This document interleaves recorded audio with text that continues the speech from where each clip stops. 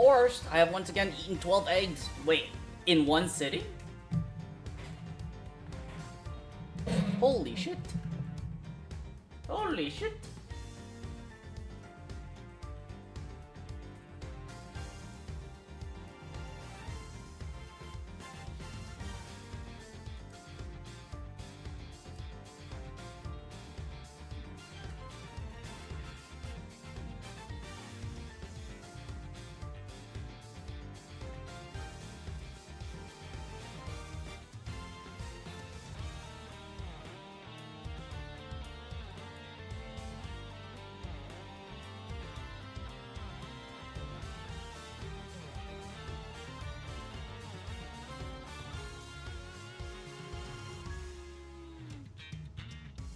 I do quite often. I get hungry. Oh, damn. Welcome back, everyone. Welcome back from the ad break. Hello. Hello. Hello. Hello. Conflicted today. What's wrong?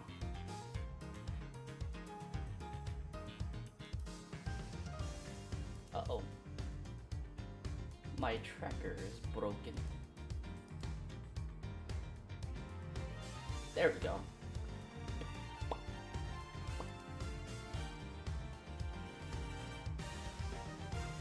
Alright, I think I'm ready to begin. Let's press this button. Alright.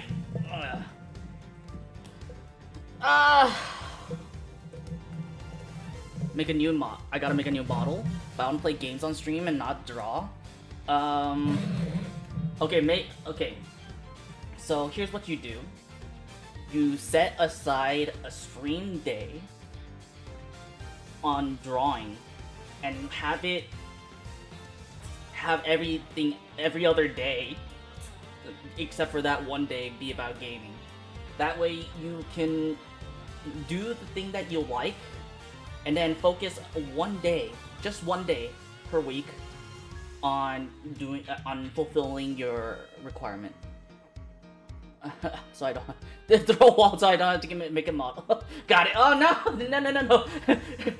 Don't use this image as a baseline.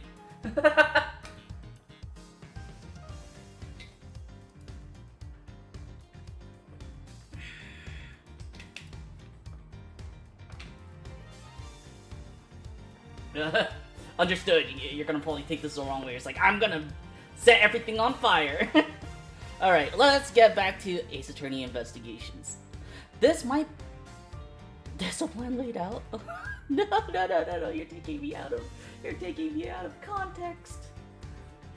No! Anyways. This is probably gonna be the end of this game. I'm so excited. After this, we're gonna be on the next game. Hell yeah. Alright. I love the Mask 2 investigation to Francisca, return to Babal. Snad. Wait, why are you Snad?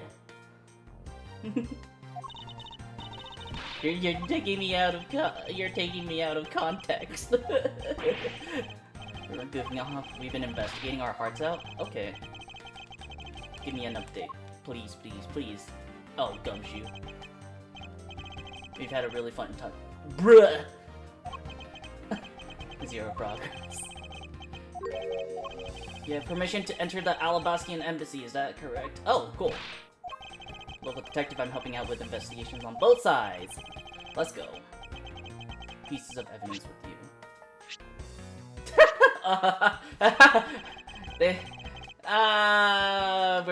Now I remember. Oh god. The two people I hate the most.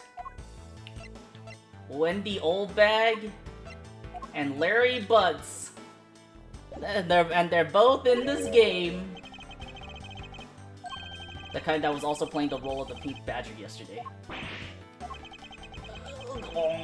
He knows. He's like, no, not her. If I happen to run into her, I'll give them back to her. And if I don't, then I guess I'll unload them somewhere. Probably in the incinerator. But I can't blame him!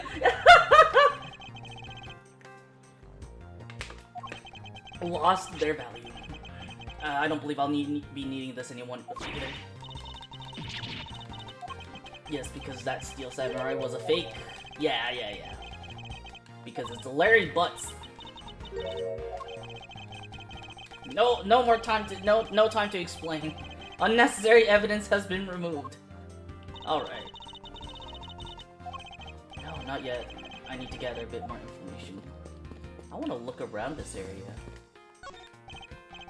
A ladder! Actually, that's a step ladder! Oh my god, we're having this conversation again. Across all of time and space and all of the games in Ace Attorney, we're gonna have conversations about a ladder versus a step ladder. They're the exact same thing. No way from the structure up, they're totally different! But of course, from a thief's perspective, the best kind of ladder is the rope ladder. A step ladder is much too heavy to carry around, after all. In a prosecutor's perspective, any type of ladder is guilty. Being dangerous during an earthquake.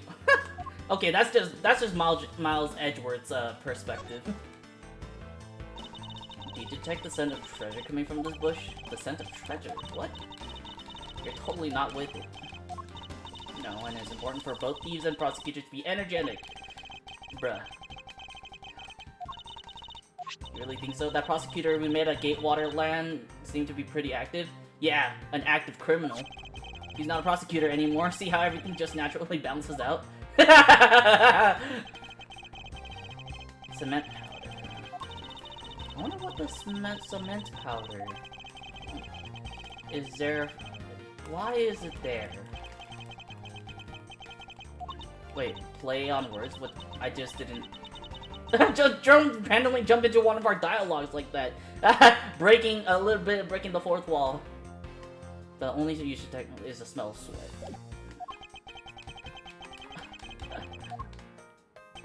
No, it's not like that. Okay. That the stage is also scheduled to be renovated. Perform on a stage like this. I wish we had more of Kay.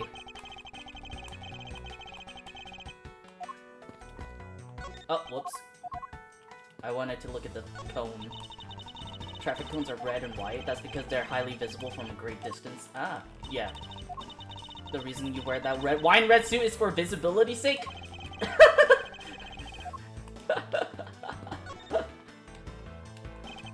There's a sign here warning passersby to take precautions around this renovation site. I mean, yeah, duh. They're really going all out, huh? There's construction going on everywhere. Palladino said this would attract more tourists and visitors. With the new stuff they're building. What do you think they should do, Mr. Edgeworth? I don't know. They should probably... Of course, Edgeworth. Hey babe, I'm gonna keep you up on my fun to support you. Love you too!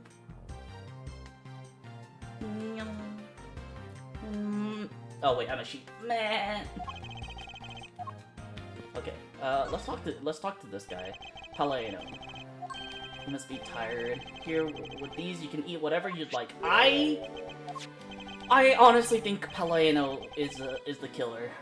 I mean, obviously we have Callisto, you, as one of the killers, but I think Palladino is in on it. Coupons do nothing for me right now. Yeah, well, tell me about the open air stage. Normally we use it for a variety of events to attract that extra bit of attention to Babal. I open Alabastian Rose Garden. Ambassador Albo should give a speech. Many told me that I really should give a speech too. I feel like... I don't know. His serious face makes me want to believe him, and then his rubbing his salesperson face makes me very suspicious of him. Yeah, ask more about the Primidu statues. Used to be Alabast and used to be Codopia. Yes. The Primidu statue belonged to founders of Codopia. At least that's how the story goes. It was bequeathed unto the king of Codopia as a symbol of the country's wealth. Sovereignty and right to rule, I take it. Ah. Both countries are so adamant about their claim. Therefore, we hold the right to rule. Ah. Alabast and Babal were to re-establish relations, shouldn't that put an end to the squabbling over the statue? No, it wouldn't. Because whoever holds the Alabast, the statue, the real statue, is gonna be the one who unites the two countries and be the ruler, because they're the ones who had it. That's how I see it. Palaiano knows about what has happened to the very important key to diplomacy. This key, and see what he has to say about it. Well, I mean, yeah, sure. We'll... This one... It was... Okay. The Primidu statue sitting in Alabast right now actually belongs to Babal. So it would appear I received a call from Miss Von Karma about this earlier. Then you'll understand why I wish to inspect Babal's Primidu statue immediately. Because the statue currently in your country's possession, I inspected it myself, and it's definitely Alabast statue. I know because it's the real statue. What? And you're saying that Babal's was a replica? I'm embarrassed to say it's true, even though I knew that someday it would be exposed. Holy shit! I received my orders from the leaders of Babal, and that I was to negotiate with Ambassador Alba at this event. I was to negotiate with him and fix the results of the evaluations tonight, to say that we could not determine which statue was the real one. Hold it! What? Well, because you already figured it out, our statue is just a hollow gold shell. Even if Babal were to lose face, the reunification of the country is what's important. I'm right in thinking that I am not making a mistake, right? Actually, that's actually pretty clever of him. I can't fault that. If you don't know yourself, then I won't pretend to know either. I never thought that by being betrayed by my own secretary, the real symbol of wealth would be given to me. Isn't it simply ironic? Okay, okay, maybe he isn't. With this information in mind, it makes me really think that he's not a bad guy. There's just one thing I'd like you to ask you about. Don't worry, you can ask me more than just one thing. How about 2 or 3? In exchange, I expect you'll become to Babal, yes? Okay. Okay. Manny Kochin, I'd like to ask you about this man who was your secretary.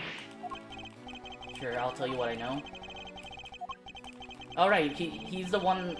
I just remembered, he's the one who does the bird whistle hands.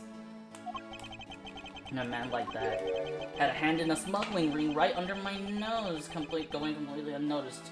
I don't know if it's completely unnoticed. I think you do have an... I think you at least had a hint. It sounds like Mr. Kochin had a very sharp mind.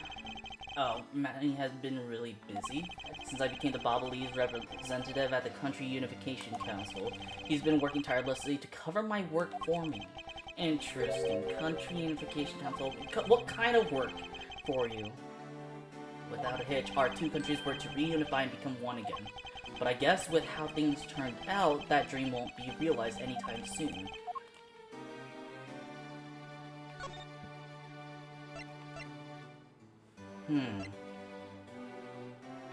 What if I can't believe that Babalese ink was being used in such an evil scheme. And if people were to find out, that would really tarnish the global image of Babal. Yeah. Really, really bad. Babal's in a bind now. It's just me, doesn't work not much his facial expressions. Okay. Oh, he's not gonna look at the knife handle. You would know more about the case than I. Okay. For not knowing anything about that with these coupons. Okay, you know what? I kind of like the coupon bit. It's kind of funny. This key can become a knife. That's some trick. This key was originally stolen from your embassy 7 years ago. This is fascinating. Are you... He's... Huh. Interesting. I wonder if he has any insights about the samurai dog. Okay, so he doesn't know about the map of the Primidu statue. What if I showed him the ink? It's mostly a white crystal oil. When lit, the oil in the ink burns a bright yellow green. It makes for a great science experiment. Here, give it a try with this. Interesting. The amount you gave me earlier is enough. Why don't you have a few more of these coupons? I've got plenty! Imagine these coupons were printed in the bubble ink. Wait, is it Babal? Was it Babal ink? Babalese ink, yeah. I have plenty of those too!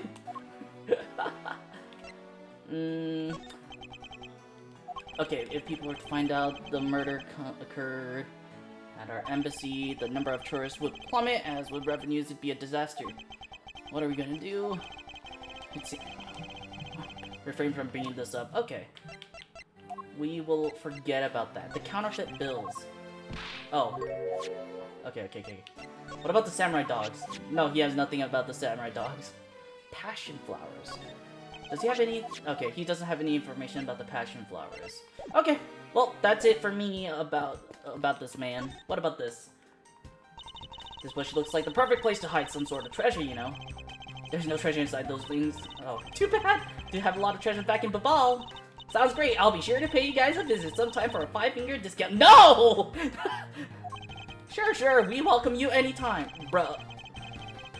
Bruh, she openly said 5-finger discount, and he said sure. Makes me want to climb the... Please, do not climb the scaffolds. Also, Unbi is in the way. Unbi, what are you doing? Thief Child says if there's a height to be scaled, then scale it you must. Starting from Thief Child, would you care to explain what you just said? We should stay out here and investigate the stage some more. Then wait, we're investigating the stage? No. I'm not. I want to talk to Gumshoe. I think that's all we have left to do right now. Talk to Gumshoe.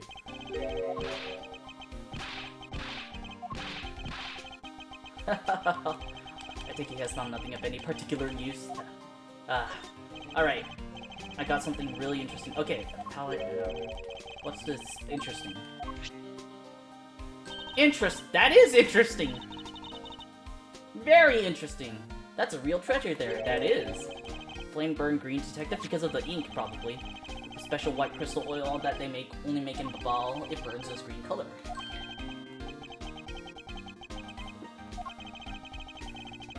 Force people to visit Babal should the oil run out. What about these silhouettes? They stuck some cutouts on the outside of the lantern to project the images. Silhouettes, huh? I wonder...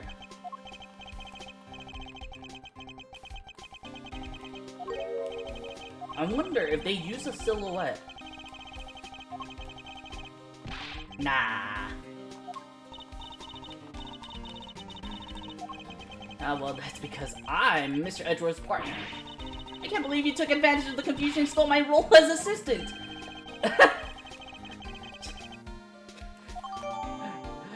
Both of you need to shut up. Are you heading back to the Alabast? Yeah. I suppose I should give you a summary of what's happened. Okay, so there's been a murder in both countries using an object from the other country. Yep, Babal is just as strict as Alabast in their inspection of the people and things that enter their country, meaning that somehow both murder weapons were smuggled into two countries. Yeah. Perhaps the key to the weapon smuggling is a person who traversed both countries. The fake Yatagarasu. The Yatagarasu is connected with this, I'm sure. Where was the Yatagarasu first spotted? It was the rose garden on the Alabastian side. The garden is just on the other side of this boundary. It's where Ambassador Alba was to give a speech tonight. At least that's where I heard the Yatagarasu had appeared. Okay, well, investigate the rose garden. Take a look at this. Wait, what is this? Hey, Rainy! And thank you so much for the water and stretch. How are you? It's been a while. I hope you're doing well, and I hope you're taking care of yourself. The guitar pick. I picked it up just now over there. How did the water get on it? It doesn't look like there's anything it could get wet from around here. They had concerts here at this open air stage from time to time, right? Okay, well, hold on. This pick is wet? I don't think it's a pick at all. Would you be willing to hold on to this? It's misused perfume. It's the bottle that woman left behind that- Oh my god, she still has it? Life is feeling way better than it did a while ago. That's good to hear. I'm glad that you're taking care of yourself. How have you been? I've been doing good. A little bit full right now because I ate pizza. But besides that, I'm feeling better. Honestly. School's good, life's good. Yeah, I really can't complain. Save all this time. Close to you. Okay. I wonder if we can investigate this lantern. No, we cannot. Can we investigate the pick? No, we cannot. Not even the perfume. Okay, we'll go to the Alabast side. I also ate pizza. Nice!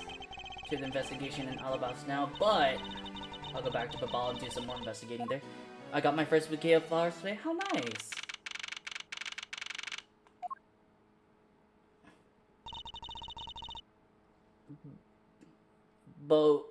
Bouquet? Is it with the... Is it without the first U? Wait, I thought... Is that...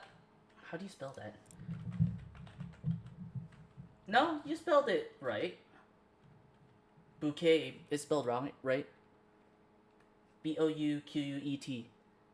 Yeah, it's spelled right.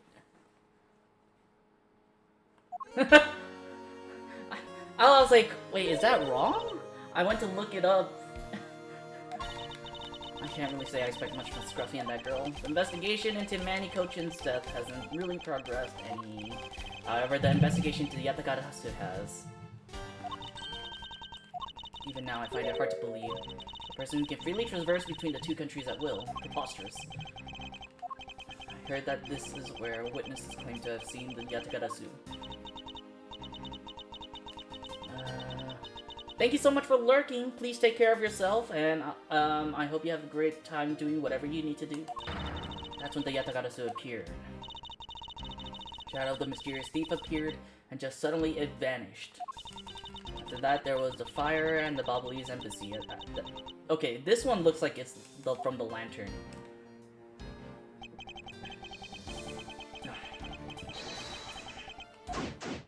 Alright, let's begin the investigation. I like how immediately she follows us. Starts following us. What is this light? Spotlight here.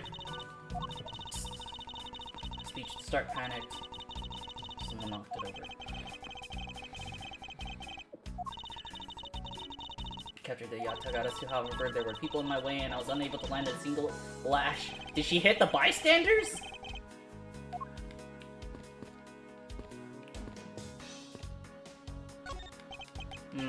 Statue of a woman holding the queen who spoke of love to King Primidu. Okay. Well, Maz Edgeworth, it seems that you are lousy at reading a woman's heart. Bruh. What about this rose garden? Hidden in his bushes? Of course not, they're rose bushes. Bruh. They're rubbing off on us. I'll wake you out of your stupor. Whip.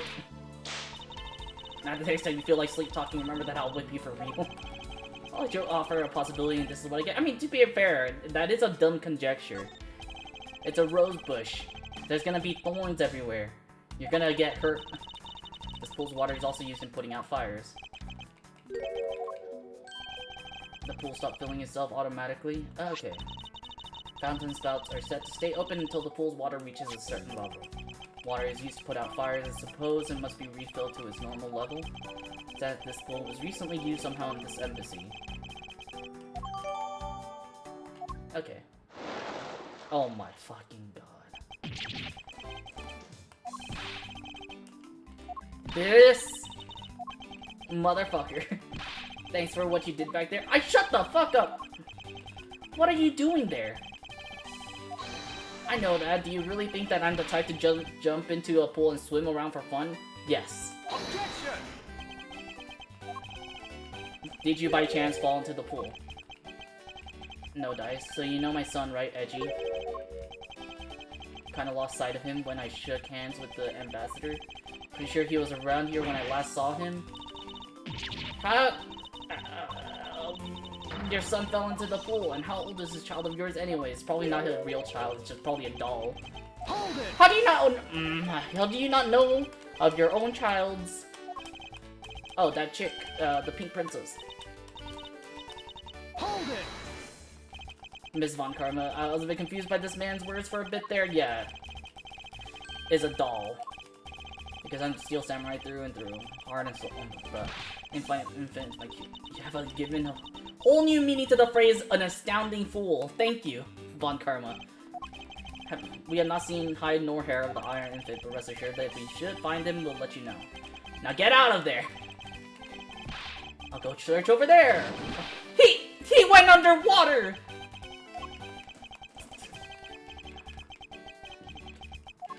And though he's unrelated to murders, he sure knows how to cause a lot of trouble. Okay, can I investigate this?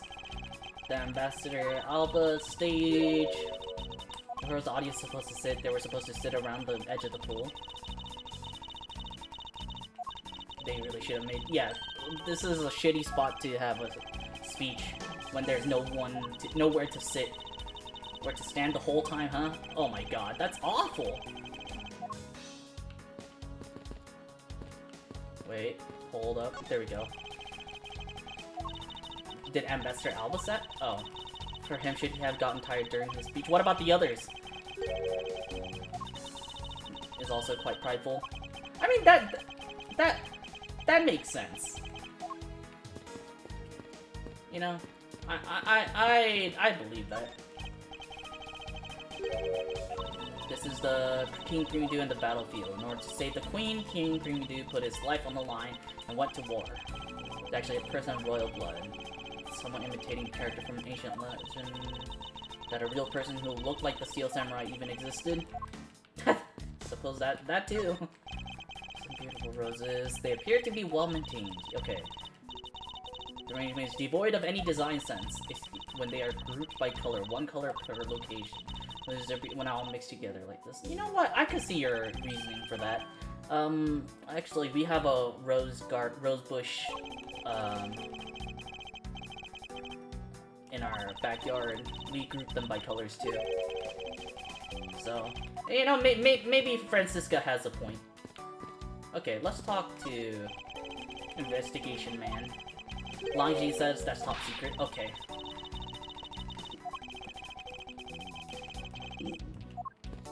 Okay, what about you, man? Wang. And we found 14 counts of pickpocketing, 16 counts of illegal parking, and one person ran a light. You didn't find out anything related to the case? Is there not a single thing? Bruh. Lawbreakers down to the precinct. Damn. That's efficient. Just have to thank you for your assistance earlier. It's not like I was out trying to help you with what I did. Aw, tsundere.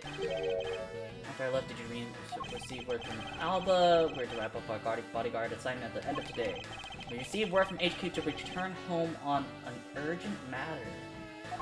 Interesting.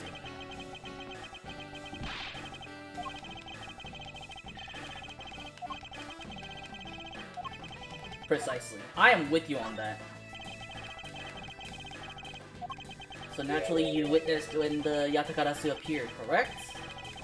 Saw the thief with my own two eyes.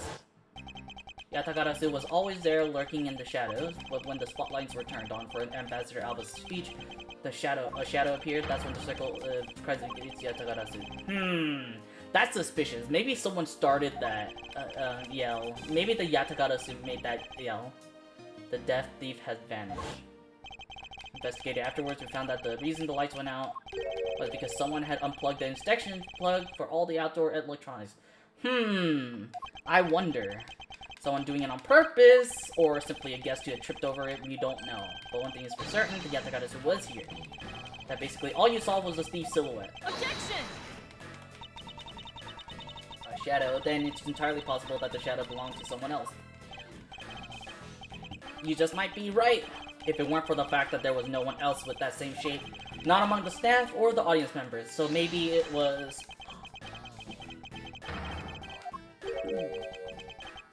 Maybe it was... something like this. Wait, the lamp. The silhouette lantern. Disappearing shadow of the Yatagarasu. I believe I figured it out its true origin. What really cast the shadow of the Yatagarasu?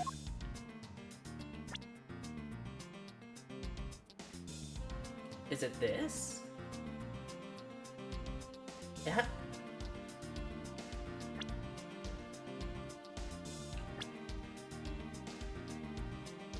It's asking for the shadow.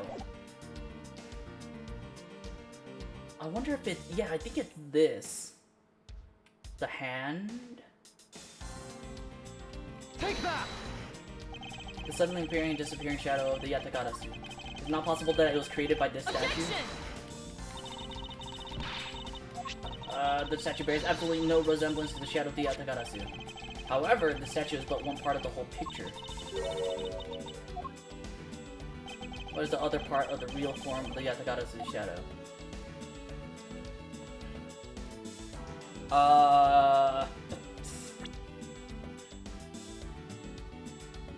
Beats me, dude. What if it was both statues? Take that! Another statue? The Yatagarasu shadow was made from the shadows of these two statues. Right now, the spotlights are all over the place. This is because they were moved when the guests were in a panic state. However, we were to restore the lights to where they were and that they appeared. I believe, yeah. Revealed the true form of the Yatagarasu. We set up a spotlight to shake out the shadow of King Primidu in the battlefield. The shadow of the king statue will appear on the backdrop of the stage like this. Likewise, if we set up the light on the queen who spoke of love to King Primidu, her silhouette will also appear on the backdrop on the stage. So if we were to combine the two shadows, yes, now you're getting it! It looks nothing like the Yatagarasu shadow. Huh. Shown on the queen's statue is wrong. I believe that the whole king shadow needs to be used for it to work. However, in the case of the queen, I don't believe the whole shadow is needed. Rather, the person who created the shadow only used one part of the shadow. Oh, they only needed the hand?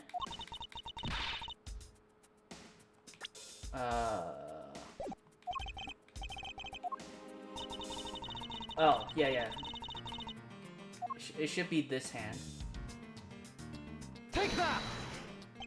Think back to what's missing in our shadow. 5 long, thin areas. Correct. Now, what does that remind you of?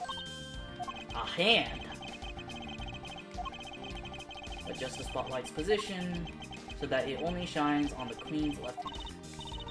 Let's give it a try. Dun dun dun!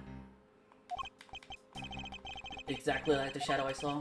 The culprit must change the spotlight's positioning beforehand.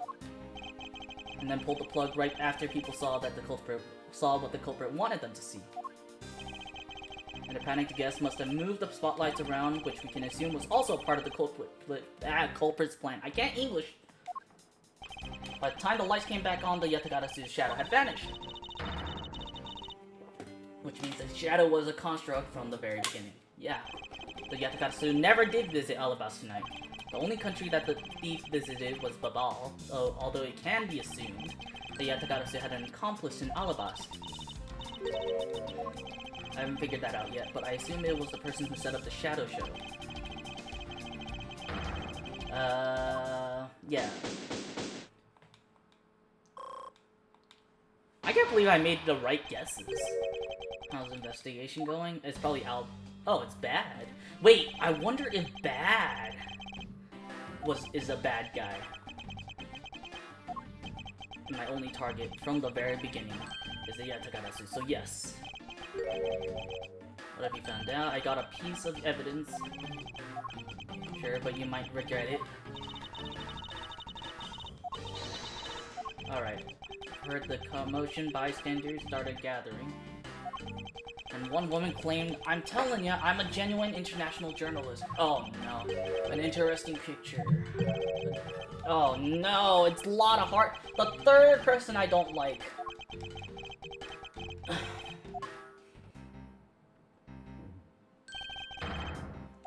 What the heck? The Times they are changing. Not just man, but evidence, even they lie to us now. When was this photo taken? Apparently right after the fires. On the 4th and 5th floors were put out. It was taken from a nearby building that you can see the embassy from.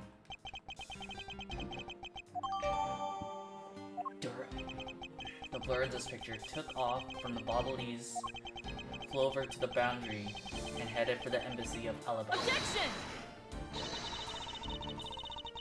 Okay. I've had the pleasure of dealing with a case involving a blind person once. Actually, come to think of it, I've come across a case like that as well. 2, actually. The only thing I can think of is a big top. What is another one that Miles Edgeworth has dealt with flying people?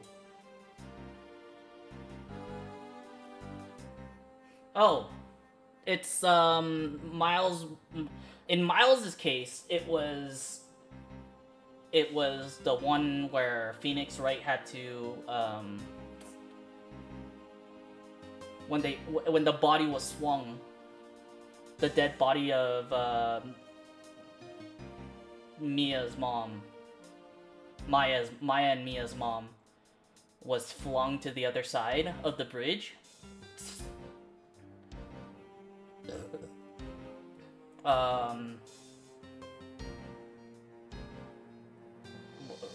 That was the flying body that Miles saw. And Franziska von Karma saw that had to deal with that one too, as well as the one in the Max Galactica case, where she had to the bust of Max Galactica was used as a murder weapon, and it was seen flying, quote unquote, flying away by rope.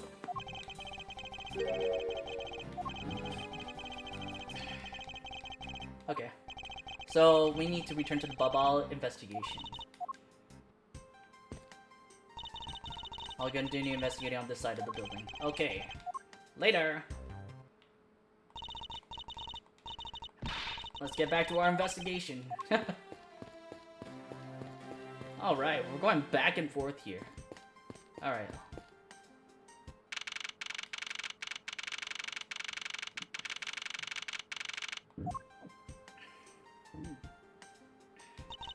After all that running around, we're right back where we started. Haven't found Manny's killer yet. We're still working on it. And I guess his murder really was a work of the Yatagarasu. It was a work of the fake Yatagarasu. The real Yatagarasu is a noble vigilante who's only out to steal the truth. Please don't make such a sad face. If there's anything I can do for you, all you have to do is ask, alright? Aw. Yeah, no. You didn't have enough time to conduct a thorough investigation earlier. You know what? I think Palaiano is actually an okay guy. I think Alba is a bad guy.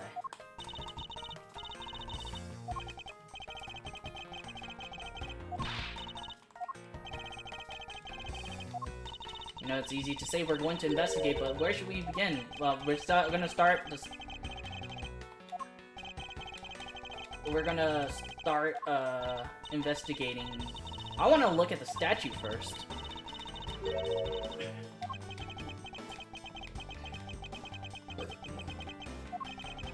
Because the key that Yatagarasu stole 7 years ago was found here. It signals that perhaps Miss Yu is somehow connected. Yeah. We don't know that. I think it's really funny that this is a second chameleon. A chameleon that, oh wait, Bad could also be a suspect. Just after the fire. Does this mean that I was chasing the fake Yatagarasu after all? Who knows? Just need to investigate. Yeah, we need to investigate a little bit more. Okay, actually, forget the statue. I want to investigate the fireplace. So there's a fireplace in the same location in Alabast office, but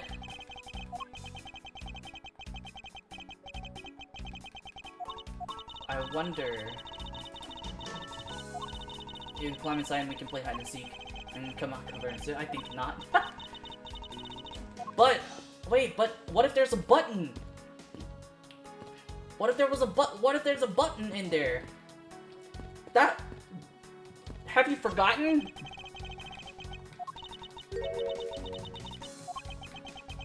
That's what they say. Hold it! Don't do it, Kay.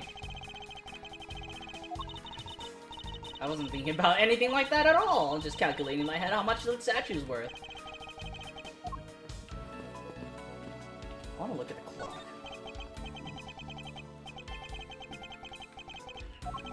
That clock has been with us since back when we were still Kodopia.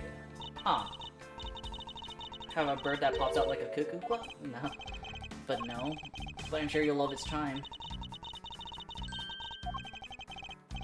I'm sure time should when I'm involved in investigation. That the night's only begun. Yes, Gramps! Oh my gosh, she's calling him Gramps.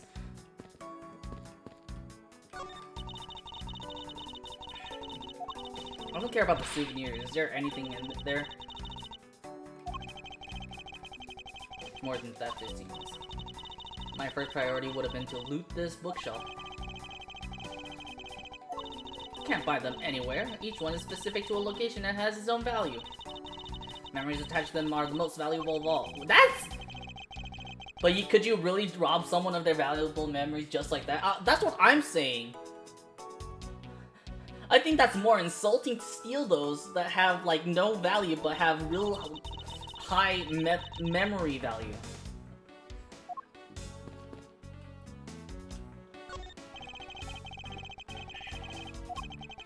The killer walked away with it. Okay. What exactly used to be here? That used to be a stack of brand new pamphlets. They were all burned up. So quickly.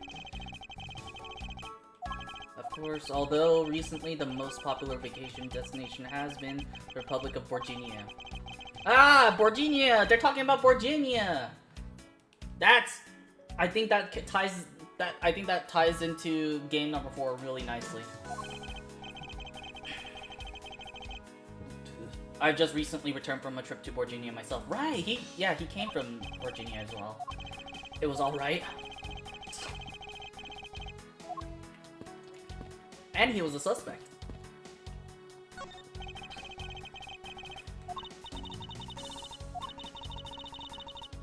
And play music.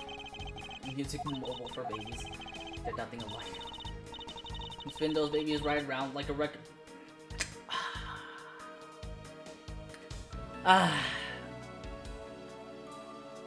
You spin me right round, baby, right round like a record, baby. Bruh. What happened here? I don't know, actually. I don't think there was anything there that should have been flammable. Interesting. So that remains a mystery.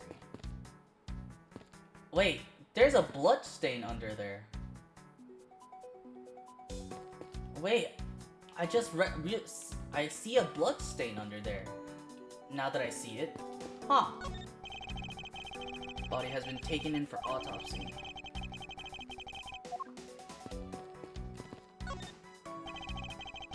Heavily damaged by the fire.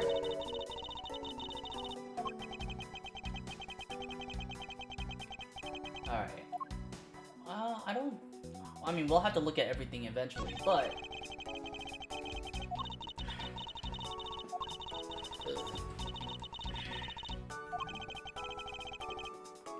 The 5-finger kind. What else? And they steal an extra thing or two for the bear. Such is the truth. What I wouldn't give to have a mountain of your coupons right now. Nah, that's cute. Manny Cochin, his name is written on here with your name on it in your own office. I suppose to inform people in case they walked you through the wrong room. You know what? That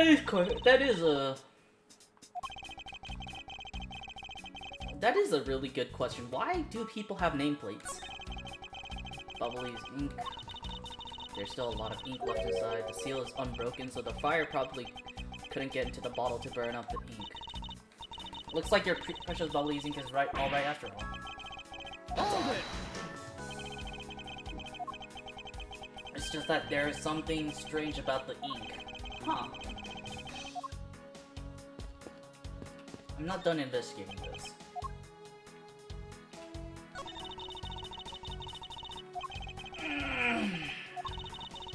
Balls would look like a flower and the receiver will be a butterfly. Butterfly receiver was sucking nectar from... That way it would look like the butterfly receiver was sucking nectar from the flower base. Oh, that's cute. It would be Alabast, don't you think? Then maybe the phone ambition would have been from when they were Kadopi. That's actually a pretty good idea, though. Curiosity and imagination. One of the last treasures of the world. The most important part blackened by the fire. Why, cruel fate, why? Where the treasures are located has been burnt. Unfortunate for Kay. The desk also fell victim to the fire, but doesn't look too damaged. I wonder what's in the drawer. What's this? Wait!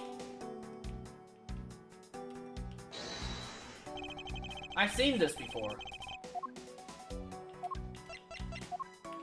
Eureka!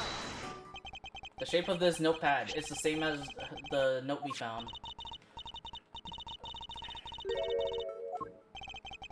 It's a souvenir from somewhere in your country. We've been collecting them for the purpose of studying them, you see?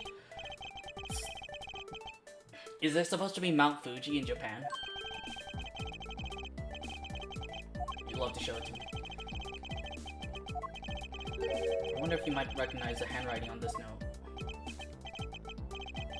Looks like Manny's handwriting. I see.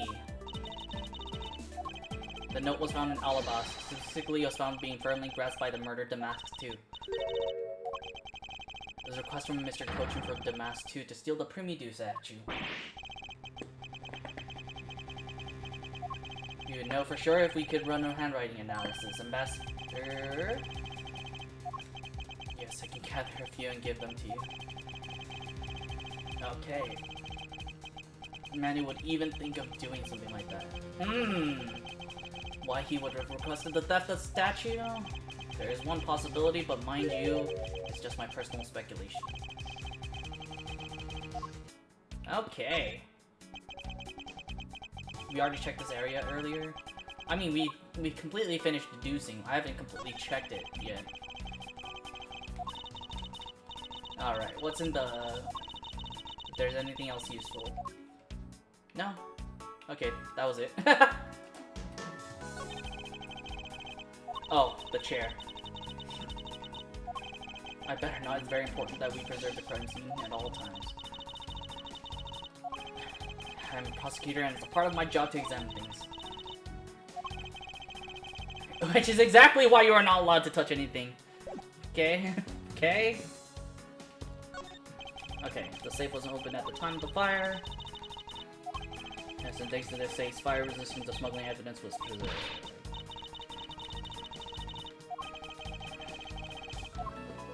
Alright, I think we've finished investigating everything.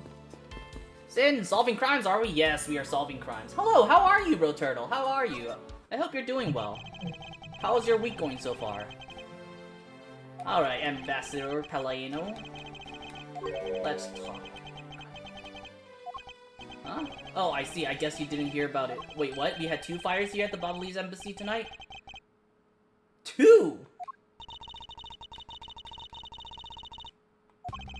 Well, the first occurred at the start of Jamming Ninja show. Luckily, only the 4th and 5th floors of our embassy caught on fire. It do be, again, watching Kay play like Apex against bots. Is she playing on stream, or is she playing in, Wait, is she streaming? Is she streaming? Oh, Kay! Other Kay. Okay. Michaela. Not Kayla. Michaela. Okay. Now I understand. Then the fire at the Jamming Ninja show was the second one of the night. Tell her I said hey. Tell her I said hey. I hope she good luck on her game and to win. Okay, so we witnessed there were 2 fires. Didn't Detective Bad make the reference to the first fire? Did he? Apparently, right after the fires on the 4th and 5th floor were put out. Oh, was taking just after the first fire. So then, what was there something damaging the second fire? Was in the 3rd floor. Okay. Leftover embers from the fire on the floors above it that caused it. Okay, says hi back. Aw, thank you. I appreciate it. Yes, and so yeah, we are solving crimes on 3 different countries technically because this is an embassy. Manny himself, all gone in the blink of an eye. Maybe I wonder if he was killed in the first fire. Alright, we're discussing what your actions and whereabouts for today were. Do you know what Mr. Coach's action and whereabouts were as well? He's been busy. Brushed my teeth after that. I had a roll for breakfast. You know what? You just skip to the relevant parts for me. Condensed version? Alright, I can do that for you. More... Mr. Kochi and you do this morning. Originally, we were supposed to meet and shake hands with the Jamming Ninja. Manny and I wanted to turn into a photo op, so we were here tidying up his office. Why are you not cleaning your own? I think I forgot to mention this, but my office is currently undergoing renovations. Huh. The Primitive statue and the Bobbly's knife are down here. Tidying didn't take much, really. We just burned some files no longer needed and expired coupons in the fireplace. Files no longer needed. I kinda forgot to clean the ashes out. I guess I'm up a creek without Manny here to get angry at me. Huh. Should we go look in the fireplace again? He was very good at being very mad. Why, even just this morning he got mad at me. I spilled some Bobbly's ink onto the back wall when I was burning the files. Wait, back wall? He got mad at me saying that I should treat the ink with more respect. Says man who counterfeit bills with the ink. Hello? Just something... Huh. Hold on, can I check back wall of the fireplace, or... Alabastian Embassy. Where were you when you were investigating over there, Mr. Edward? Can see... Paleno be sweating so hard? I mean, to be fair... his right-hand man got murdered.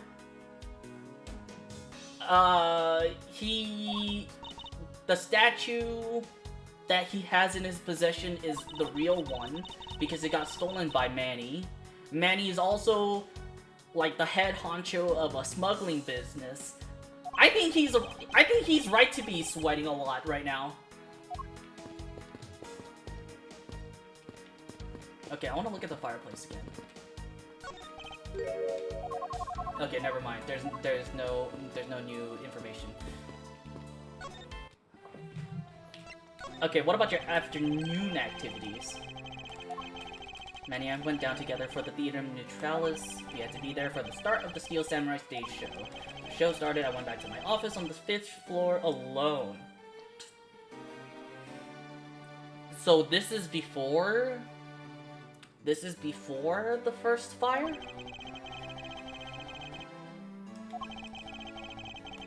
Yeah, at first I thought Palaieno would be a bad guy. But I think...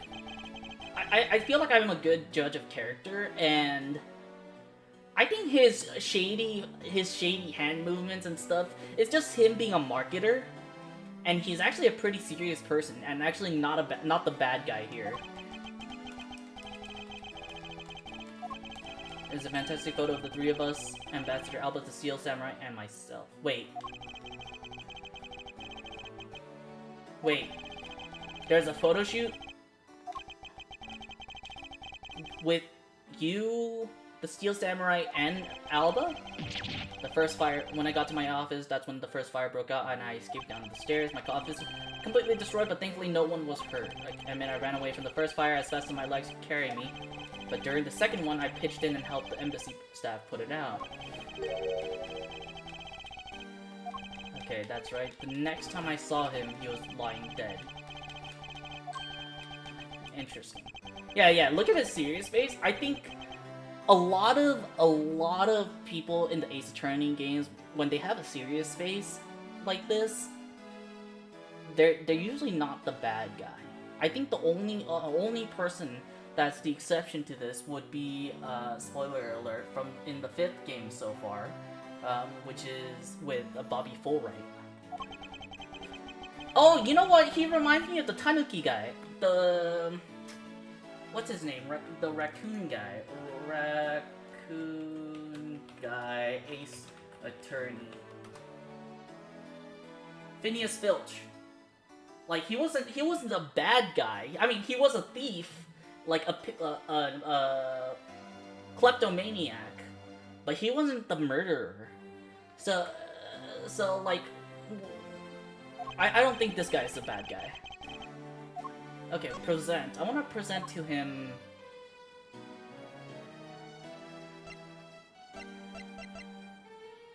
Okay, never mind. I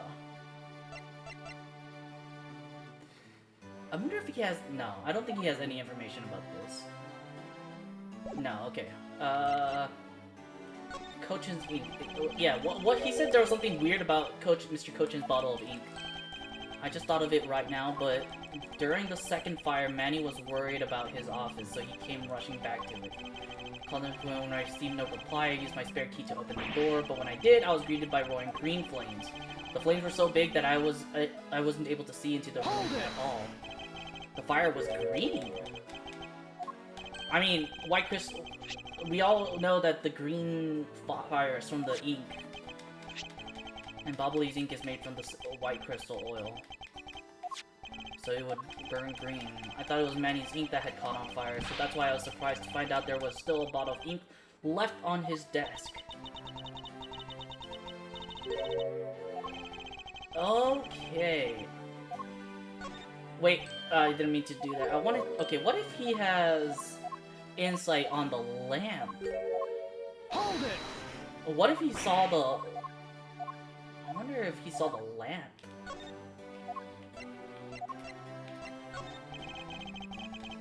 Okay, no, he only talks about the oil. I think we've already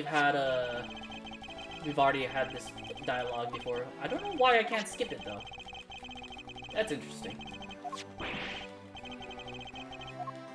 Okay, so we have no insights on that. Let's ask about the job for Damask 2.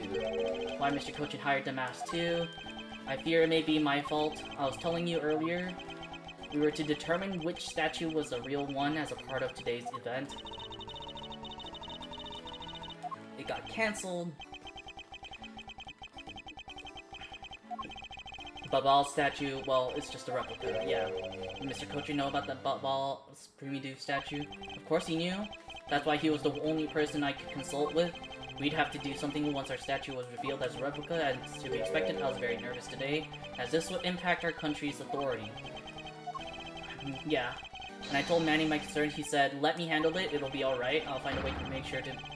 You're the ambassador of the reunited Kodopia. At the time, I thought he was just trying to cheer me up, but when I saw that note, I realized he was serious. Conducted a lot of business behind his back. Yeah, this is the biggest reason why I think Palaiano is not the bad guy in this case. Why was he trying so hard, I wonder? He was so much better at getting things done than I ever was or will be. I think, okay, so here's why I think Manny Cochin did the things he did. Because he's still a major figure in the KB1 case.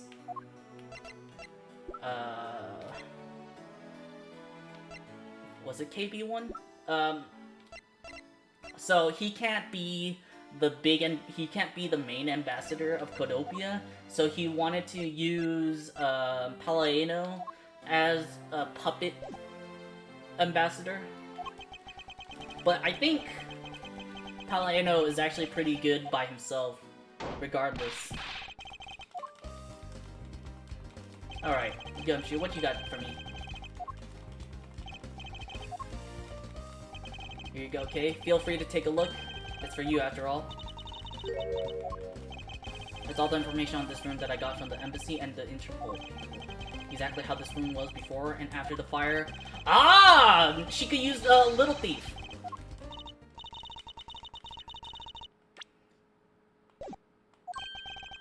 As prosecutor and detective, your dynamics just like theirs back in the day. Aww. I'm going to find my own wonderful partner someday. And when I do, I'm going to become a good Yatagarasu just like my father. I have no answers to.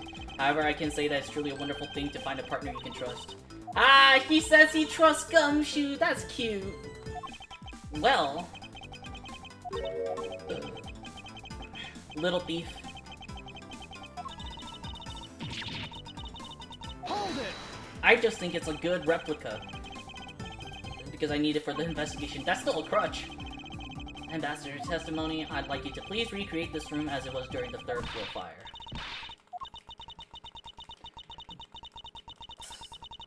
Do you have to use that mantra? Modern day Robin.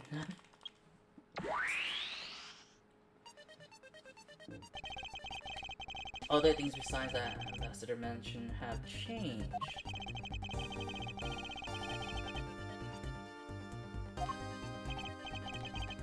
This light show I was not told about. Recreating the room with the info. Interesting. Alright. So this... all about the NBC through the window. See it from here, I was there on the 5th floor. That's where the Mask 2 was killed. The Mask 2. That second generation thief. I can't just turn a blind eye to this. The... okay. What about this? Fireplace. I want to talk about the flag more than the fireplace. Why are we still having this dialogue and why can't we skip it? Please! Okay, chair.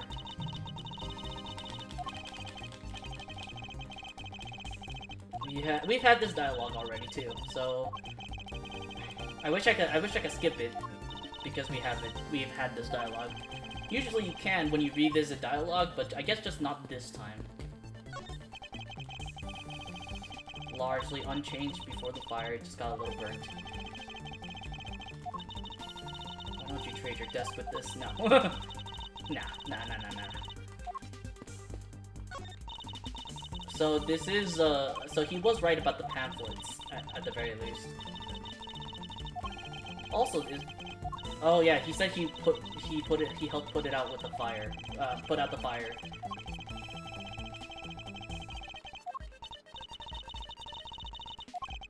Can't believe she took me seriously. Okay.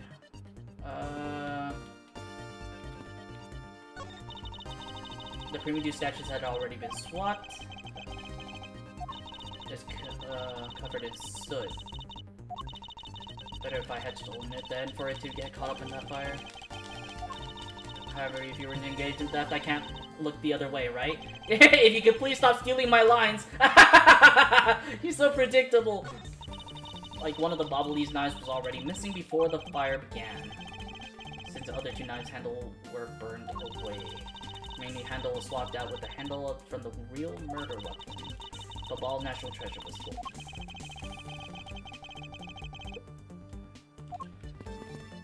Okay, this grandfather clock was in a different position before the fire.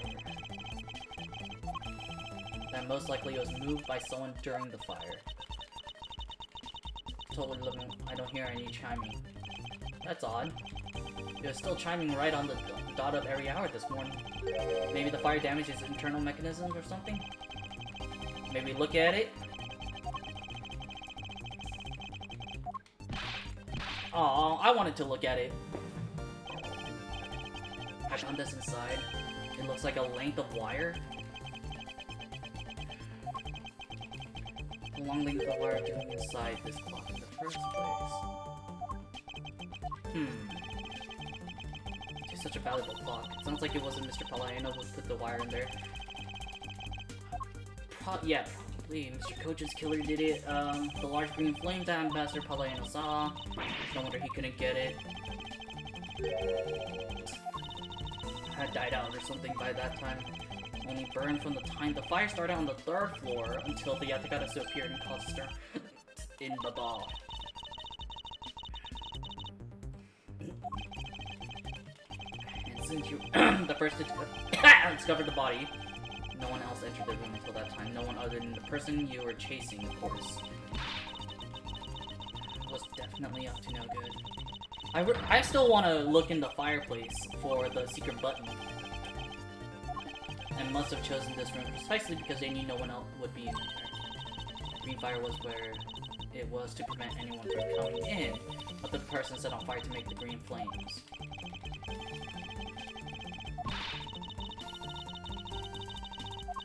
It's a bit tinier than these flames, but you get what I'm saying. Yeah, we mean the ink.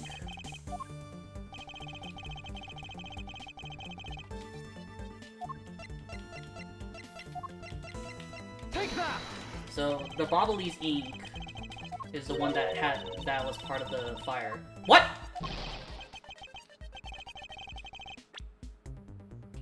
Source of the green flame? What do you mean? The Bobbly's ink is a source of the green flames. What? Hello?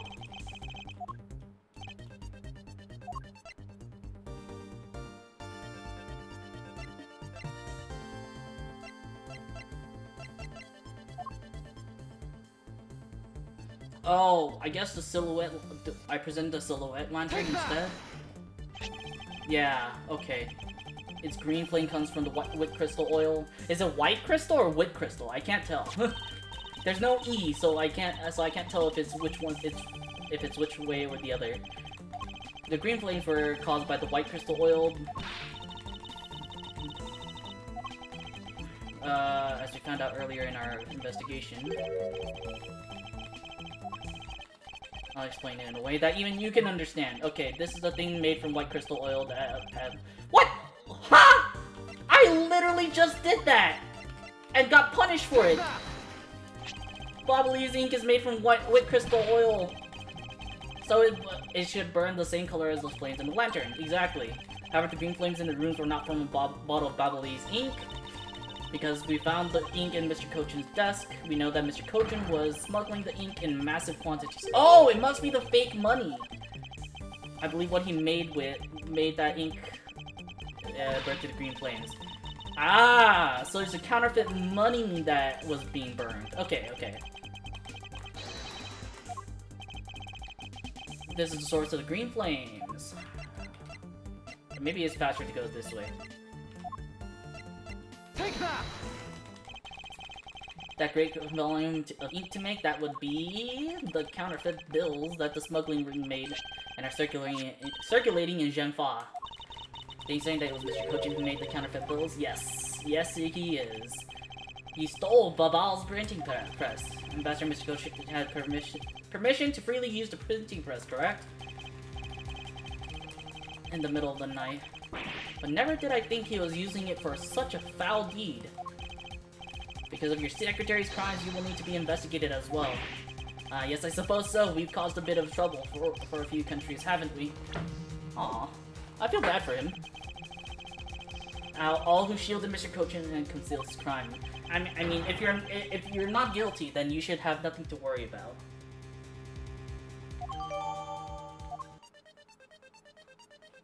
So... I wish I could... I think I've investigated almost everything. I mean, I don't think I need to investigate the safe. At the time of the fire, you could tell because the inside wasn't burned. I mean, we already had this dialogue too. Y'all hold the wonderful promise of treasure. And it did, and certainly had treasure. Okay. National symbol of Babal. Nothing especially strange about it. Butterfly gained an antenna since we last saw it. Even if it did, would it really have any bearing on our case? That's fair. Okay. Gumshoe, what you got for me?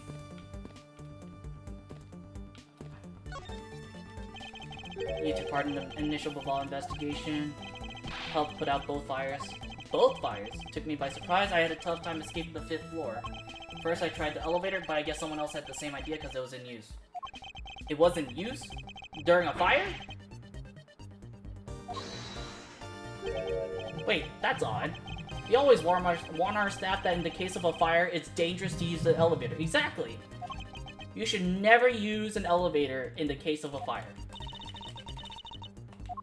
And thank you so much for checking in, Road Turtle. I appreciate it. Why am I accidentally swallowed some water? And thank you so much for the hydrate and the stretch. The Yatagarasu that came into the Bubbly's embassy at all. He didn't personally, and the other staff members told me they never got a good look at the person either. Interesting, interesting. During the fire, what did you see? What happened during the fire? The time Yatagarasu was spotted in Alabast. When a suspicious person was spotted in Babal. Hold it! So there were 2 people. All they saw was a mysterious person wearing a long coat. That's not enough to make a positive ID, you know? Still, it was enough to make the people... I bet you they used the little samurai, the doll that Larry was talking about. The Yatagarasu that appeared in Alabast was proven to be just a fabrication. In light of that fact, the Yatagarasu that appeared in Babal is also suspect.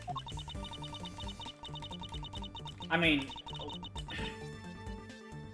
we always have to consider the fact that this may not be Yatagarasu at all.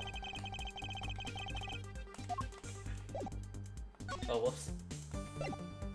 Ah, whoops. Okay, what did you see, Detective? I did, but well, this embassy is huge, sir. I got separated from the other staff members I was with and got lost for a while. Hold it! How'd you get lost?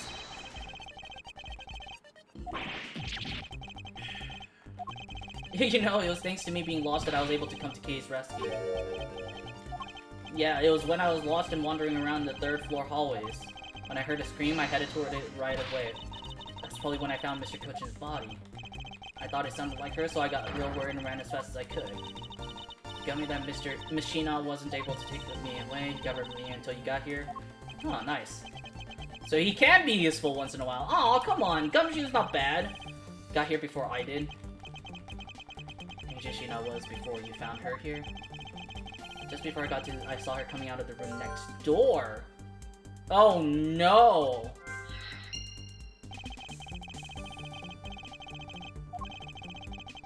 Is Shina the Yatagarasu the whole time? I mean, the fake Yatagarasu, the Callista you? Oh no!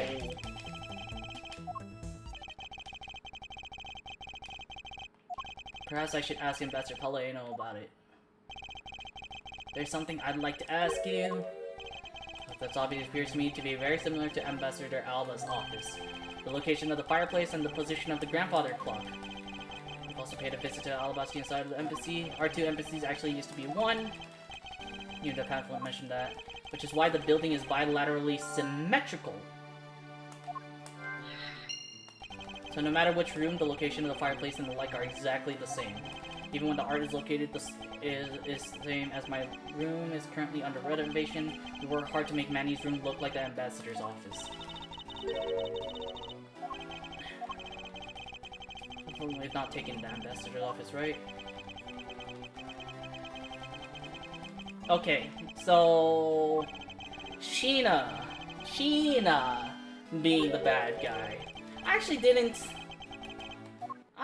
didn't expect that one. connected fireplaces.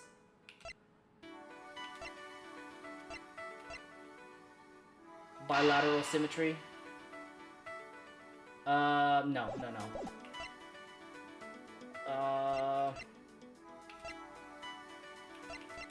I wish I could do connected fireplaces and Shina's location, but I bet you that's not gonna work immediately. We're gonna have to slowly get there. So, renovations. Bilateral symmetry. Renovations. Let's try to connect that. No, okay. Okay. Connected fireplace and bilateral symmetry. There we go. Alabastian and Bobbly sides of the building are symmetrical to each other. Therefore, the fireplace may also hide a secret passage there too. The fireplace turned out to have a revolving back wall. Alright, so built into the fireplace, sir. What? This embassy holds that kind of secret? So Palaiano doesn't know about it either. It's time to pay the bill for letting Manny do so much work for me. Please, I really want to know about the real Manny and what you know about this room. Aw, poor Palaiano, dude. And my first thought is that it's likely the killer used a revolving fireplace. Yes.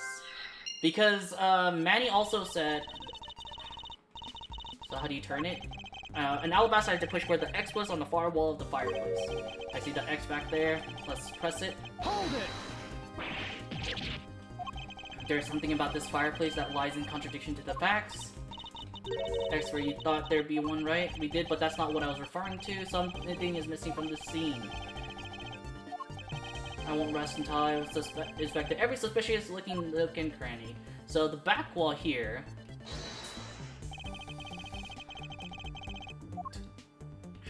was actually, Ambassador Palaiano's testimony. Nope. Oh, maybe I have to look at the ashes.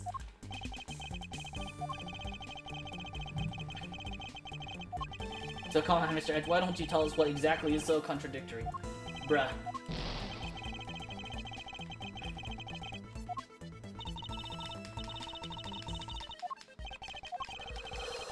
Yeah, let's look at this. Can I? Oh yeah, okay, so I point at this instead.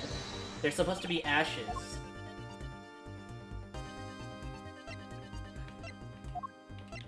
Eureka! There we go. You said that you burned some old files in this fireplace. And you forgot to clean out the ashes, so there should have been ashes. But I kind of find it interesting that the fireplace still has a stack of wooden logs. Huh? Where did all the ashes go? Exactly.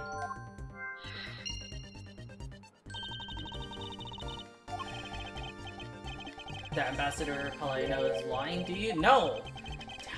Palaiano isn't lying. Someone actually used the... Someone used the fireplace door.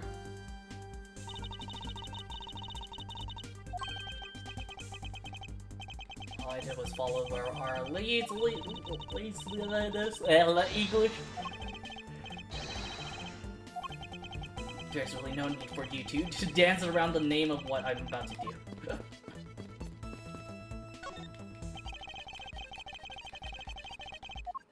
Okay, let's press the X now. The fireplace wall should turn.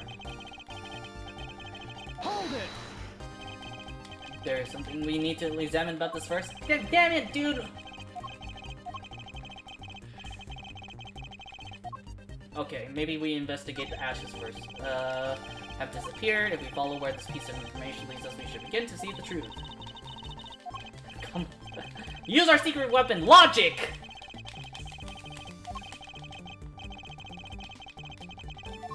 Okay. Let's logic this. Revolving fireplaces use missing ashes. The reason as to why the ashes are missing is simple! It's not because someone cleaned them up, it's because... someone switched out the... fireplace. Yeah, there's no trace of the spilled ink on the back wall. The two sides were switched. By using the revolving fireplace wall, the ashes were moved into the neighboring room. That this is a clear indication that the fireplace was used. Wow! Disappeared from this room through here? Yes. Committing the murder, escaped through the fireplace.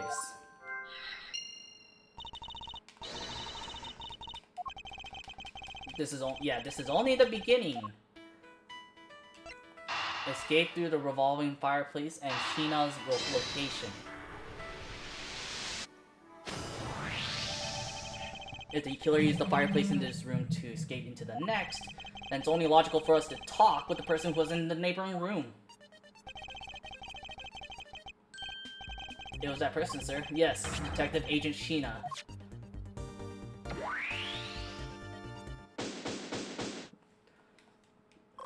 Alright, we healed everything back.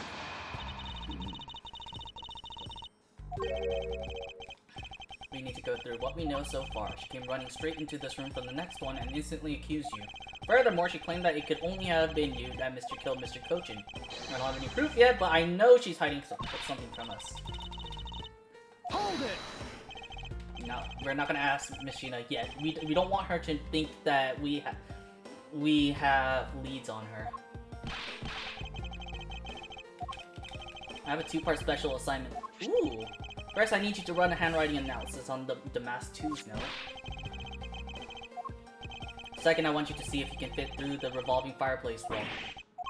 No, next decade. Of course now!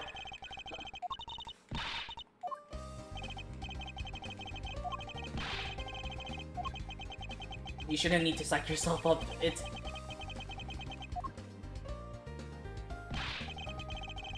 The fireplace really did turn. There really is a secret passageway through there. Wow! That the ash really was pushed into the other room. Furthermore, the bubbly ink you spilled ambassadors there on the back wall. Oh! Did I accidentally click something? Okay. Hold it! There we go.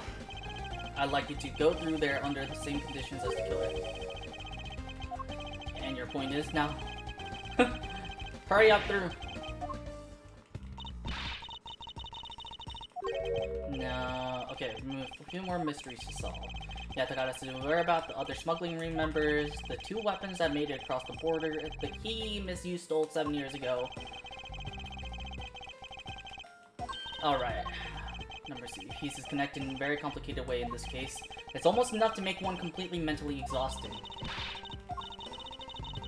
That is easy if you follow the leads. Was that supposed to be an impression of me, Kay? If it's info gathering you need, Gummy and I can help with that. Aw. I like Kay. Show off? Does that like him being boastful when I do that? Let's not overcomplicate matters, okay, Mr. Edwards? You've been so focused like a laser on only what seems strange is out of place. It's no wonder nothing's clicked and we haven't unlocked anything yet. But if we think things through calmly, the answer should come to us. Alright, Kay. Kay, I like you. I like your reasoning. When I'm practicing how to unlock padlocks, you know. Bruh. That is something I hope practice doesn't make perfect for your sake. Actually, lockpicking is actually a really, really useful skill. Like, don't underestimate a good lockpick. Lockpicking helps out so much in a lot of things that you never know that you need until like you need them.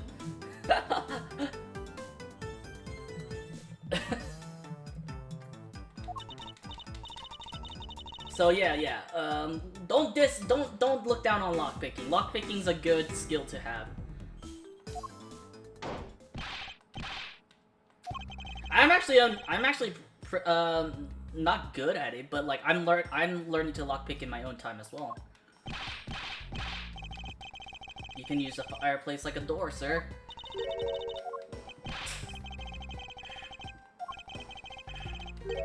I see the hem has practically turned black. Quite a bit of the unburned ink got on it. I see. I'll even pay the cleaning bill for the trench coat. Holy shit! If it was a coat I actually cared about, then I'd get it clean, but you know. You know, it can be used. But that's not all we learned. We actually learned one other important fact. I will have to explain to you later. Alright, Gumshoe, go do the handwriting analysis. And I will use the restroom.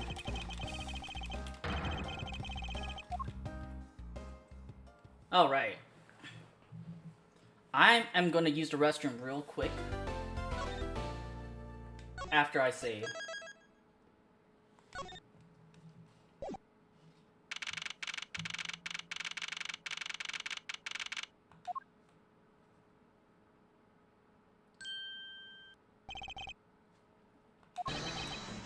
Alright, there we go. I wanted some music in the background before I use the restroom. Alright, I will be back. Give me like a minute or two to use the restroom. Meanwhile, if I go to the creator dashboard, I can stream manager run ad right now.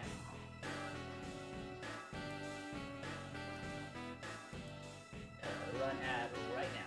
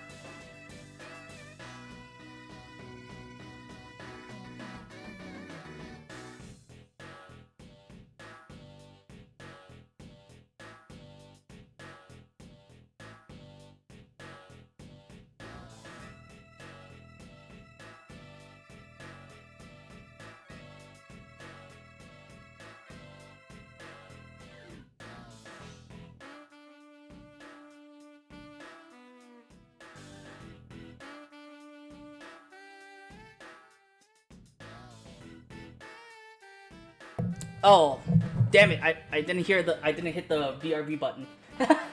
Might be. Okay, I'm back. I shouldn't be getting an ad break. I should have like. It should have reset my ad. No. What if I should hit? I'm gonna hit snooze. That's weird. It means that you'll never really know how angry I can get. Mr. Prosecutor, the counterfeit bills made with Bobbly's ink. They were all of Zhenfa denomination. Where the play money has gone. Oh. It was all burned. Showed up in circulation, my country's economy has taken a big hit! It is in financial chaos as we speak because we can't tell the difference between our own bills and the fakes. But it's not just the money, the citizens are also worried. I've staked the honor of the House of Lang on this. Come to this land to capture the mastermind behind this whole mess.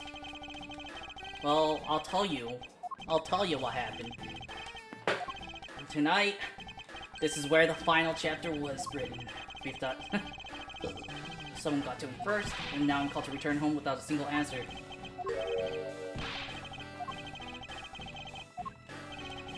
I'm so sorry. Blaine, come back! I need you!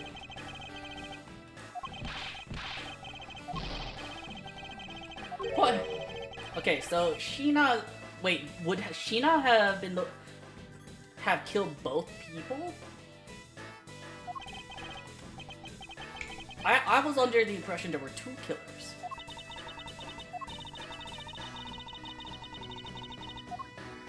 Hold it!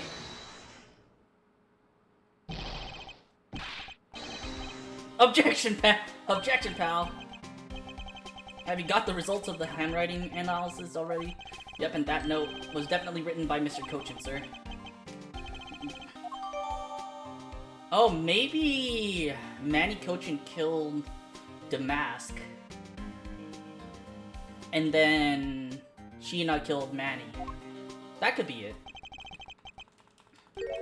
How long do you intend to hold us up for? Heh! Sorry to have made you wait, but I believe that now everyone is finally here. Agent Sheena, I'd like to ask you something if you don't mind. How exactly did you fail to see the Yatagarasu when you were in the neighboring room to where Mr. Cochin was killed? I'd like you to explain that to us.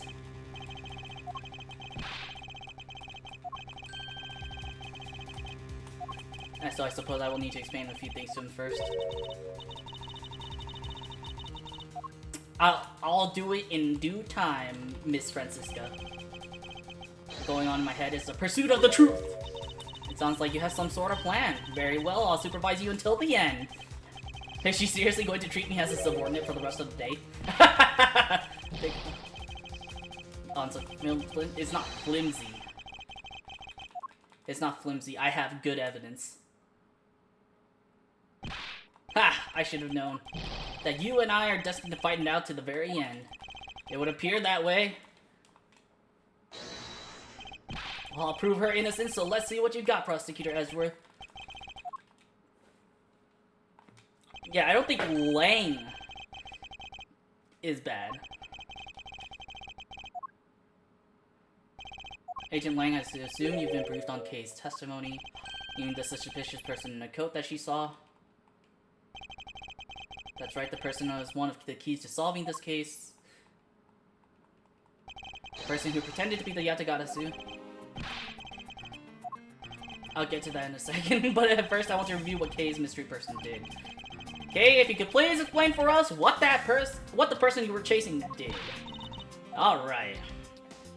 I first spotted the suspicious person near the open air stage on the Babalee side. I called out to the person, but as soon as I did, that person ran off. I thought it was rather suspicious, so I immediately gave chase.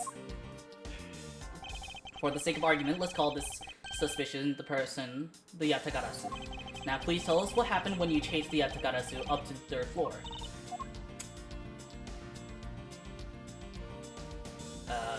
I chased the Yatagarasu all the way up to the third floor of the Babalee's embassy. It was a pretty straight chase down the hallway until the sudden turn. The Yatagarasu disappeared around the corner, so I did my best to catch up. When I turned the corner, I saw the Yatagarasu run into Mr. Cochin's office. I gave chase and ran into the room. But when I entered the room, it was pitch black. I couldn't see a thing. I felt something on the ground next to my foot, so I turned on the light, but then... Ah!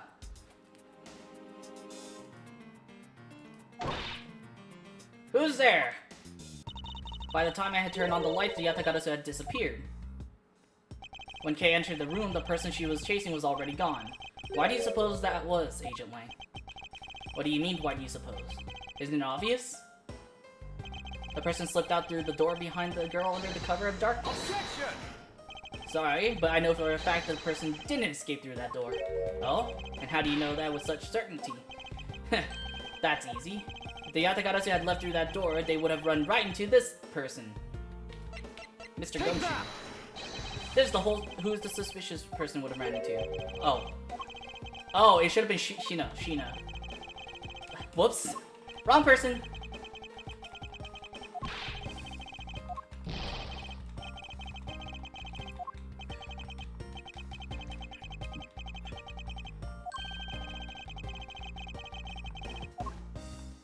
Sheena. Take that! Yes, because let's consider what would have happened if the Yatagarasu had used the door. When Kei screamed upon discovering Mr. Kochin's body, the Yatagarasu would have run right into Agent Sheena, who was in the next room over. Agent Sheena, would you mind telling us if you saw the suspicious person in question? No, I didn't see anyone. You see? Therefore, the Yatagarasu could not have escaped through the door. Just means that the creep slipped out before Sheena made it into the hallway. I doubt that, as there was another person in that hallway. A certain detective. Detective Goshu. Where were you exactly at that time? When I heard Kei scream, I ran towards Mr. Kochin's office from the opposite direction of Agent Sheena, sir. So Agent Lang, can you explain how someone could have eluded both of them? Even you must concede that under these circumstances, the door was not a viable route.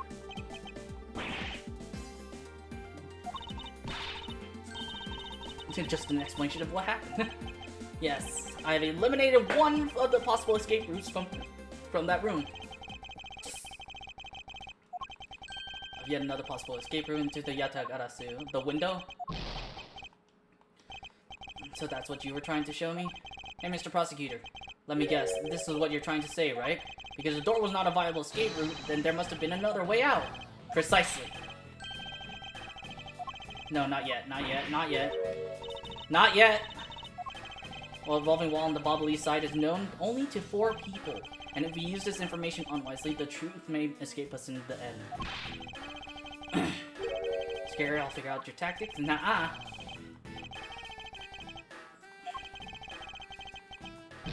You really rubbed me the wrong way, you know that? Well, no matter. I figured you out already anyway. Okay, the only other possible escape route besides the door is the room's own window, and since an eerie picture of said escape route exists, this photo captures the moment of the Yatagarasu escape. No.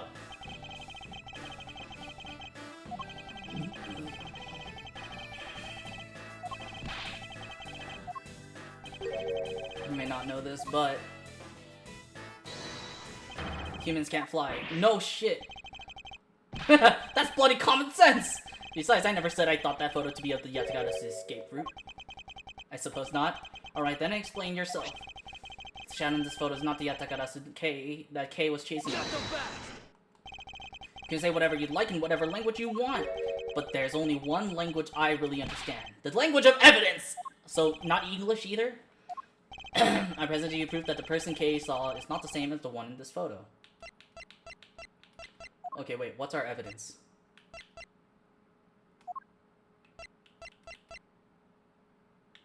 What's this guitar pick gonna have to do? Okay, what is this? Because I still haven't figured it out.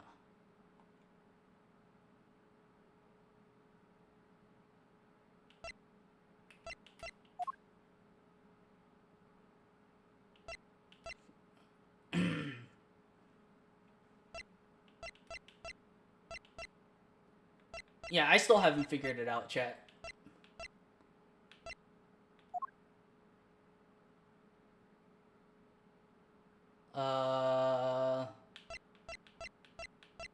Not the same one as in the photo.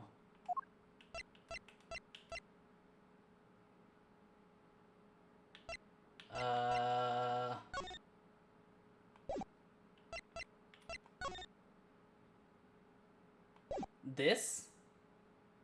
Take that! Oh, yeah, okay. Because the picture happened in the during the first fire and not the second fire. Kei spotted the Yatagarasu heading for the 3rd floor during the second fire.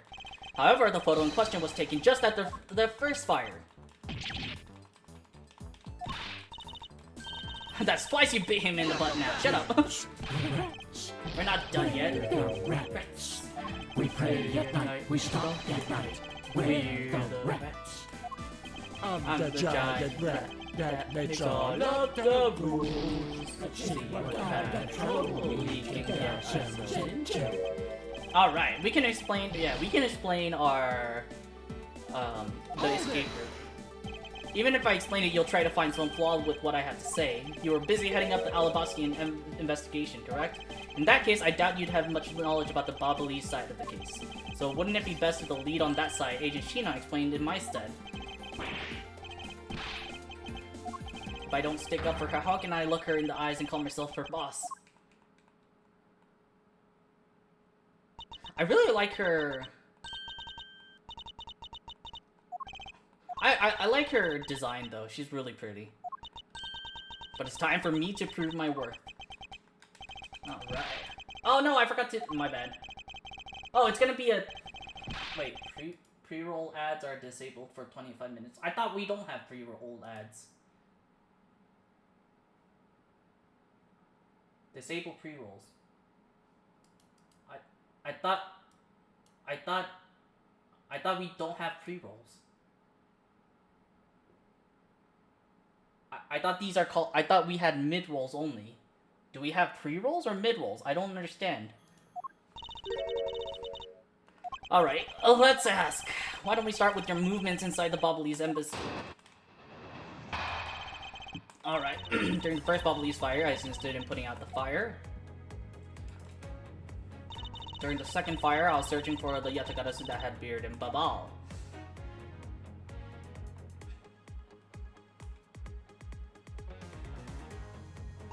While I was searching, I heard a scream coming from the next room over. Although I was in the next room, I wasn't able to catch a glimpse of the Yatagarasu. To be honest, I'm actually very skeptical that a girl's Yatagarasu even exists. That is all I have to say. I have no intention of retracting my testimony. Damn. Did you have a partner when you were on your investigation? No, I moved alone. You have no one to corroborate your alibi, is that correct? Her is suspicious because she was in a room by herself? How pathetic! And it wasn't when Agent Sheena tried to arrest Kay under the same rationale? Oh, right back at you, bitch! And how about when you accused Larry because he was the weapon's owner? Not that it's unexpected for that useless one to get into such a situation. Although I suppose it's never a good idea to let mistakes go uncorrected. I'll make no excuse for what I did in that situation. Then you should apologize right now for making Kay out to be the killer, pal. I'm sorry. Sheena, apologize. I'm sorry. Huh? Right, Mr. Edgeworth? Well, I never doubted you. Not for 1 second. And the same goes for me. I believe in Sheena. Then let's put that to the test and see if she is really worthy of your trust. This promises to be interesting.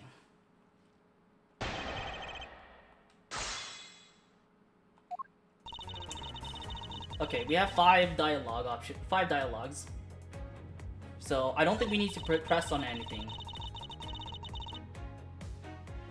Hold it! Even though I'm gonna press right now.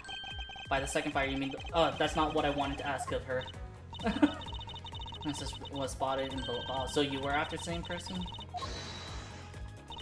There's no proof that the suspicious person was really the Yatagarasu, because no one was able to get a good look at the person's face. By the way, how was your team's investigation? To extinguish the fire, water was pumped into the 3rd floor via the windows, so the majority of the investigators conducted searches on the other floors. But there was one person who was wandering around lost from the 3rd floor. When the fire was pretty much out, I moved to investigate the 3rd floor. Did that alone?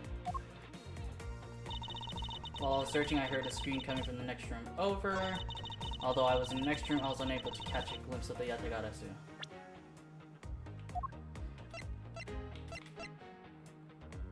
She should have.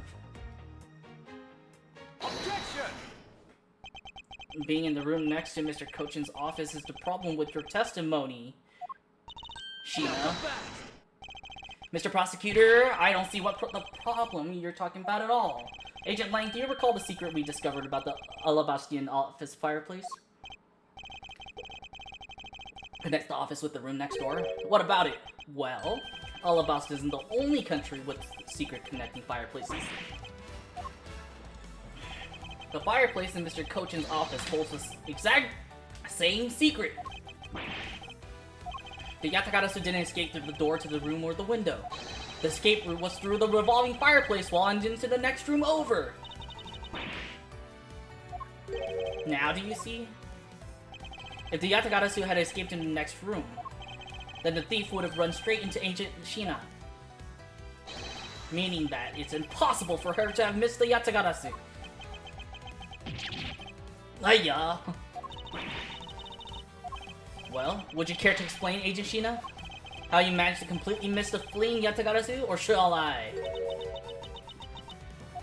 Your claim that you were in the next room was a lie all along, wasn't it? The truth is, you were the one Kei saw in the coat. Pretending to be the Yatagarasu, and you were the one she chased after. And you tried to lose her, and ran into Mr. Kochin's office and headed for the fireplace. Then you shed your coat in the next room, leaving it there to emerge as your Agent Shina. After that, you came back around to place Kei under arrest. Does that sound about right? If not, then speak now or forever hold your peace. How dare you make Kei look like the bad guy when you're the suspicious one, pal? Is she gonna laugh? Shina?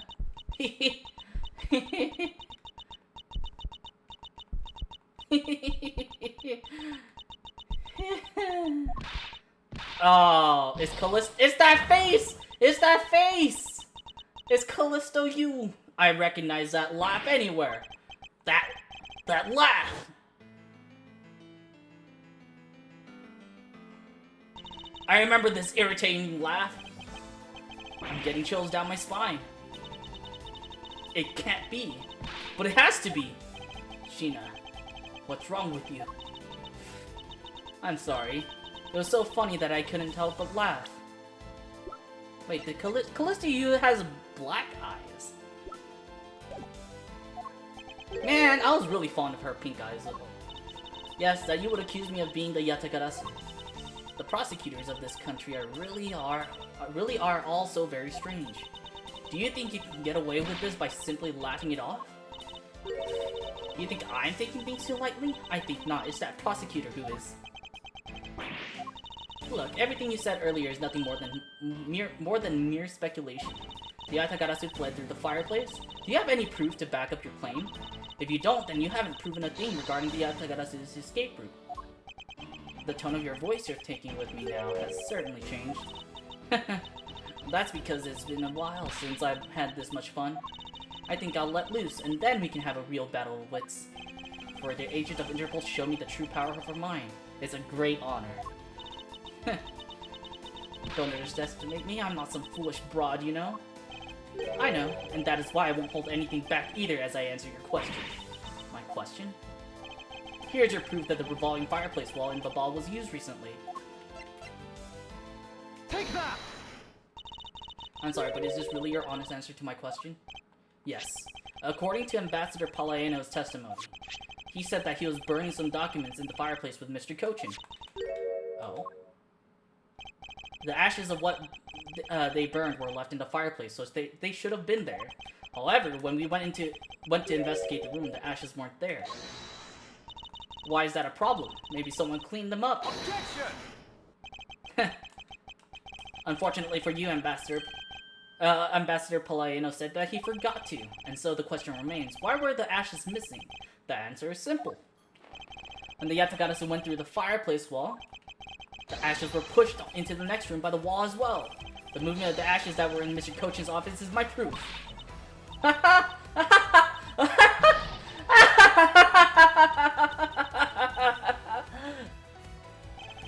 And just what's so funny? Ashes proof. Are you even allowed to submit such flaky evidence in court? You still wish to fight us? Of course! Why wouldn't I? In that case, let's hear your counter-argument. My counter-argument, huh? This really is just like being in court. Well, to me, we're simply continuing from where we left off all those years ago. I have no idea what you're talking about. Gaslighting! Doesn't matter if we're at a crime scene or in court. Let's finish this here and now. I suppose. I've had a lot of fun today, but I grow weary of this game of cat and mouse. Let's make this the last testimony, and wrap up this absurd case once and for all. By the way, she said she called it a cat and mouse game, in the last chapter as well. Sheena's rebuttal. In my eyes, all you proved is the rotating fireplace wall was used, but you can't really call that proof that the Yatagarasu used a fireplace now, can you? So then who was it that used the rotating wall? Show me your answer with real evidence. Remember, we've already finished our very thorough investigation, and we found not a single suspicious thing in Mr. Coach's office. And there you have it, my counter-argument. That's very impressive! She has seen through the fact I have yet to gather that one piece of evidence. What is it, Kay? I haven't heard a peep out of you in quite a while now. But Kay, pull yourself together. You're the true heir to the Yatagarasu name, are you not? If you want to steal the truth, then you must never take your eyes off of it. This chase you're running to catch the truth, you must see it through to the very end. You're right, I will see this through to the very end. So, you go get her for me, Mr. Edgeworth. With pleasure.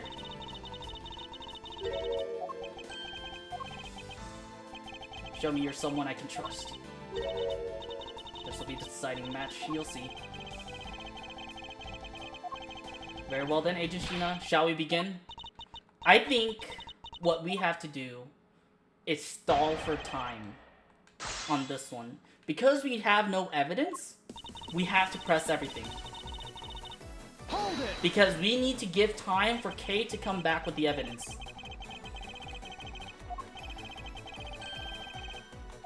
So that should be proof enough even for you, pal. No. But by your looks, I can guess that you're not all that learned. Youch! Sadly, I can't say I disagree with her on that one. You know what I mean, right? You may have proven that the fireplace was used. But you can't really call that proof that the Yatagarasu used a fireplace, now can you? So you want proof that the Yatagarasu was the one who used the fireplace. That's right, well, do you have any? It wasn't the wait, where? Kay! Kay! Hold it! If you could please not steal my line. Kay, what are you doing? You're supposed to be stealing. You have to go steal the evidence right now. Hurry up!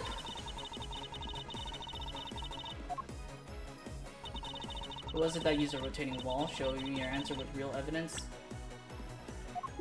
Can I present you?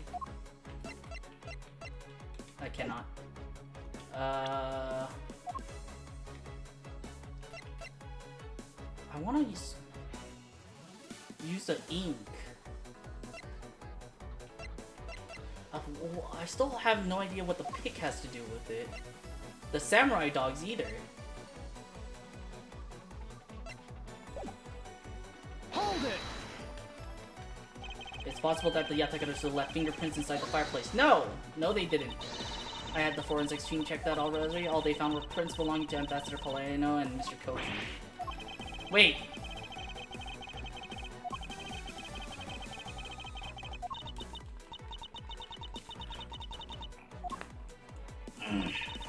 We've already finished our very thorough investigation. What about the other room? Finished examining the entire Babalu's embassy? Weren't allowed into the Alabas were incredibly helpful. They were all put in great need for search for any sightings of the Yatagarasu. And yet, despite all that effort, it appears that they failed to notice the lack of ash in the office fireplace. Furthermore, you were the one who inspected the room next to Mr. Kochin's, correct? I didn't notice the ash there in the fireplace of that room, and for that I'm sorry. That's a hell of a thing to miss! So allow me to apologize for you. I'm sorry. Not such a bad guy after all. He apologized for his subordinates and everything. What a great boss. Are you saying that I don't do anything for my own subordinates? Even if you are a bit too strict sometimes. Too strict on everyone? Ah, oh, man. Let's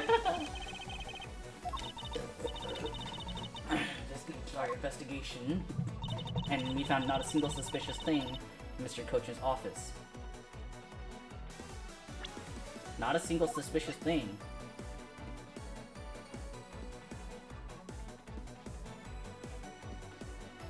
I'm gonna present the wire this after I press this. Not one suspicious thing. did find the Yatagarasu key in the document dealing with the smuggling operation. Found the blade that belongs to the Babalese knife handle yet.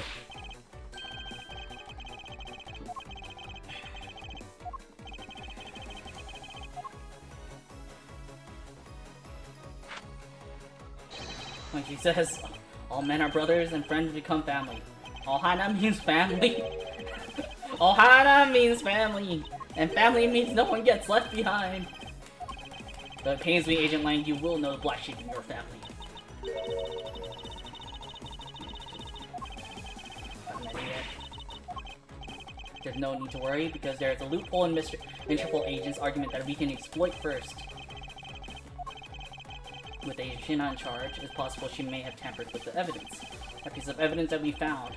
If there's one thing I do know is that someone tried to hide it from us. Oh, I didn't mean to press A on that last sentence. My B.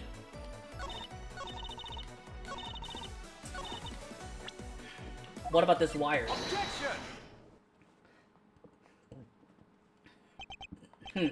While you say that you and your agents have finished your thorough investigation, are you absolutely certain that you didn't overlook anything?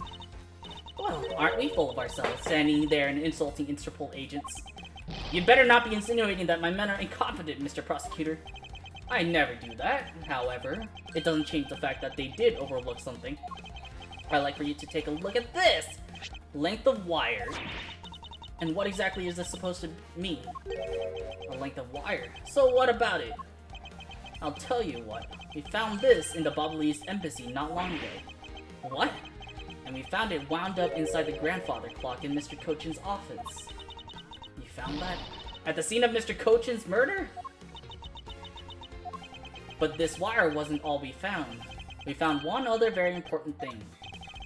There's more? In Mr. Cochin's office, there were signs that someone had burned counterfeit bills there!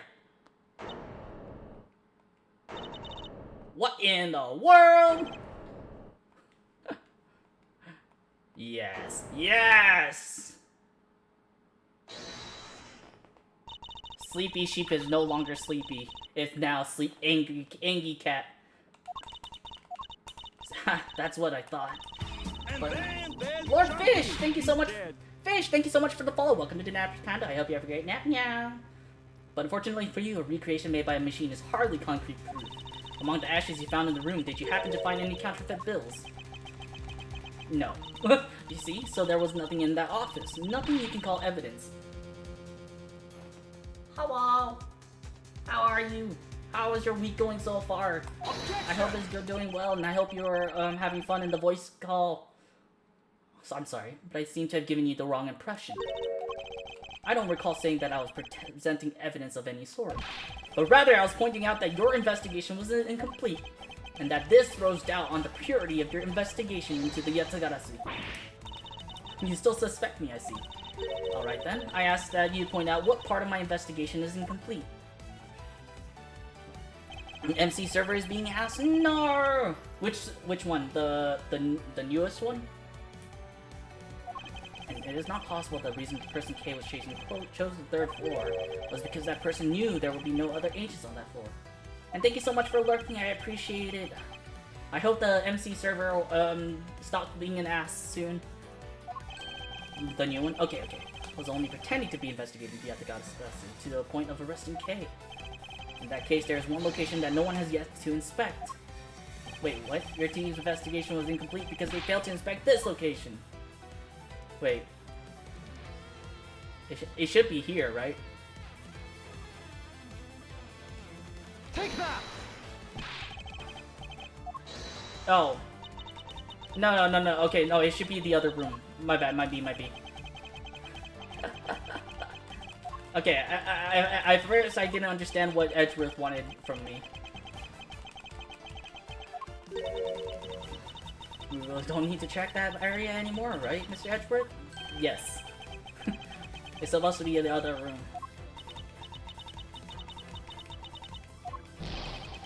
She does have me there. Might be.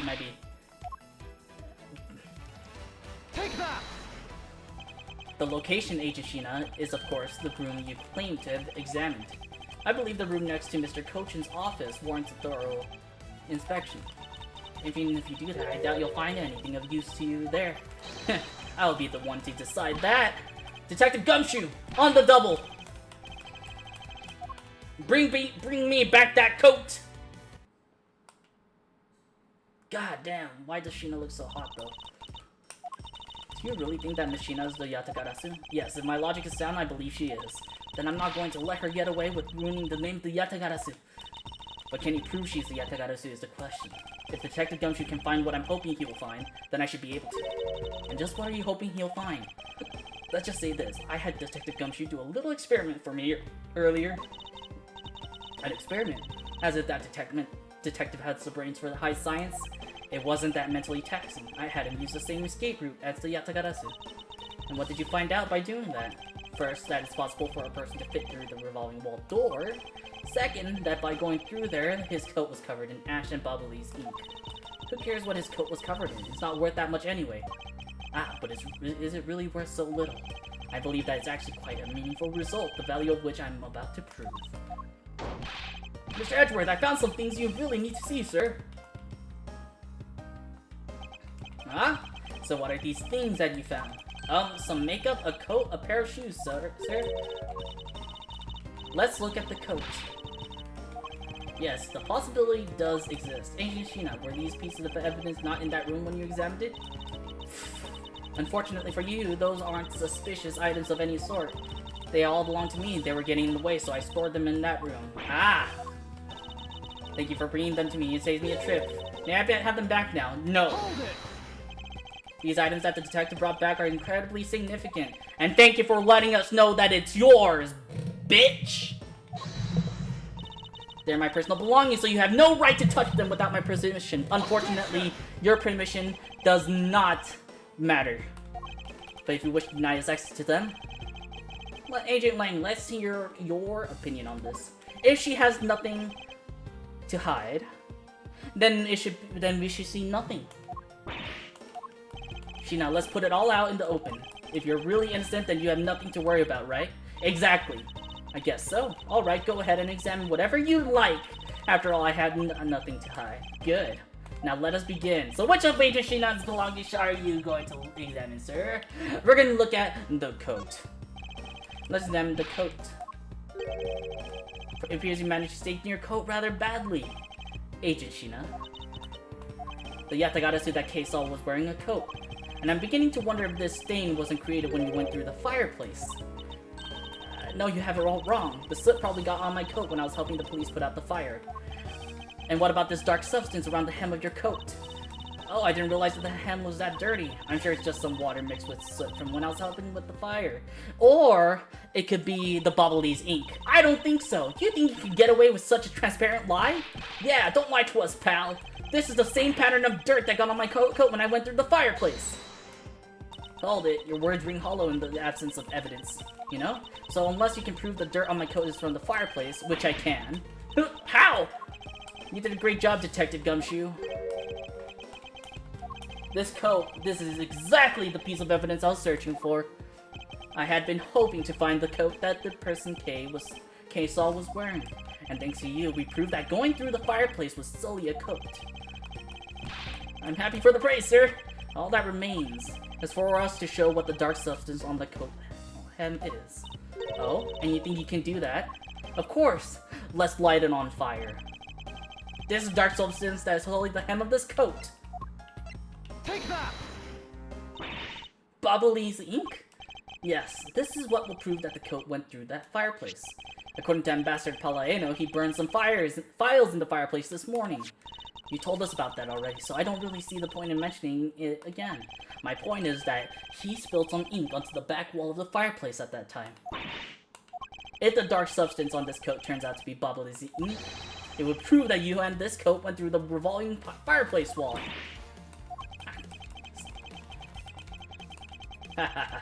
But we're not finished yet. But you have no way of proving whether or not this is Bubbly's ink on the coat hem. Oh, but I do, and I intend to show that it is ink in a few seconds.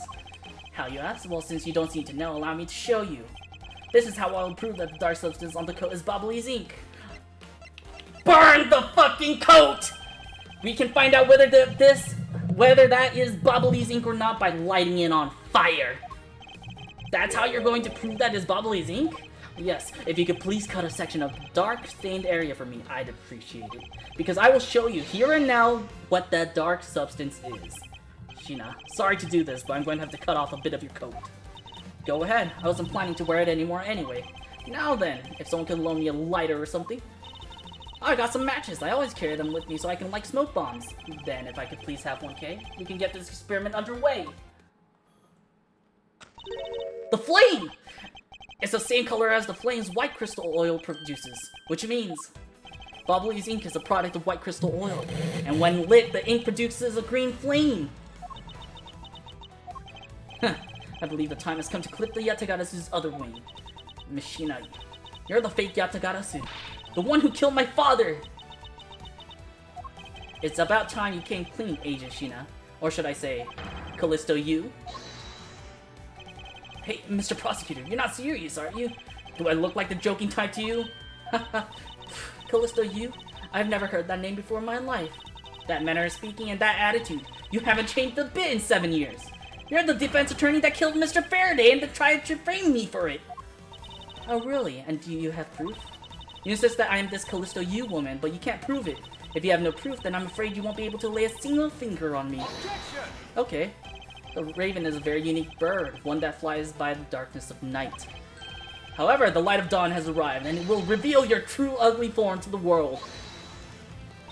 Enough poetry. I want to see some evidence. Do you really have something that can prove that she is Callisto you? I do. Something that the Tech and Yatagarasu has preserved for us these last 7 years. Do me the honor, Mr. Edgeworth, for we have finally come to the end. We'll prove her to be Callisto you with this. And clip this Yatagarasu's wings for good. It's gotta be the perfume, right? Take that! This perfume. This will prove you to be Callisto you. It will?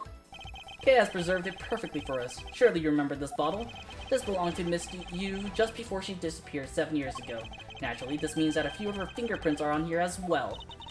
This is that bottle of perfume you spilled, which I have preserved ever since. I heard from my father, Bern Faraday, that if stored under the right conditions, a fingerprint can be preserved for decades. Which means that your fingerprints are still on here, every last one. We can clear everything up if we were to compare the prints on this to your own. Now come, Agent Sheena, will you submit yourself to a fingerprint test?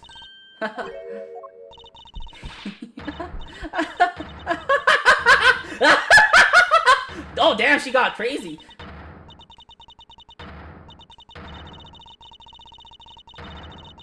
Okay, so I'm glad that Palaieno wasn't the bad guy. That actually gives me a huge relief. It looks like you've seen right through me yet again. You're sending the biggest chill down my spine, Edgeworth. Callisto you. So you've shown your true face at last. This feeling of thrill. It's even greater than that time 7 years ago. Sheena, you're...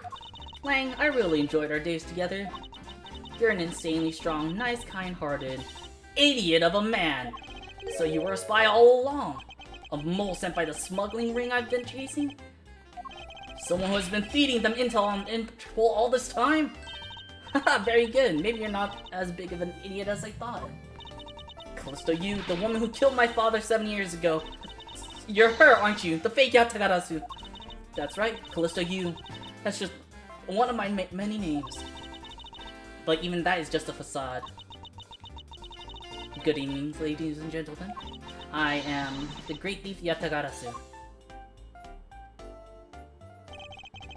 Callisto you, this time, you won't escape. For this is the end of the road for you.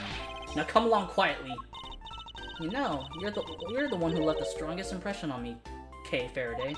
And had you not used the Yatagarasu's gadgets, I might have never known who you were. But here you are, being a thorn in my side, just like your father always was. Kay, don't! I'll never forgive you for what you did to my father. You really are just like him. Mr. Faraday, too, possessed such laughable honesty. What? How? Kay!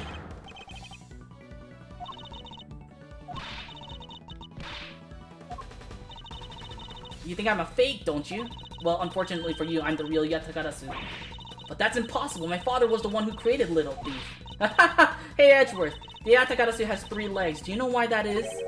Why it has 3 legs? There are 3 main reasons why the Yatagarasu will always be 1 step ahead. First, the Yatagarasu always knows the exact location of the target object. Second, the Yatagarasu always knows exactly how to disarm the security system. No, it can't be. Did you finally figure it out? Did you finally know the real identity of the Yatagarasu? The real identity of the Yatagarasu is all 3 of them.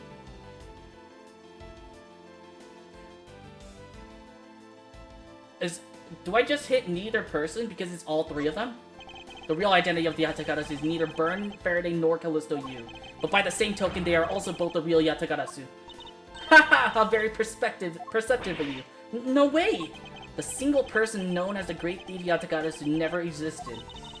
Mr. Edgeworth, I refuse to believe this! The Yatagarasu is known to have 3 special skills. Skill number 1. The Yatagarasu always knows the exact location of the target object. And a lawyer would have the opportunity to learn the layout of a client corporations. Skill number 2. The Yatagarasu always knows exactly how to disarm the security system. And a good prosecutor would be well versed in the ways of a criminal. And skill number 3. The Yatagarasu doesn't leave a single shred of evidence behind. Ever.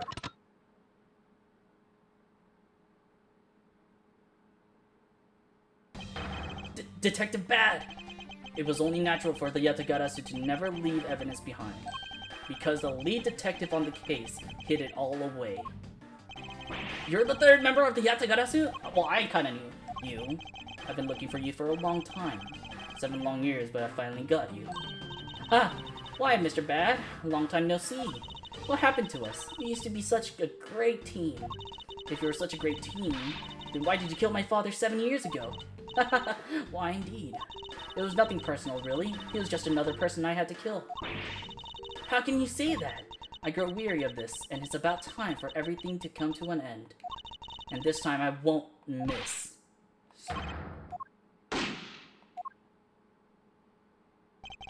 It's over, Sheena.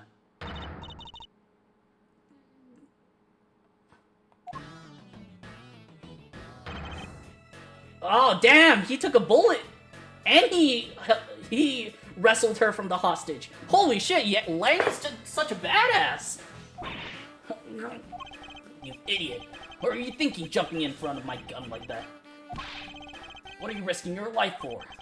I'm sorry, Detective Bad, but no matter what sort of past she may have had, or even if she is a spy, it doesn't change the fact that she is my subordinate. And as long as she is, I can't allow any harm to come to her, not even from you. You really are an idiot, you know that? Ha! That's fine with me. You should know by now that this is just how I am. Hey sis, I want you to conduct a full body search. Sheena might have another weapon on her. Alright, Detective Gumshoe, your assistance, please. Sir. She probably had a knife. What is it, sir? It looks like a blade of a knife, but it doesn't have a handle. Wow. This is a great find, Detective. Let's try pairing up this blade with this handle. Take that! I believe this blade actually belongs to the handle that was on the murder weapon. This blade must have been taken for the crime scene when the knife handles were switched. I'm gonna go return to this Bobbleese knife now. Alright, I trust that you'll make sure that it is returned to Ambassador Paula Ano. Nice! I believe this makes it perfectly clear who did it, Callisto U. For the only time the handles could have been switched is just after Mr. Cochin's murder. Which means that you must be Mr. Cochin's killer. You killed Mr. Cochin with the Alabastian knife, switched the handles, and then took the original blade of the Bobbleese knife with you. Later, you allowed yourself to be spotted by Kay near the open air stage. You used the fireplace to lose her, and then you went back to accuse her of the murder. Does that about sum it up? Objection! Ha! You crafted an engaging tale, Mr. Edgeworth. But there are 2 problems with it. Problems? In what respect? What do you think my real reason was in allowing her to chase after me? Phew. It was also I could capture Kay Faraday. What? When I saw you using that device at Gatewater Land, I knew right away that you were Burn Faraday's daughter. I became curious, so I researched a little into your background. That's how I found out that you were on the trail of the Yatagarasu. So that's why you tried to pin Mr. Coach's murder on me. Yes, I knew you would show up at this embassy tonight, so I thought to use you. But pinning the murder on you wasn't my only goal. You had another? Once I had you under arrest, I had planned to search you and take back the device that was rightfully belongs to me, the true Yatagarasu. You were going to take a little thief away from me? 7 years ago, it was thanks to that device that Faraday was able to infiltrate this place. But he stole more than he should have. I had a tough time recovering that precious key. Then, the person who stole the Yatagarasu key was Mr. Faraday? You? That incident 7 years ago. What was the catalyst behind it? In the eyes of the smuggling ring, the Yatagarasu was becoming a bit of a problem. It wasn't an especially pleasant assignment. Then why? Why did you become a member of the Yatagarasu? Why? There's no why. I was destined to betray everyone from the very beginning. From the beginning? What is that supposed to mean? The person I take orders from hasn't changed, even now to this day. Does this mean that the leader of the smuggling ring wasn't Mr. Kochin? Then the real ringleader is still out there pulling the strings. Are you done asking what you need to know? Because if so, we should probably get going.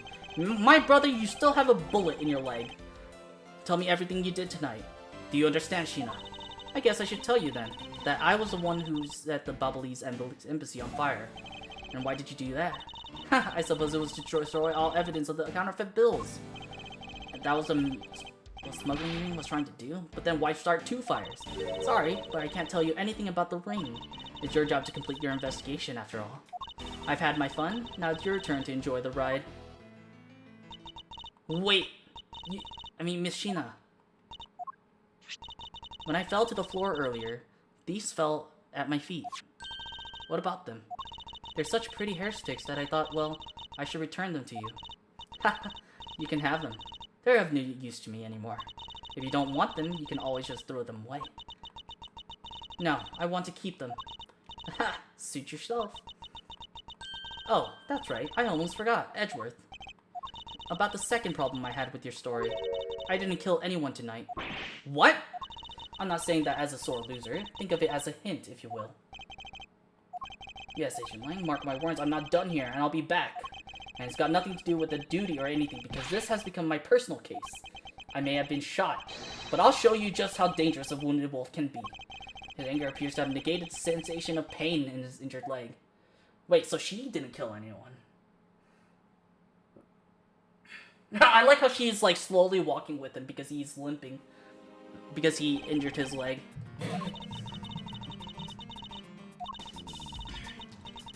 Incredibly lonely, the person who was giving her all these commands.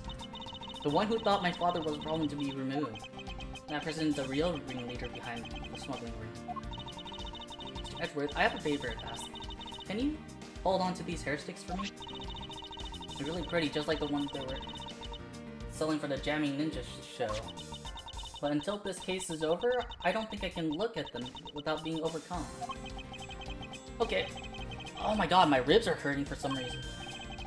Soul stuck onto the ends of these sticks. Huh. Can I look at them?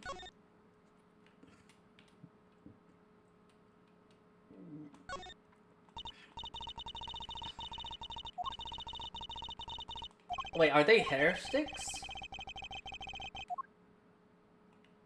Are they hair sticks or are they...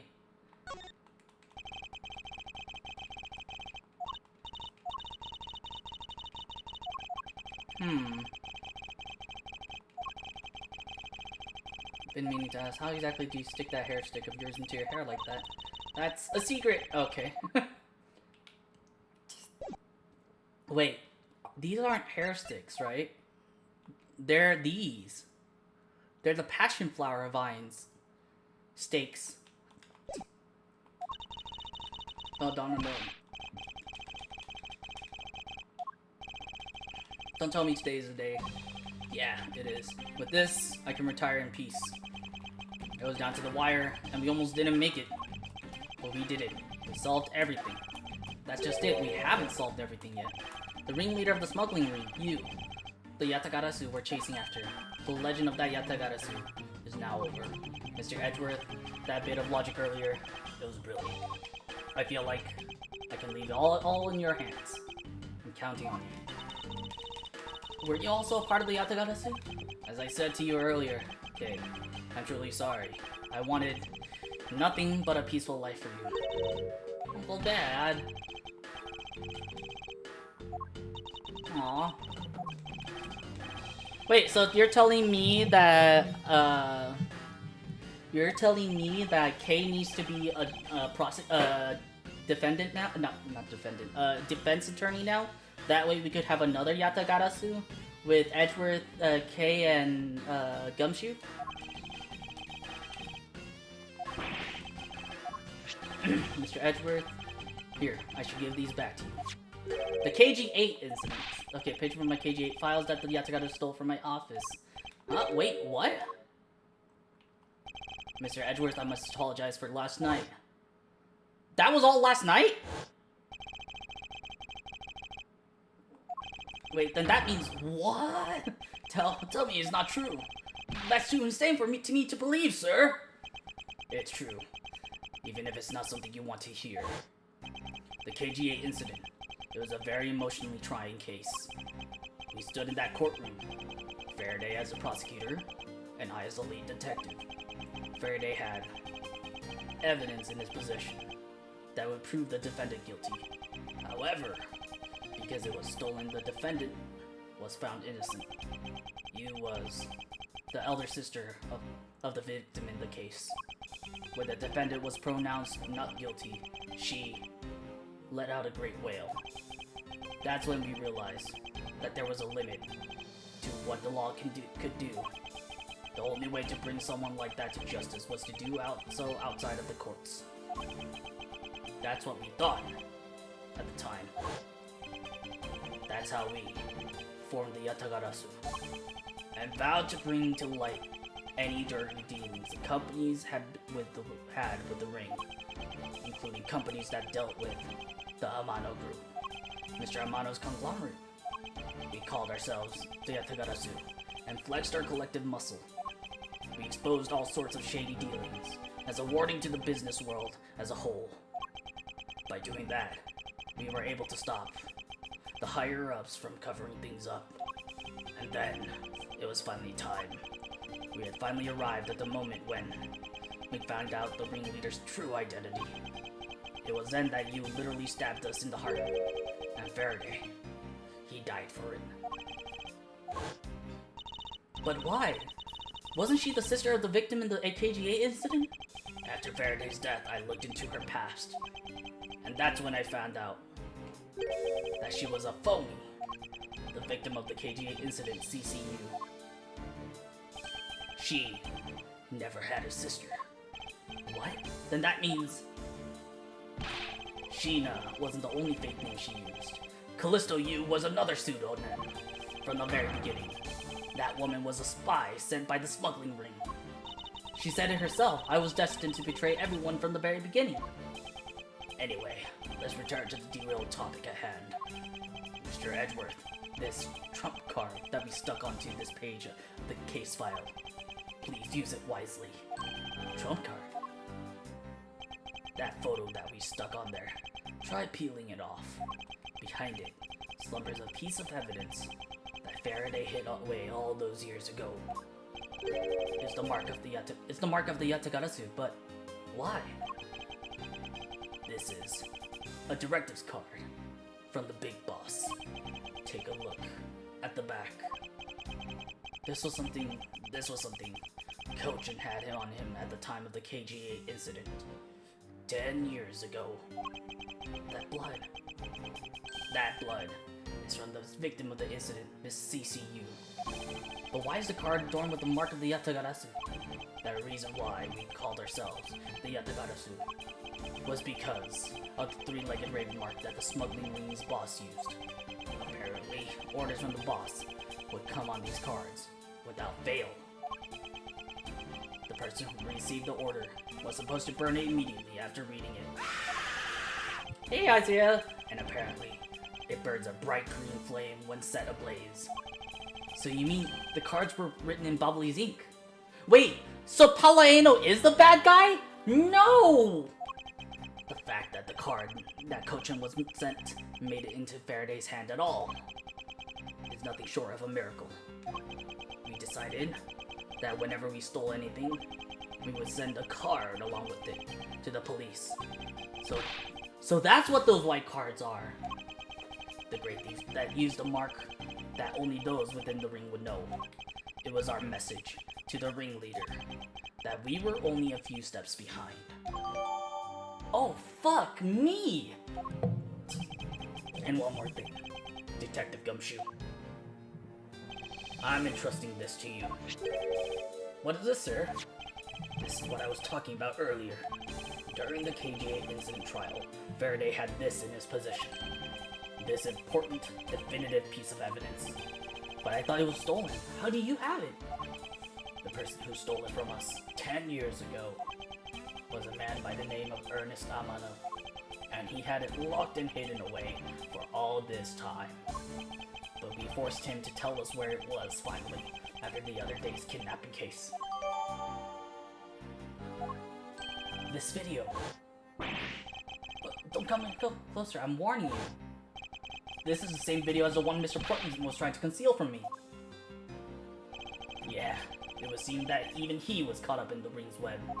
Amano was preparing to take on the boss someday, and the video was his insurance. That's where that prosecutor comes in. He was to retrieve the video.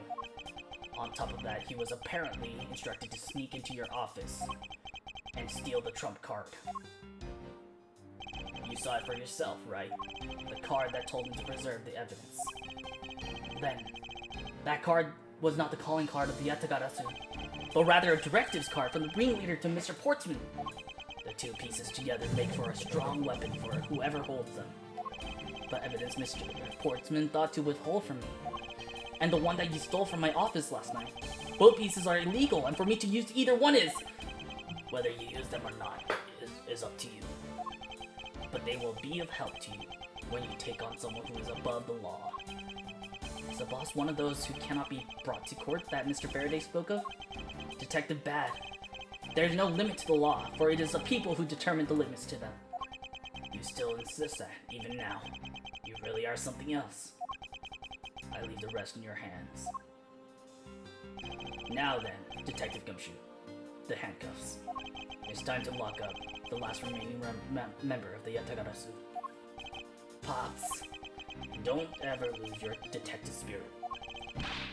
Pops, why is this happening? This isn't justice. Like I always told you, do not get emotionally involved. Now, let's go. Yes, sir!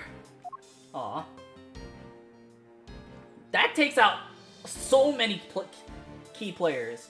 So, the smuggling... So, the ringleader of the smugglers is from Babal, or Kodopia at the time. I tired? Oh, I'm sorry to hear that, Isaiah. You should go, you should take a nap, or go sleep, or something. It's okay to do so. Rest is good for a person's soul.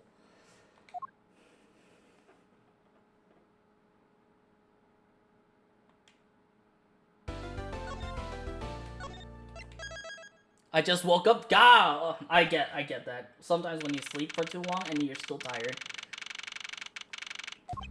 So now we know who the Yatagarasu really was. And yet there remains much to this case that needs to be resolved. Like how the weapons cross country lines, for example. The two countries have incredibly strict security systems and entry procedures. Short of a miracle, it's impossible for someone to have smuggled them in. Smuggling them in, huh? We will need to open a new line of investigation on just this aspect alone. But before we do, I would like to go through my evidence once more. Unnecessary evidence has been removed. Remaining evidence has been rearranged. Hey, there's a VCR here, sir. Now we can see what's on that tape Detective Bad gave us. This piece of evidence from the KGA incident hidden from sight for 10 long years. I just know that this relates to the current case somehow. Detective Gumshoe, if you could, please play the tape for us.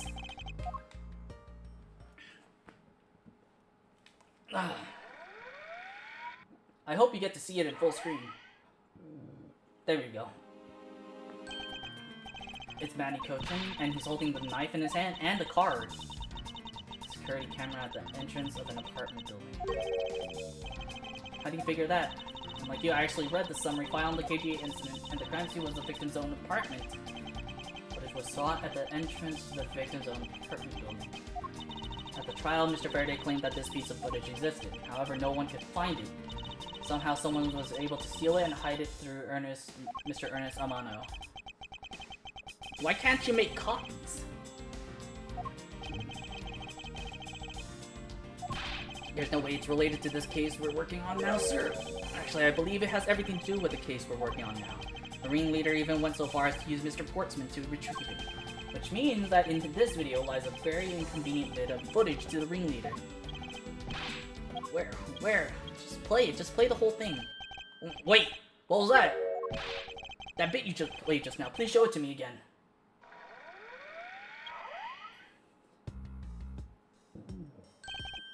This car. It's an embassy car. Take that! And because it has a national flag on it, we know this to be an official government car. But the question we should be asking ourselves is, what was a government car doing there?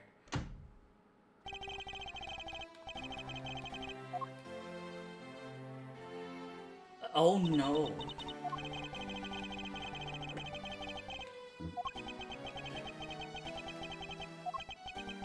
The tragedy would never have happened.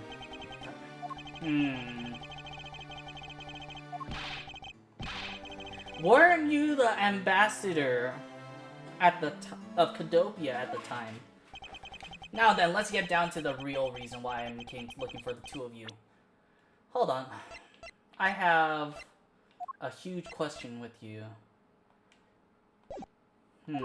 I would like you to put the investigation on hold for a while. Can you do that? Why? You apprehended the thief that turned this embassy upside down, and we are in the middle of an event celebrating our country's reconciliation. Can't like police and detectives walking around here forever, just scaring the visitors away. You can understand how I feel. Okay, hold on. Give me 1 second, chat. Let me hit the BRB and then lay down for like a few 5 minutes because my ribs are hurting because I ate too much. So let me lie down real quick.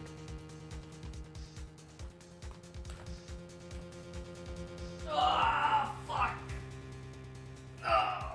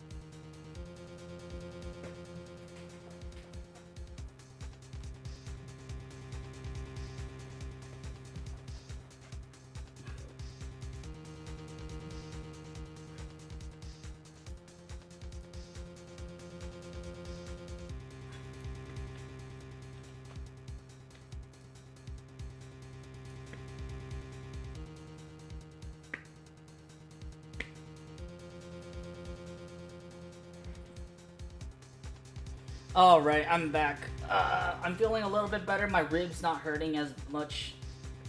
So, let's continue. Oh, whoops. Oh.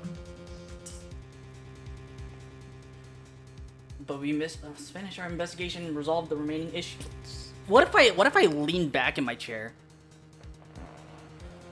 There we go. Hold up. Paimon accidentally swallowed some water. It relieved some like pressure on my ribs. Hi, seaweed.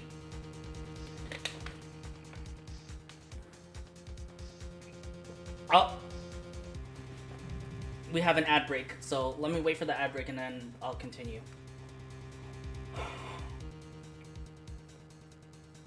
And the ad break should be starting now. Should be starting now. Should be starting now.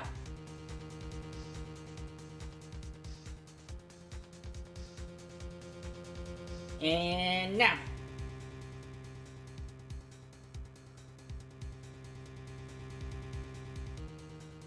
And now.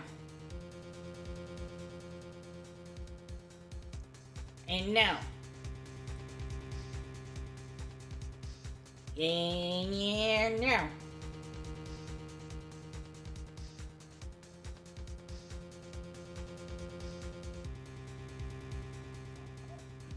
I guess not? Hello?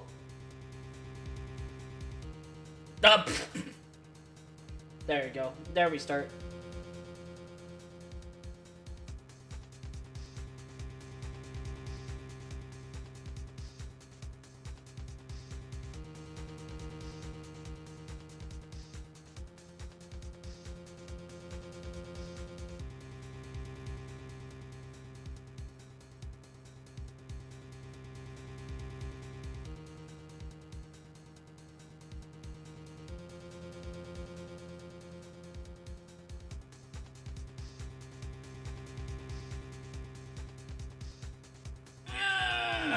Okay. I'm feeling better. Yeah, no, I still have 45 seconds.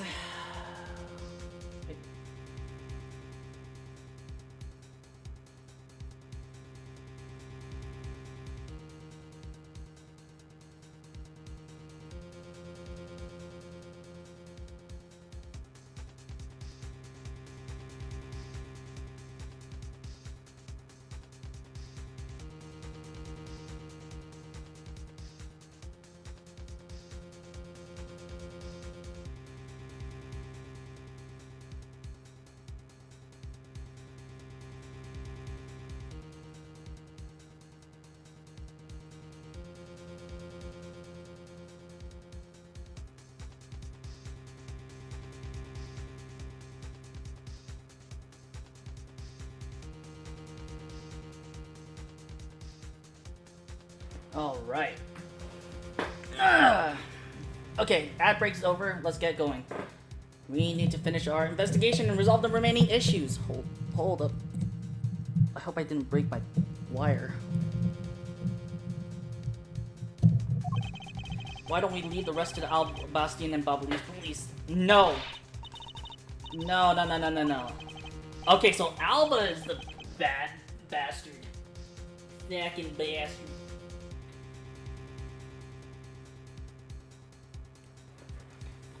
And without my permission, you can't proceed with your investigation anyway, right?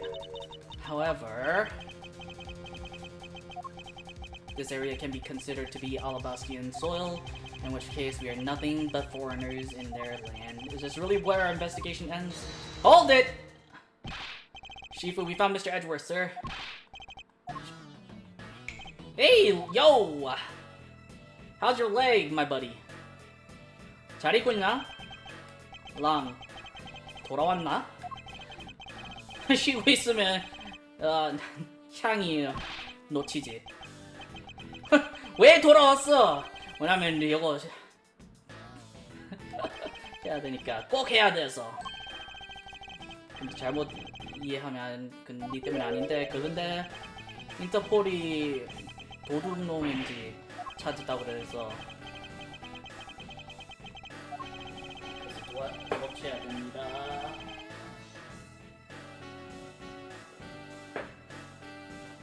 경찰이 우리 혼자 할 수 있겠지?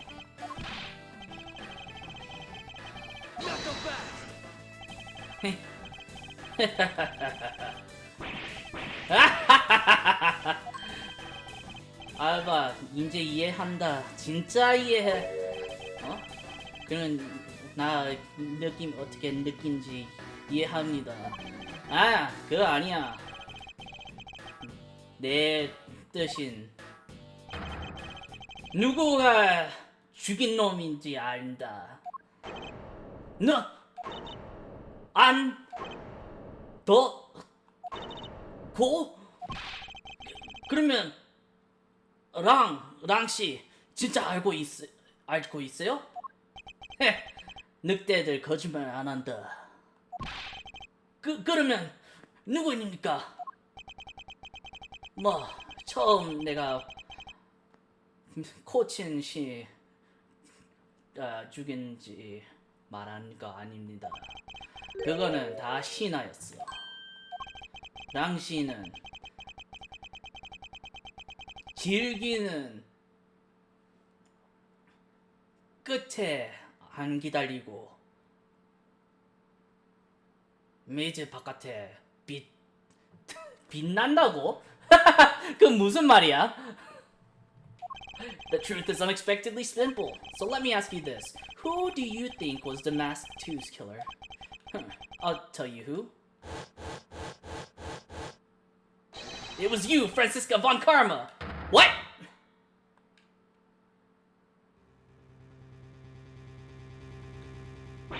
I was a killer? Hey, wait, but that's impossible! Yeah! Although that whip is actually quite... Yow! Hold your tongue and that ludicrous remark you were about to make. Agent Lang, are you seriously accusing her of murder? Yeah, I am. He doesn't appear to be joking. Hey sis, I remember that just before Ambassador Alba went to give his speech, he called you into his office, right? Yes, he did. But what does that have to do with anything? I'm getting to that. Furthermore, in order to solve both cases, you moved around rather freely between Alabasta and Babal, did you not? Objection! And where's your evidence that I'm the killer? I was just getting to that. Trust me, I'll show them to you in due time. Ambassador Alba, in order for me to bring this case to a close, I'll need to inspect your office one more time. Will you grant me permission?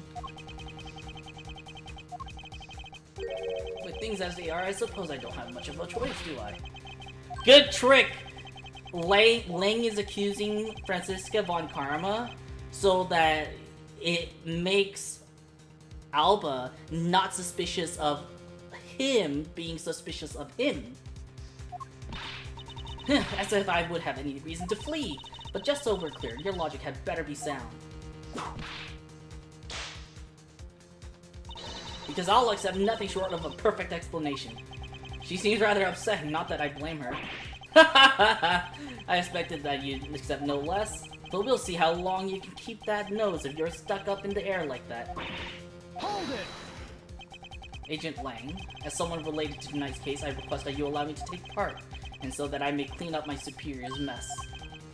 I guess I should. The more the merrier, especially when it's a peanut gallery. It really is a trap set by Lang for Alba.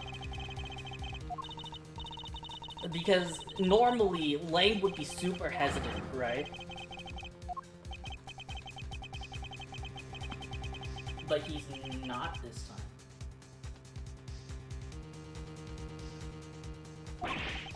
time. Sounds like this is going to get real interesting. Ambassador Alba, I'll be bringing these kids along for the ride. Very well, but I'd like you to keep in mind that this will be your last chance.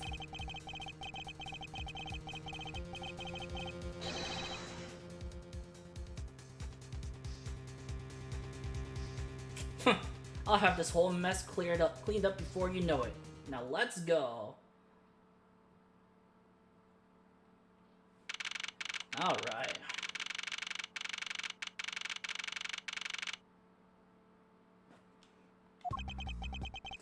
Okay, now first let's go over the facts one more time. Okay. Manny Kochan's body was found over in the Secretariat's office in Babal. The weapon that took his life was one of Alabast's ornamental knives. Then the body of the Mask 2, Mr. Kashino. Wait. Oh yeah, it's Kashino. Was found here in Alabastian Ambassador's office. Through our investigation, we found that the murder weapon was this Prima Du statue, and that this is actually Babal's statue. This case, no matter how I look at it, sis, if it wasn't you, there's no one else who could have pulled this off. Agent Lang, do you understand the full implications of what you are saying? Of course I do, sis. And I'm serious. Oh, he's serious. He's big dog serious. You were on the trail of the smuggling ring, and you wanted any evidence you could find. And so while people were distracted by Yatagarasu's appearance, you snuck in here. That's when you two ran into each other. You and that other thief who took advantage of the confusion from the fire. Even if all that were true, how do you explain the movement of the weapons? Don't worry, I plan to show that you're the culprit behind that too. You had permission to investigate both embassies at will. With that kind of free reign, you could have easily taken the weapons across country lines. Look, sis, I thought I already told you. I'm not messing around here. This case isn't directly tied to the smuggling ring. But Sheena certainly is tied to the smuggling ring. He's right in saying that she is a member of the smuggling ring. However, the connection between this case and the ring, could it not be deeper than what any of us can imagine? Let's get this ridiculous circus over with already. I think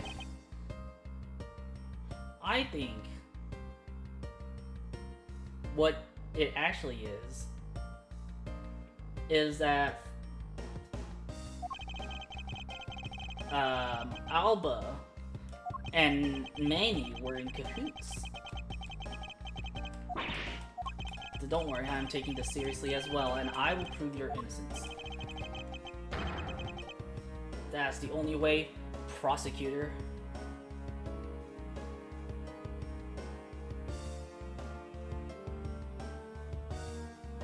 Alright, let's nip this whole case in the bud. But can you come up with anything else that can top my hypothesis? Or your explanation has to solve the mystery of the moving weapons as well. Of course, and I will. Let's now delve into the truth behind the murder of the Mask 2.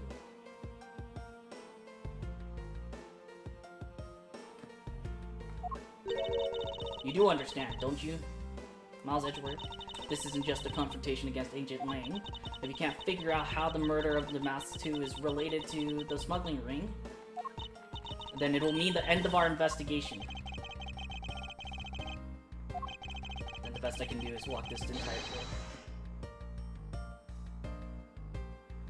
Alright. Go on, Mr. Prosecutor, let's get started. Alright. Let's get this investigation started. Oh, never mind. Of all the Alabasta knives we're using Babal to... One of the Alabasta knives was used in Babal to murder Mr. Cochin, and the murder weapon in the killing of the Master 2 is Babal's Primitive statue.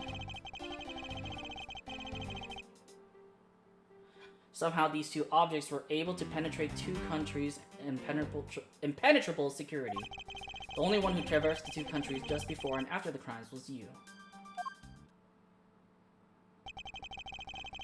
So long as I can't explain how the weapons moved about, Francisco will remain a suspect, correct? Got it, Mr. Prosecutor? So why don't you stop giving me a hard time?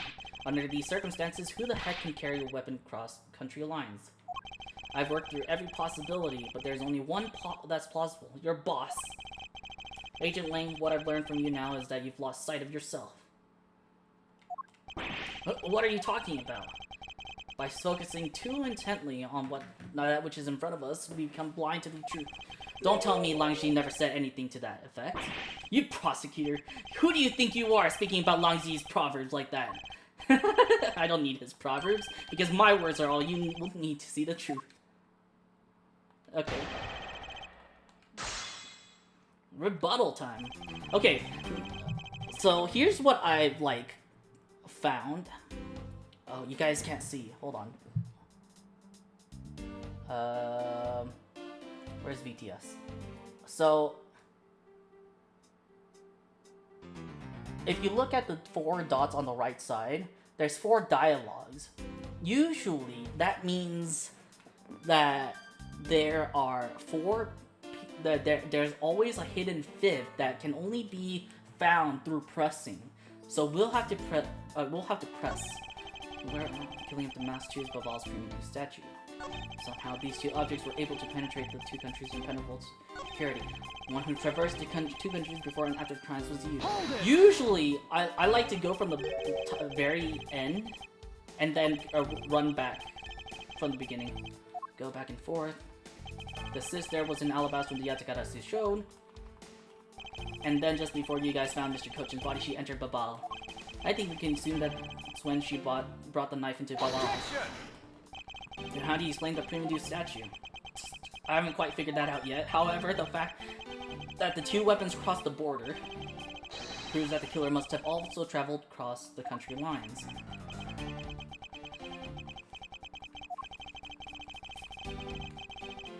I think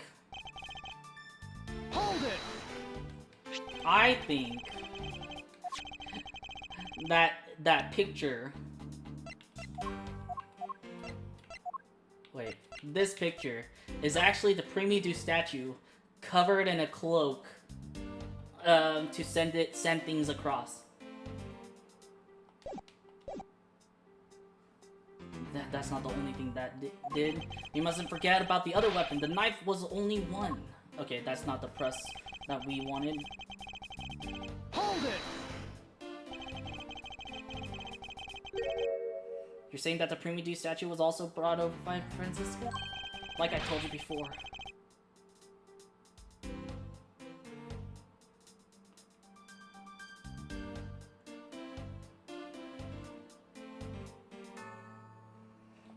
Hold it!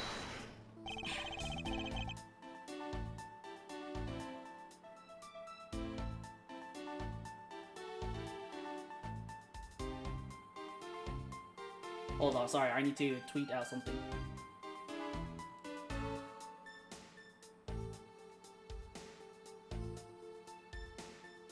How exactly did she bring it over?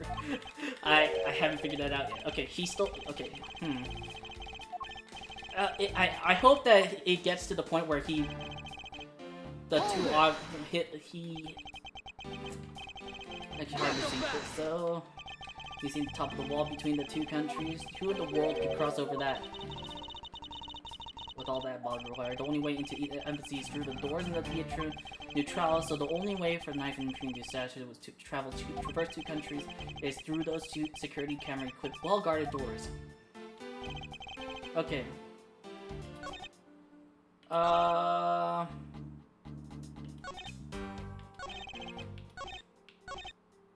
Let me just press this one more time, just in case. Okay, so... Objection!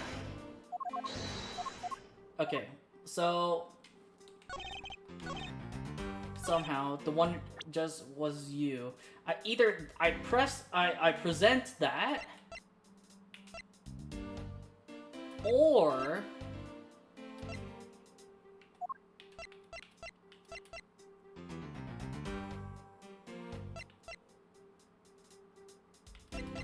oh, the samurai dogs. Objection! No, damn it. Not so fast!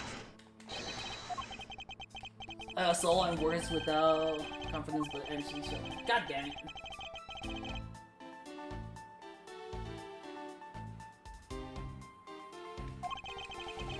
Something in full confidence would be wrong. Okay, so not that. The samurai dog. I was thinking samurai dog, like because they can cart it around.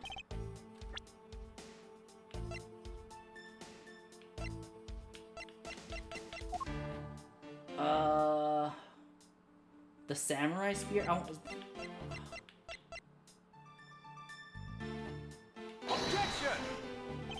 No.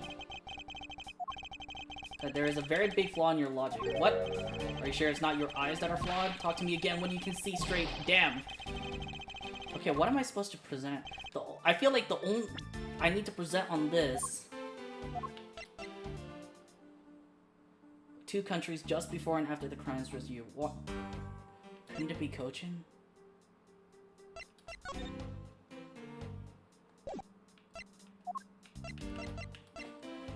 The samurai spear?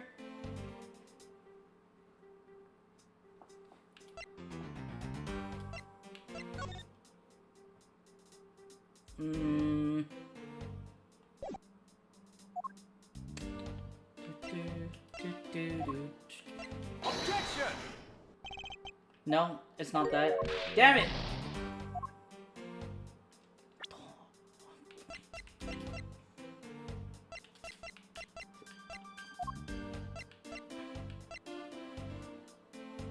So it wasn't the samurai dogs, it wasn't this.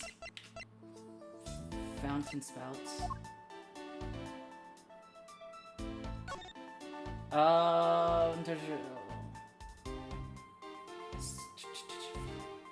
Okay, wait, how did they lose the use the water?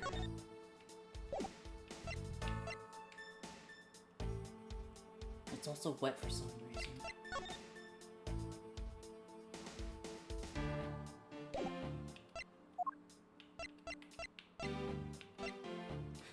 The only person who could have come before and after the crime. I mean, Cochin did he not?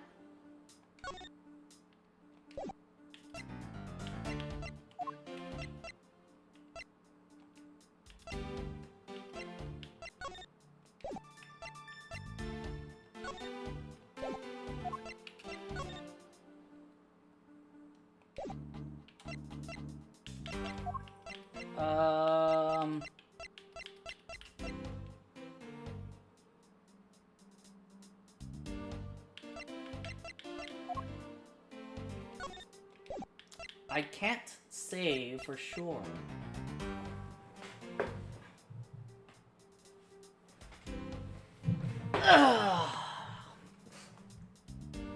Sorry, I'm moving around. Should I look it up? I really don't want to look it up, but this is stumping me because I have no idea what it wants me to say. What if I presented Manny Cochin? Objection! No, I guess not. The music had a lull right then and there, and I was like, wait, was I right?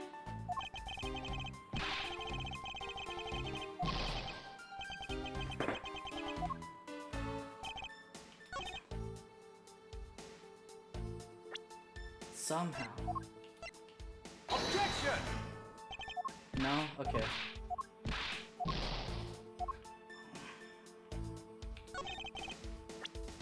The only person... Wait, can I... I wish I could present someone else. Like, someone, instead of some people. Like, I mean, instead of evidence.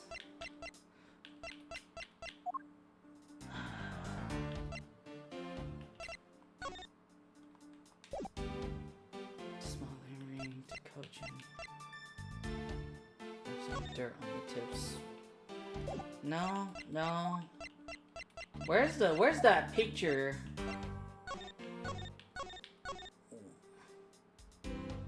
Where's that picture?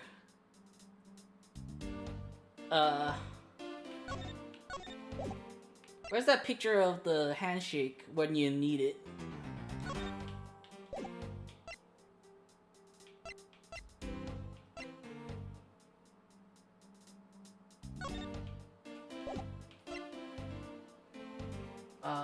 Circling Zenfall. Don't care. Don't care. 2 countries just before and after the crimes. That was her.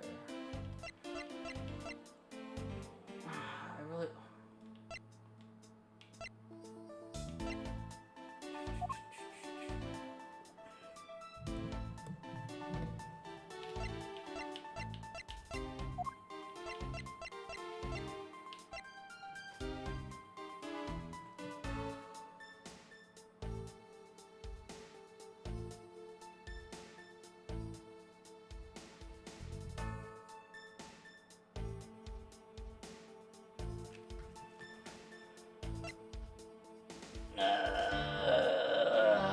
No, yeah, no, I've got nothing.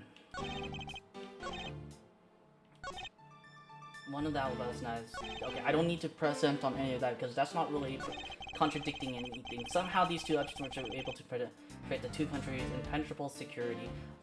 Hold it! Knuckle back! Only way to... The only way... Yeah, this is the only thing I feel like I can present on, but I can't think of anyone, like, anything to present with. I tried the samurai dogs.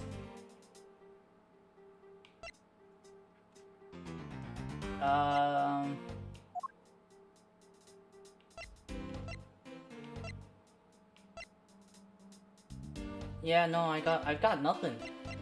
I'm gonna look it up, I guess.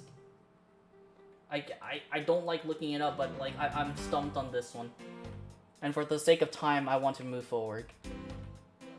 Only just this one though. What the hell am I supposed to?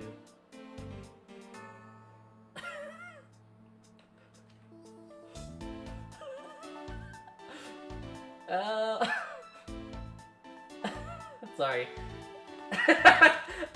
I accidentally brought High Noon into a little squabble between me and Zion, and he caught a stray. He caught a stray, poor him. I'm sorry. I yoinked him into it. Oh no. Investigation.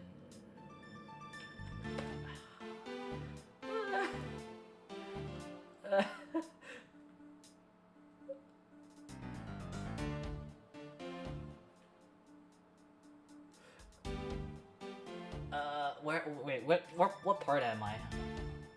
Hold on. I don't want to accidentally spoil myself, you know? N1?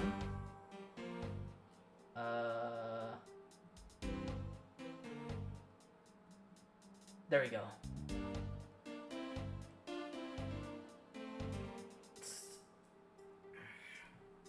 On the 3rd statement, these 2 objects.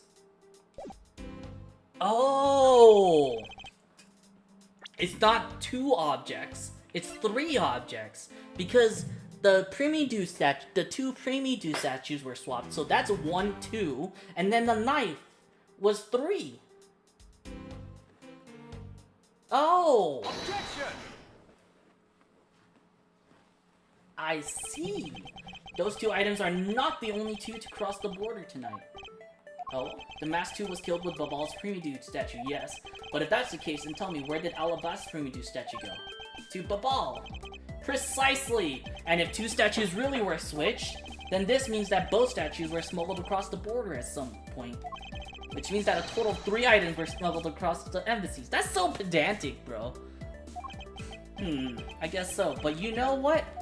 It doesn't matter the number of items, only that the sis is the only one who could have done it. Exactly! That changed nothing! Because the only person who went back and forth between Alabasta and Babal is her. Is that really true? Was there no one else who could travel between the two countries? Actually, there was definitely another person. One who paid a visit to both sides of the wall. The Yatagarasu. Objection! Is that really so, Agent Lang? I checked out what the guard said along with the security camera's footage. You're not going to overturn my hypothesis that easy. Objection! But suppose there was some other way other than through the theater doors. What other way? The other entity that managed to cross the border unharmed. If I'm pointing out, it would open up a whole new possibility. And though I hesitate to bring this out, as long as this entity exists, the impossible road becomes a possibility. It looks like you got some clever idea in mind. I do, and I can show it to you through a single piece of evidence. Fine then. Let's see this piece of evidence that will show me this other route.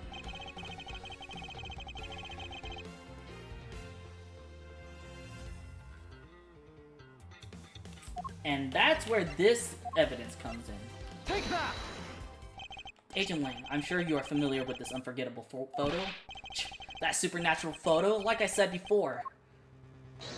Humans can't fly. No, of course not. I understand that perfectly well. And don't start claiming that Sheena somehow grew wings either. I wouldn't dream of claiming that. And I won't allow you to take back what you said either. I'll say it again. It's not humanly possible to fly through the air without wings. So you'd better have a good explanation for this, Mr. Prosecutor.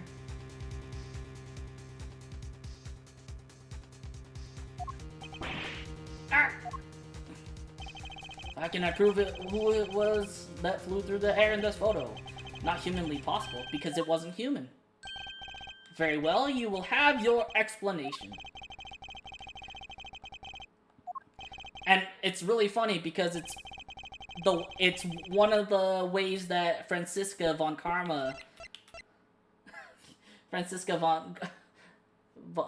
used. I need to send the Alabast one, not the Babal one, because it's going towards the left. Take that!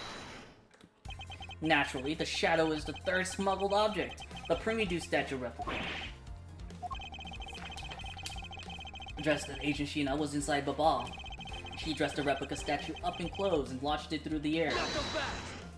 Ha, Mr. Prosecutor! You left out a very crucial bit in your explanation. I know I did. She launched it through the air? Ha! And how exactly did she do that? But he has a point. How exactly did it move through the air like that? I wonder. How long this remains unsolved, we won't be able to move any closer to the truth. Which reminds me, didn't he say this earlier? Hey sis, I remember that just before Ambassador Alba went to give his speech, he called you into his office, right? So just before the murder, Franziska was called here, right into this very room.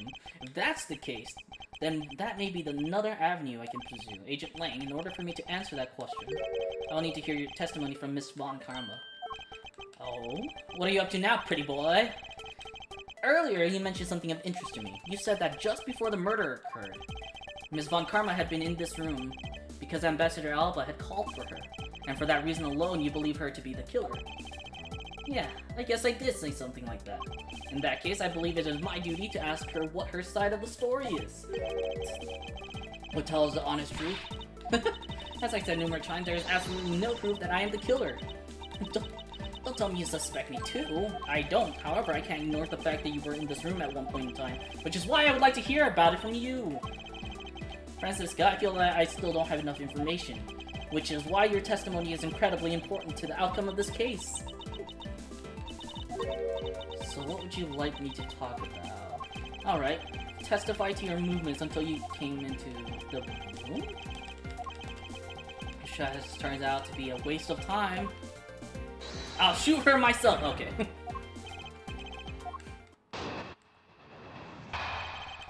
Movements in Alabasta. I was assigned to guard duty in the Alabasta embassy. After I saw the Seal Samurai off on his way towards the ambassador office, I returned to the Rose Garden for a bit and checked up on the security situation. After all the preparations were in place, I was called back by Ambassador Alba to his office. So why were you in the Rose Garden? The span in which you were in his office was before the murder occurred. I see.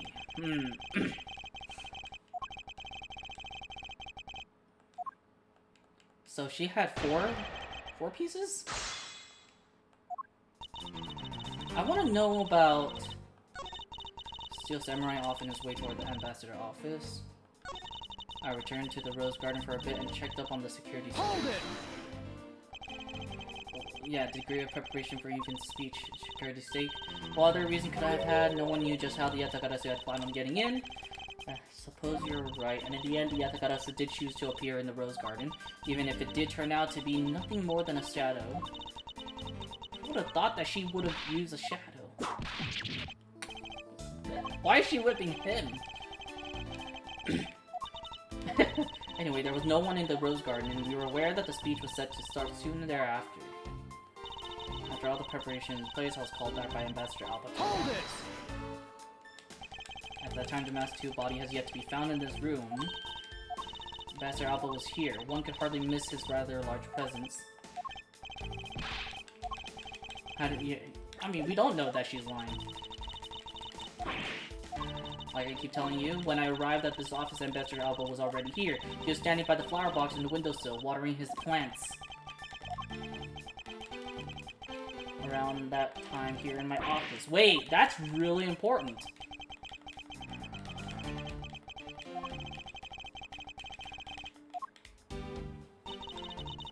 Alba was watering the flowers in the little... Hold it! For the sake of being thorough, I'd like to ask you something. How did you know that Ambassador Alba was watering his plants at the windowsill? The entrance to this room is on this side, however the window is on the opposite side. If what you say is true, then when you entered the room, his body would have been like a wall. He would have been blocking your view of what he was doing. So is it hard to see around him? Fortunately for me, Alba is not an immovable wall. I knocked before I entered, and as he turned around to greet me, with a watering can in his hand. I believe that he was watering his plants, right? In a light time talking about his flowers. He had tamed them himself, growing them with the utmost care. I like my children. If they are like your children, why is there a footstep in the flower box? All four of them. The flowers are growing beautifully. What about that statement? No. The number.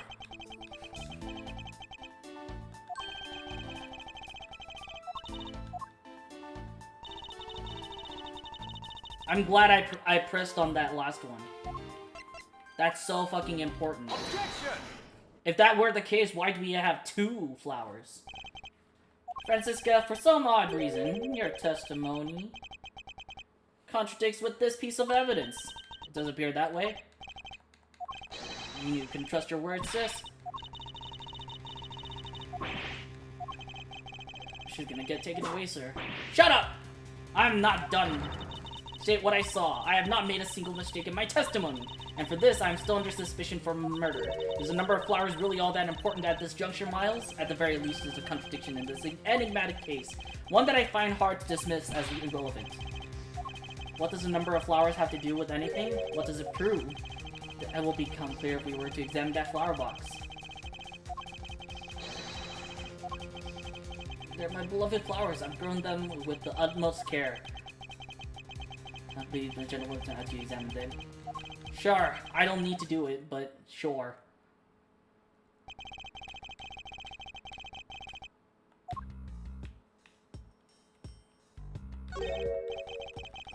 It has been uprooted.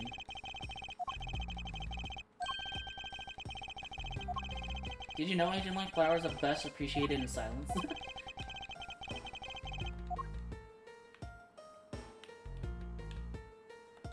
What's inside the watering can?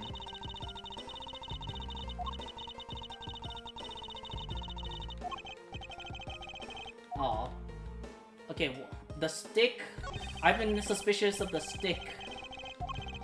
Called flowers, they are actually a species of vine. They appear to be growing well supported by these plant supports. But no matter how I look at it, there's only two here to me. Your little eye has failed you.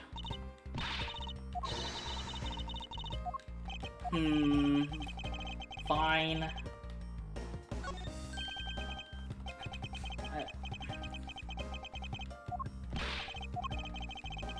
Fine, fine. Kay, thank you so much for following. Welcome to the Napper's Condo. I hope you have a great nap, yeah. How are you? How was Apex? I heard from Turtle that you were playing Apex. How was it? You're so cute. Aw. I'm not cute. Aw. Think so. How like a wolf, Agent Lang? But we'll see if you have any bite to back up that bark after you see the evidence. I was going to play with some others in like 10. Oh, nice!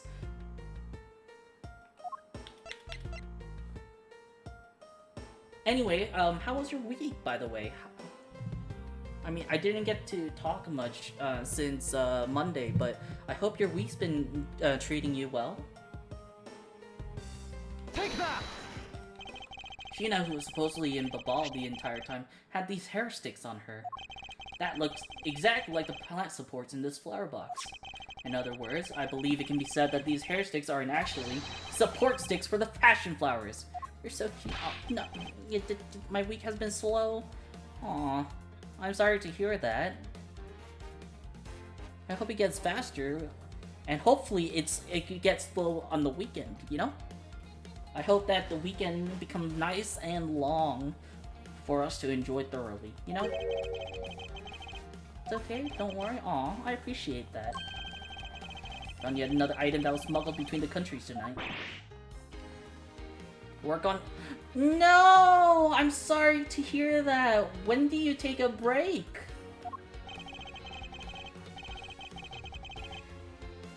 These sticks were originally Alabasta, but somehow... Never? Never? You don't take a day off on the week? Isn't that like illegal? You're supposed to like you're supposed to be met like, oh, I got a break this Sunday? Oh. Oh, class and work. I understand. I get it. Same. Class during the week and work on the weekends. I see, I see.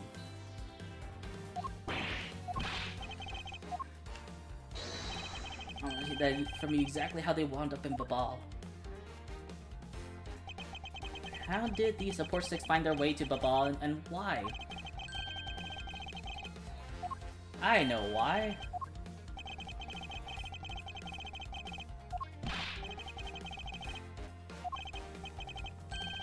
shape of the support stick is what's important. They're used with something in this room, that's when it all comes into focus. And the object that completes the picture when used with the support sticks is... the crossbow. I just want to perfectly align my crosshair. You're not really suggesting. I am. These hair sticks, or rather plant support sticks, make for perfect arrows.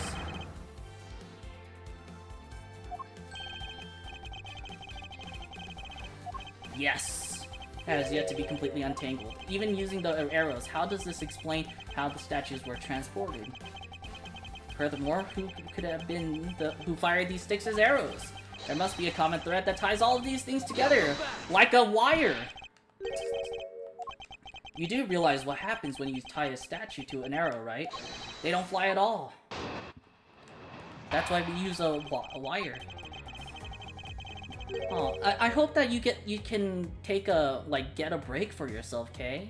Like, that's tough, working and taking class at the same time. I understand that feeling intimately. I wish, bestie. Please, if you could, please take your Sunday, take your break on Sunday, to the best of your ability. You're making me blush. Wait, I don't remember my blush toggle. Nope, that's the wrong one. That's the wrong one. That's the wrong one. That's the wrong one. That's the wrong one. Ah, there you go. It took me all 6 tries.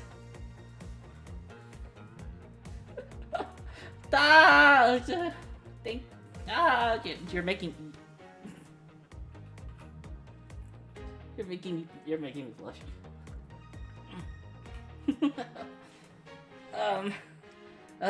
Sorry, you had me speechless.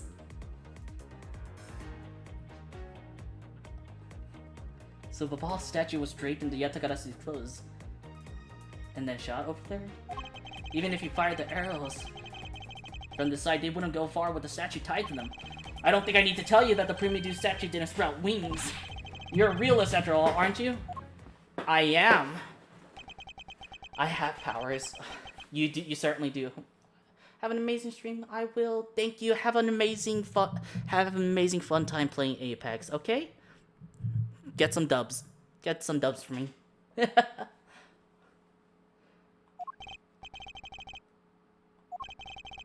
Oh,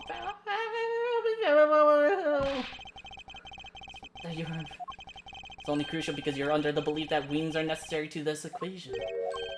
You need to free your mind a bit more and let it fly like a bird on the wind.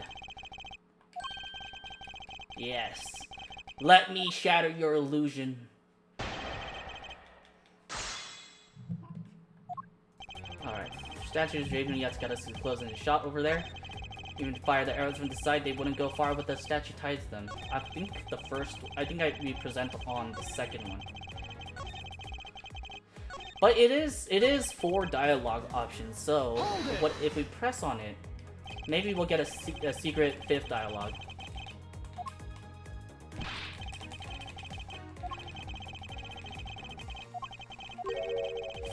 I love how they're not mentioning Lotta Hart directly. They're just calling her freelance photographer.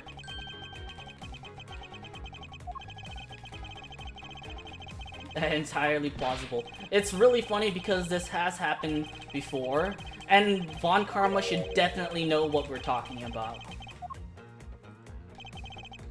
Hold it! We're in agreement that an arrow by itself would reach the other side, correct? Because the things they want to smuggle were a lot bigger than nothing. That's not necessarily true.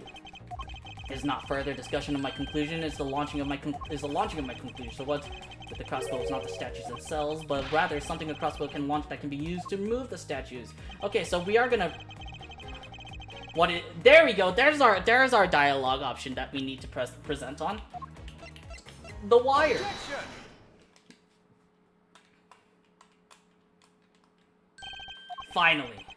Finally, we have reached this point in our discussion. For I present you that which was carried by the arrow from the crossbow. Heh, I get it now, Mr. Prosecutor. I can see exactly what you're trying to say. You're saying that the wire was tied to an arrow and then shot into Mr. Cochin's office. All the way from the 5th floor of the Alabastian Embassy. Down to the 3rd floor of the Babalese Embassy. If that's what you're claiming is really what happened, I can see how Alabaster Primizu statue could be moved. Gravity could be used to move the statue down the wire from the 5th to the 3rd floor. But then, what about Babal's Primizu statue? The dark shadow in this photo is clearly flying away from Babal. Going in the opposite way of gravity from the 3rd floor of the Babalese Embassy up to the 5th floor of the Alabastian Embassy. How do you explain that? Ha, I think I finally see how the gears behind this whole trick work. Agent Lang, the motion used behind this trick. I wonder if perhaps you have yet to envision how it works in your head. Motion? What motion? This is the motion that was employed to smuggle Babal's Primidu statue.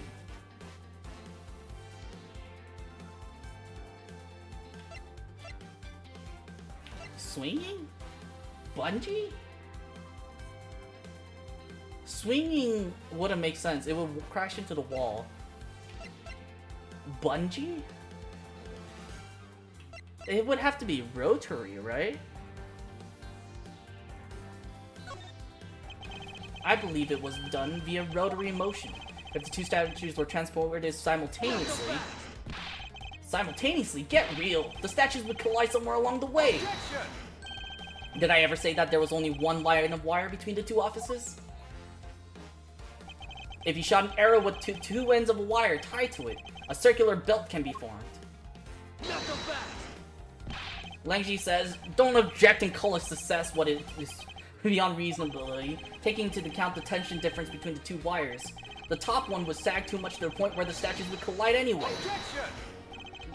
Agent Wang. As you know, the Primidu statue is a one-of-a-kind national treasure, and the fact that Babal's statue is a hollow replica of the real statue, it would naturally be lighter than the real one, meaning that my idea is very possible. Langshi says, Hwaa! Here's what I believe happened. Miss Yu and her mystery co-conspirators set themselves up in 2 different rooms. The co-conspirator bridged the rooms by shooting the 2 ends of the wire down on one arrow. Then the 2 of them covered the statues and proceeded to transport the wires. After the switch was completed, another arrow was fired, carrying the other end of the wire down to Babal, where it was to be disposed of. And to do that, Miss Yu hid it inside the grandfather clock, QED. Ha! Grr. This proves it, right? Agent Lang? That I'm not the killer. Not yet, sis. I still haven't my dessert yet. Right, Mr. Prosecutor? The proof is in the pudding, as it were. Pudding is a nice dessert. So, do you think you can do it? Can you prove that what you said is what happened? Because remember, if you can't, I'll be taking a certain someone back home with me as a souvenir.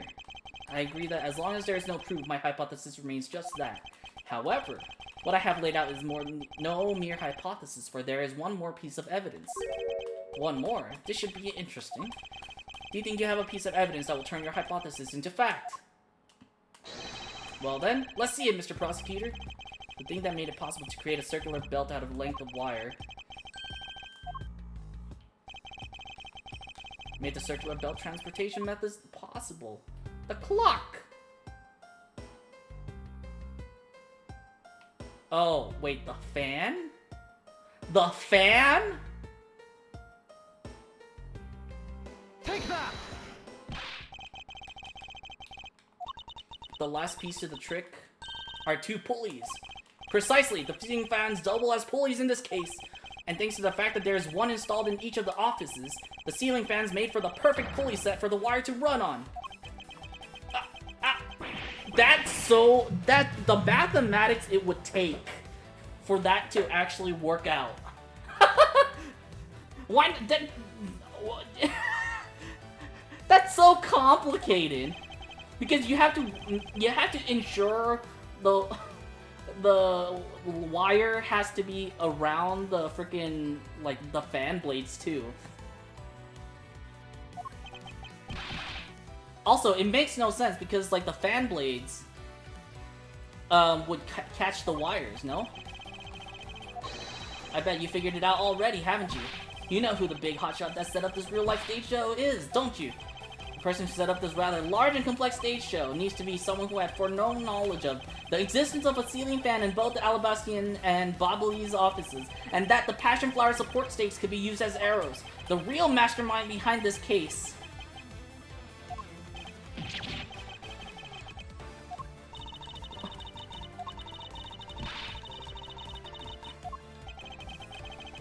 A single point of the finger here, and in this case will explode into an international incident. However, it's already too late for me to stop the forward momentum. It appears that I have no choice now, but to rush in! There's a piece that will point us to who the mysterious mastermind is. Wait, there is?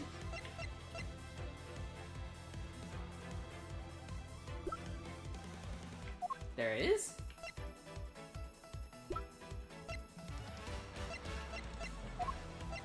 I want to say it's this, but I don't know. It would have to be this, no? I feel like that's the only thing.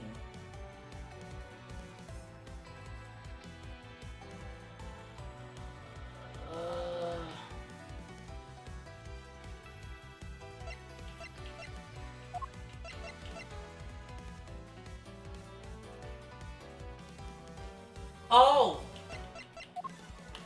The passion flowers itself. Take that! This smuggling could not have been possible without the use of the crossbow. Furthermore, the arrows that were shot by the crossbow were plucked, as it were, from the flower box in this very room. They were planted so long ago that the passion flowers had the time to grow so big that Miss Von Karma didn't even notice the arrows when she visited the embassy. On top of all this, the fact that the culprit knew that both offices had ceiling fans tells us that this person had very detailed information on the embassy's layout. So as you may have already guessed, the person I am accusing of hatching this plan is a person who grew the flowers in the flower box with the utmost care. Thus, it can only be you, Cursus Alba.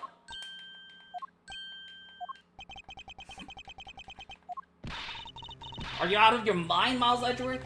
I'm certain of what I am saying, and I'm sure that he is the culprit. Tell me, Mr. Prosecutor, what was the ambassador trying to accomplish by doing all that stuff you just outlined? Why in the world would he need to use a trick like that? I understand your need to doubt me. However, there's one thing that stands out to me as very odd. The one single end result that Ambassador Alba sought to obtain. If we were to examine the focus of this complex trick, I believe we'll find an answer to everything. We need to focus, check.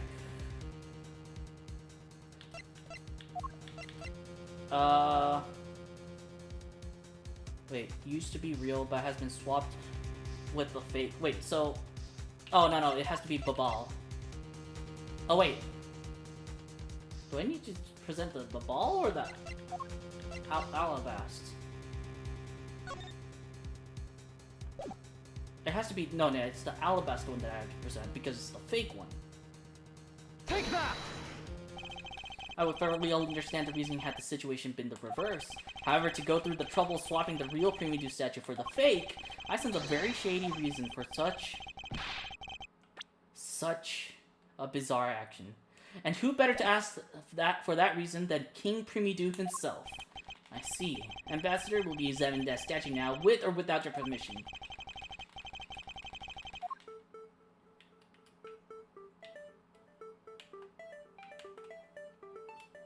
Can I zoom? I want to zoom in. There we go.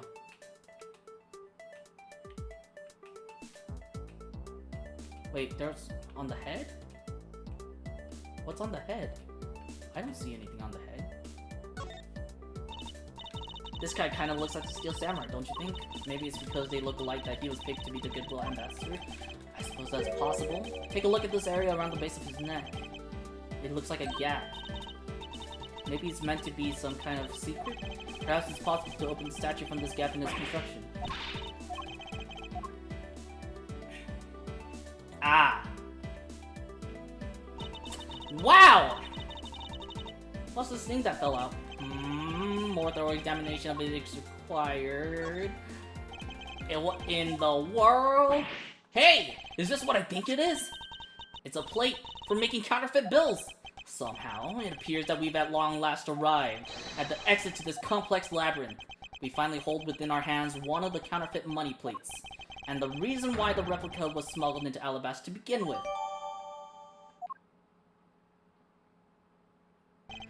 The Primidu statue can only be handled by the ambassador or the secretariat, and the replica is nothing more than a hollow shell covered in gold. These two circumstances make the statue the ideal object in which to hide the contraband. After receiving the statue containing the counterfeit plate from Sheena, the ambassador had the misfortune of accidentally running into Damask too. Surprised by the thief, the ambassador raised the replica statue at Damask too, and wham! Then, in order to frame the Steel Samurai of the murder, he covered the samurai sword in blood. Well, Ambassador Alba, you're the leader of the smuggling ring? My country is a mess, and it's all because of you? You're the one who killed Damask too? Answer us! I never thought that you would figure things out to this level.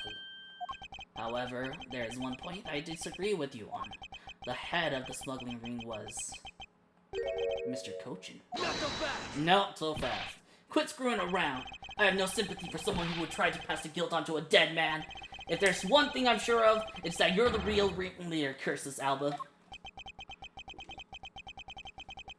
It's not good to speak with such subjectivity, you know, Agent Lang. Subjectivity? My conclusion is anything but, and is the result of logic and investigation. Logic and investigation? Only seconds ago, you were ready to arrest Ms. Von Karma. I don't think we can give such a flip-floppy logic any real weight, do you? It was a ruse.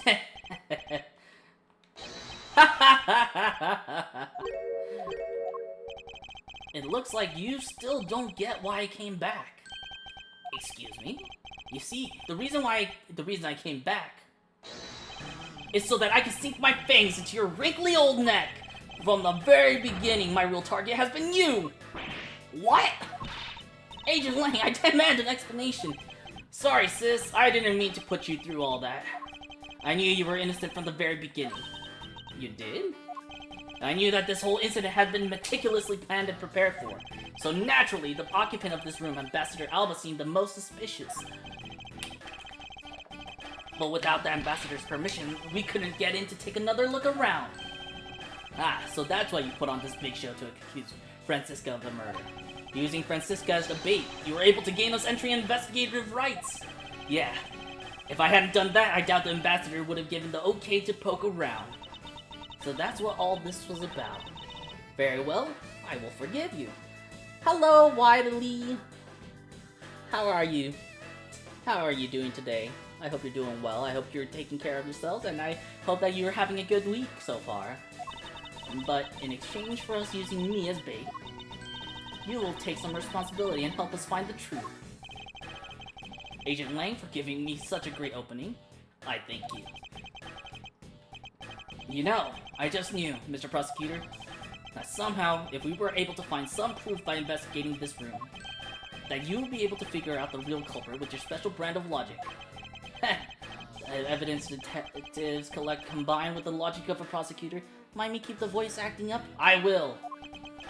That's just as it should be in a prosecutor-detective team, right? I don't know about that, all that. But one thing I do know is, I'm itching to see that old man get what's coming to him. Oh, you're quite scary when you want to be, aren't you? Hey, you were the one who was planning to use me to push all the guilt onto the sis. But unfortunately for you, you misjudged me. Agent Lang, I wish for you to stop trying to intimidate me. What we need right now is evidence and proof. I wonder if you have what it is necessary to prove that I am the head of the smuggling ring. Objection! Don't be such a sore loser. If you really are the head of the smuggling ring, then you should acknowledge your crimes with dignity. Dignity? That is nothing more than a fool's and sincere display of strength. If you really wish for me to acknowledge my crimes, then I would like first see some of this thing you call evidence. I tell you, I knew nothing really. I didn't even know that a counterfeit plate was hidden inside that statue. Objection!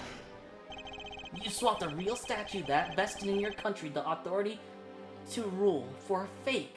It doesn't make any sense that you didn't know anything. It doesn't make sense. Or doesn't it make sense? Can you prove that it doesn't make sense?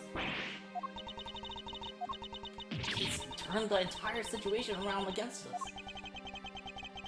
Damn. The proof that the Interpol has been after, which points to this man as the ringleader. If we can somehow find that proof now, then we can see to it that justice is finally served. Is there nothing I can use to break this case wide open? Yes, we can. The trump card and the videotape. With those two items, we might be able to finally bring this man down.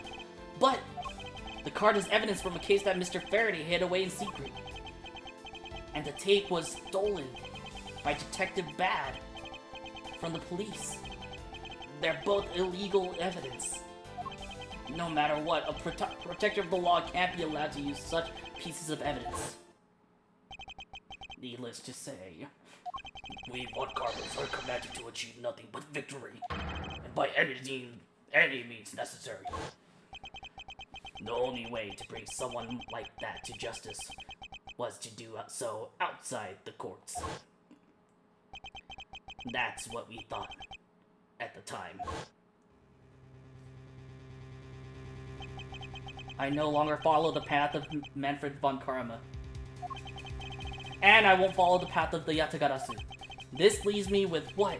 What creed will I believe in? If I want to pursue the truth, then I will sully my hands in illegality. And if I want to pursue justice, then I will lose the truth. What is the law and what is justice? And which path is the prosecutor supposed to follow? That choice is one I must make by my own hand. Here and now. I'm gonna...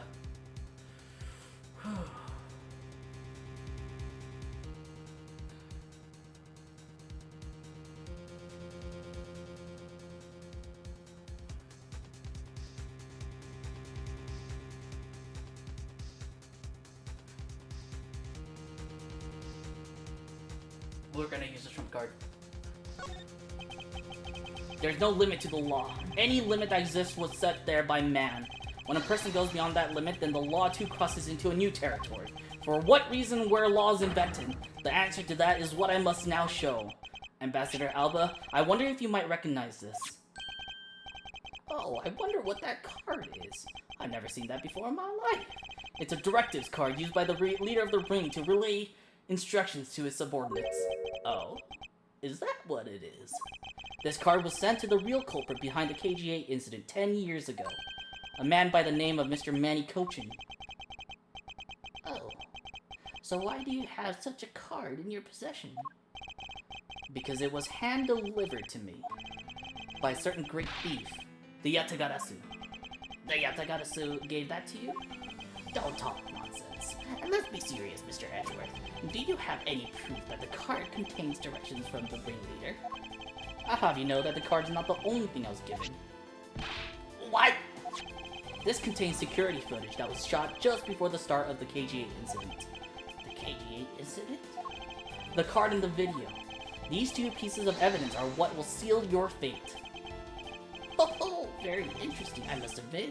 I am very curious now. Very curious indeed. In these case-deciding pieces of evidence you presented. The prey and the Yatagarasu has been chasing all this time, now stands before me. I can't allow this man who has had free reign for 10 long years to simply walk away. Now is the time for me to bring to fruition the valiant spirit that was given to me.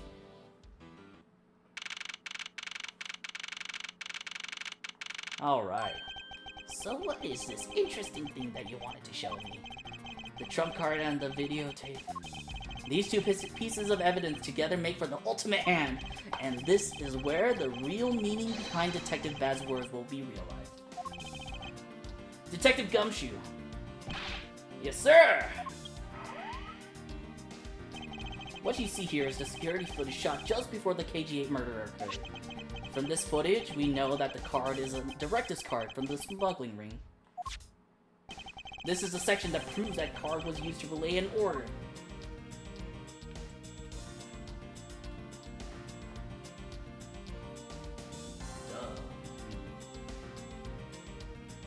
Take that!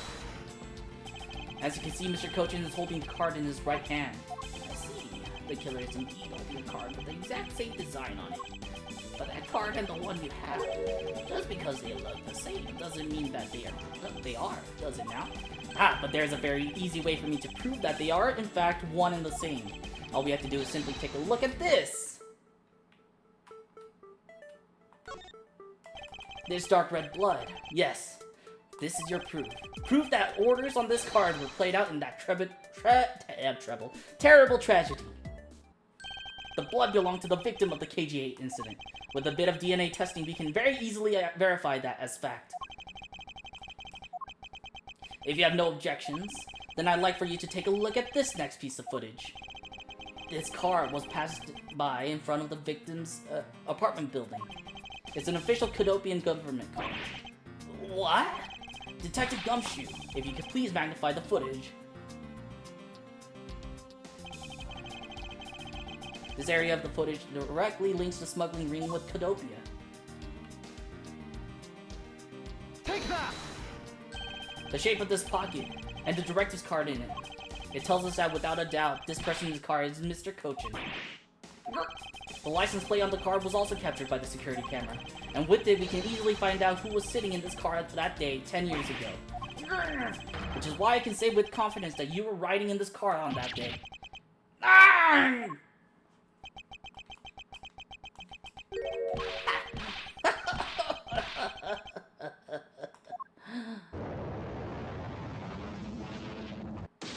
Holy shit! You've done well, my boy, to make it this far. However, about your claim that I was riding in the car at the time, that's going to be mighty difficult to prove. How so? The Principality of Codopia no longer exists. So naturally, all records from that time period also no longer exist. What he really means is he's already erased all traces of them. Are we finished here, boy? The only weapon I have left to me now is this piece of footage. Ha! Thank you so much for showing me that badge. I was wondering if it was important. Take that! What the? Ambassador Alba! Yes, what is it? You were once an army man in service of Codopia. And it was you who made the many missions you participated in successes, correct? Why such sudden backhanded praises, my boy? Although, to be sure, the brilliant medals on my breast were awarded to me during the era of Codopia. But now I am the only one who owns this particular medal. In that case, the only person it could be who is sitting in this car is you! How do you figure that? By the medal captured here in this footage! It is clearly the same exact medal as the one on your chest! What? Oh my god, his face shattered. For this is the path that I have chosen.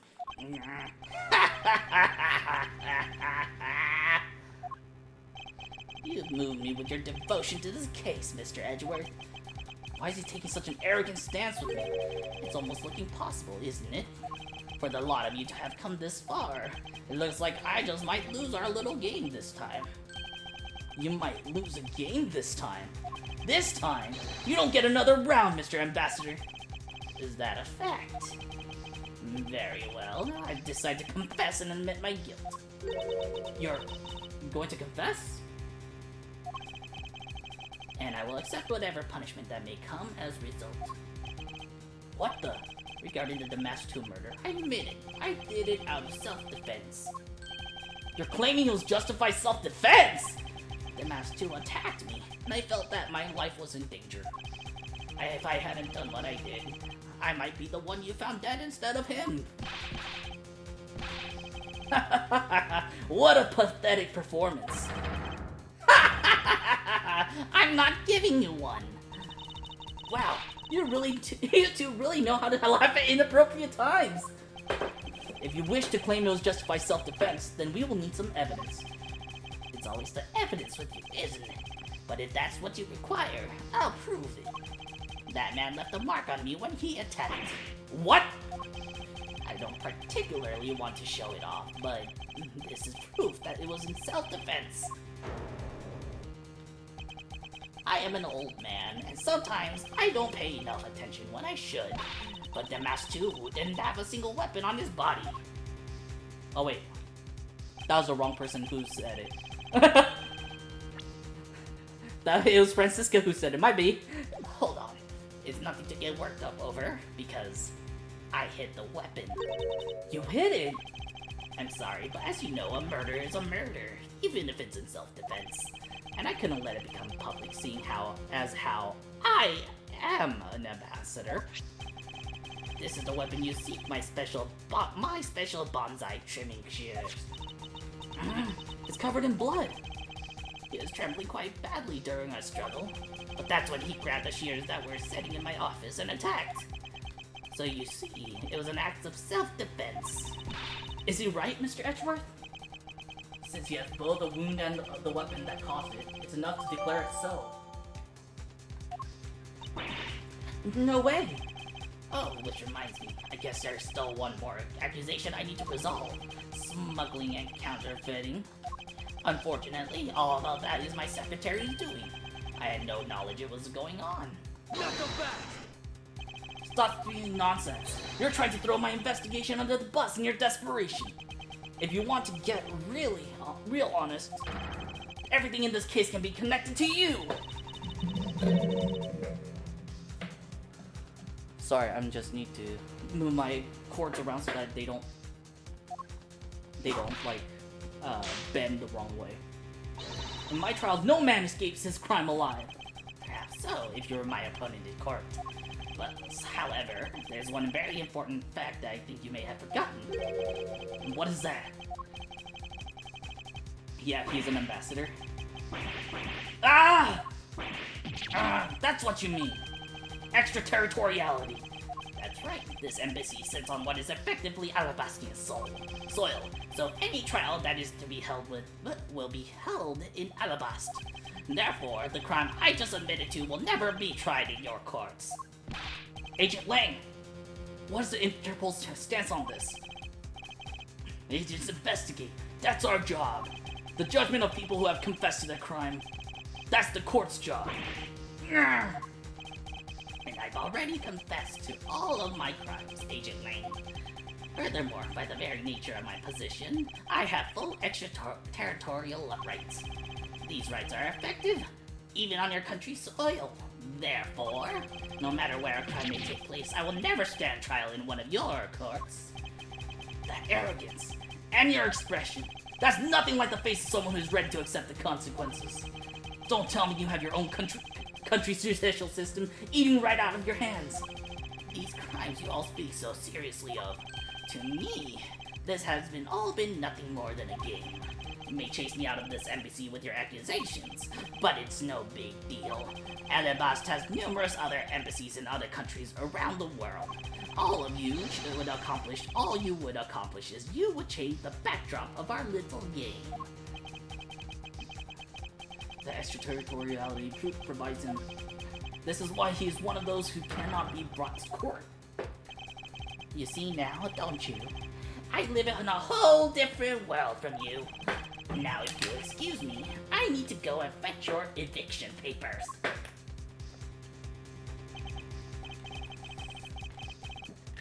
I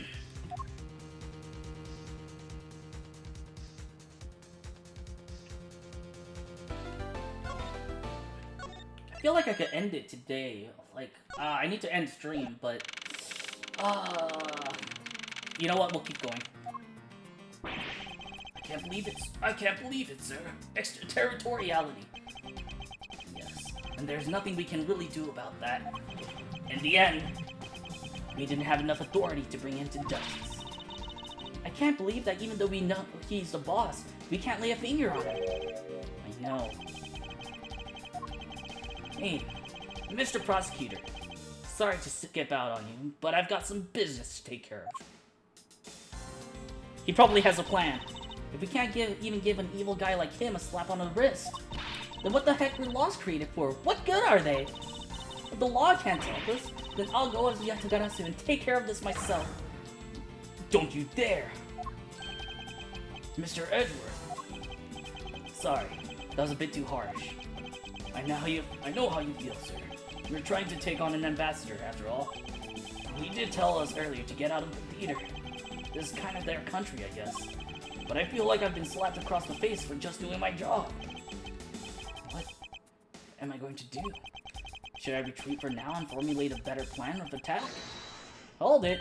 Come on, everyone. We can't give up just yet. Okay? I want you to think about something for a second. We never let up for even a second. As long as we don't stop investigating, we might find the rotten treasure hidden here. She's right! Come on, Mr. Edgeworth. You're right, Kay. Very well, let us reopen the investigation and see what we find. Come on, Kay. Right behind you. Go check out the ball a little bit more, sir. And I have something that I need to investigate further in Alabast. Wait, is she even allowed?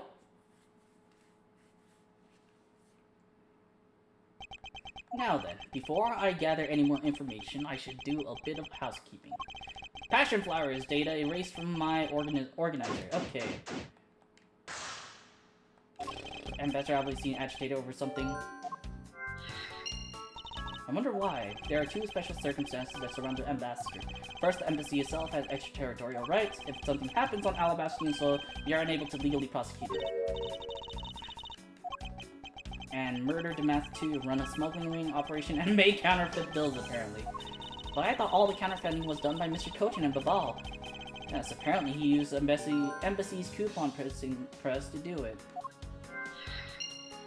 But it's the same story over there anyway. Baval also has extraterritorial rights. Which brings me to my next point, the ambassador's extraterritorial rights. See, those rights are effective even in our own country. Really? No matter what happens, he can never be tried in our courts. He retains some very special rights indeed. Basically, no matter what wrongs he may commit, he can't bring him to trial here. So I guess we really don't stand a chance, do we?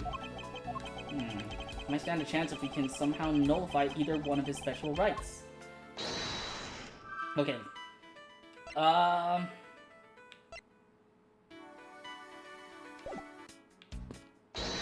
Wait, I didn't mean to click that.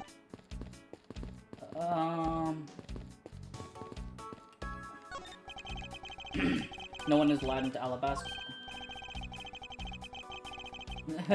She is from Interpol and had the proper paperwork, so while I was reluctant, I had to let her in. Okay, so Francisca somehow made it through. If I didn't... that whip of hers! Yep, definitely Francisca! Okay.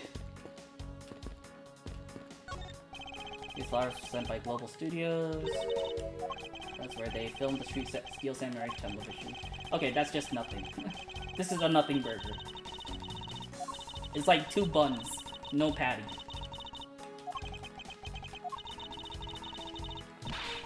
A great memory. Okay. Wait, are we not allowed to go through here? Embassy of Babal, I'm sorry, but I don't really need to enter your country at this time. Oh.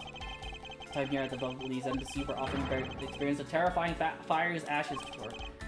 Shall I sign you up? We're fine. Okay, so nothing. So we have to. Oh, I think. Wait. What about this? Just before the 2 ambassadors gave their bouquets to the Steel Samurai. Oh, hold up.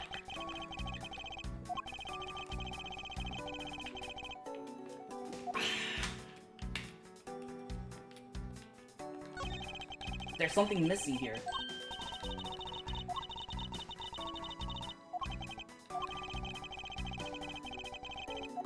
Just look at me, I sound like some sort of botanist. He knows because freaking Wendy Oldbag is here. Keep sending him one. So I've never seen a flower like this before, but I feel as though I've seen this shape somewhere before. It's connected to one of my evidences, yes. Eureka! Could this piece of evidence be related to this photo somehow? What? What do you mean? What do you mean? What do you mean? It's right there!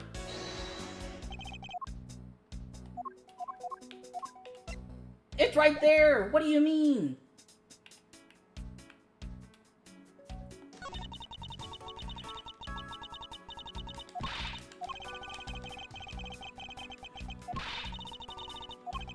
Bruh. Got worked up.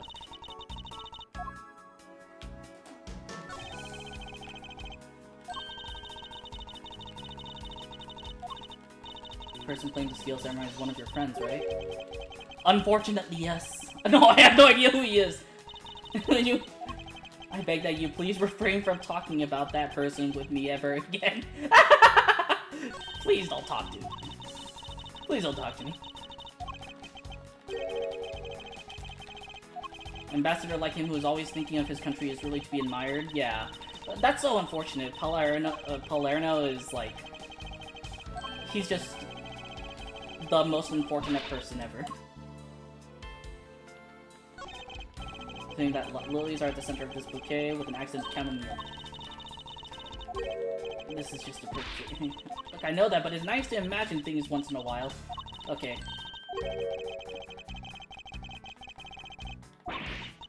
Did I not present the proper one?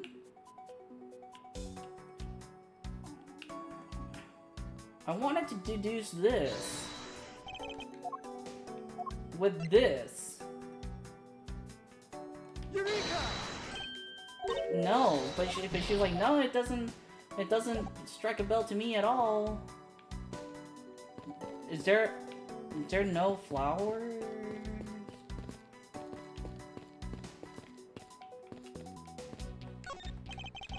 by Gatewater Hotel. Wait, Gatewater Hotel is the one where... Wait, isn't Gatewater Hotel the one where, Mia was killed? Like, she wasn't killed there, but the person who was, like, looking at Gatewater Hotel, like, the fake alibi and the fake witness, at the Gatewater Hotel, saw Mia's death.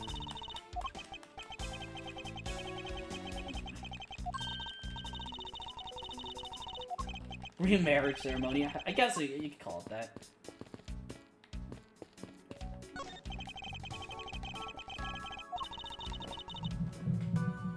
Okay. I need to know.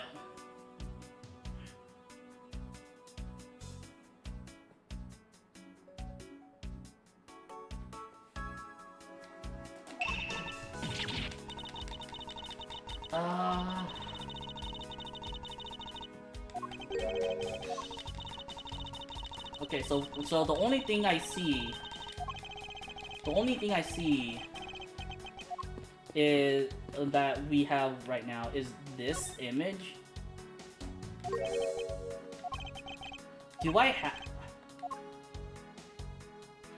have anything on this?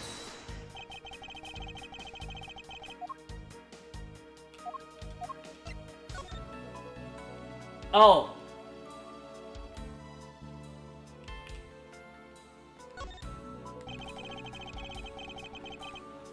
Bruh, I totally missed this. Eureka! Football's national symbol is the butterfly, and Alabast's symbol is a flower. It would appear that someone is employing the old hide a tree in a forest trick. The handle on this knife looks exactly on the blade that killed Mr. Cochin. The weapon that killed him was carried through the Diatrum Neutralis. And the very bouquet Ambassador Alba was carrying. Flower motif. Looks like one of the flower petals is missing. Take a look at the weapon itself. It's missing the exact same petal. The knife in this photo is most definitely the same as the murder weapon. Man! Oh wait. I didn't mean to. Okay.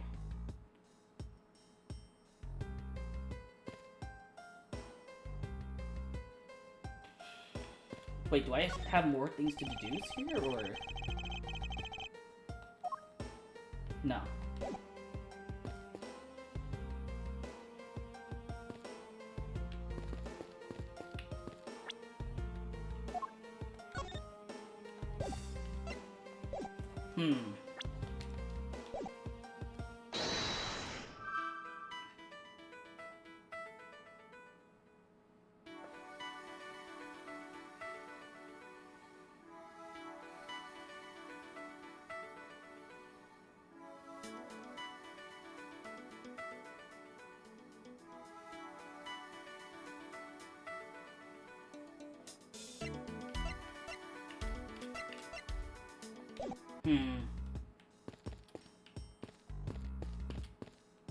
Can I talk to you? Yeah.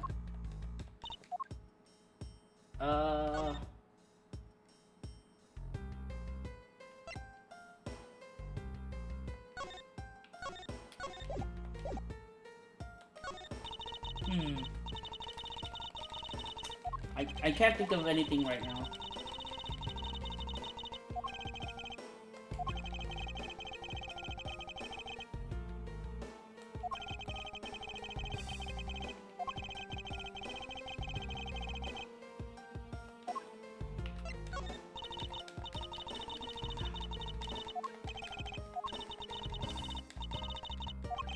Swing thing.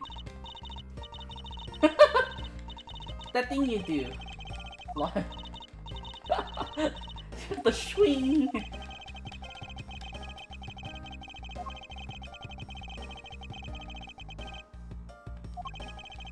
Use logic and reason my way to the truth. Is there anything else to look at? The Bobbly's embassy. Okay. Sam's garden. Okay, it was like a lot of constructions going on. Palerno. I think it's Palerno. It's Palerno. My bad. can say I just have good nose for money. No, I can't use that. There was I talked to this guy. Wait, can I look at the map? No, I can't. I'm rubbing my dick on everything, but I can't. There seems to be nothing.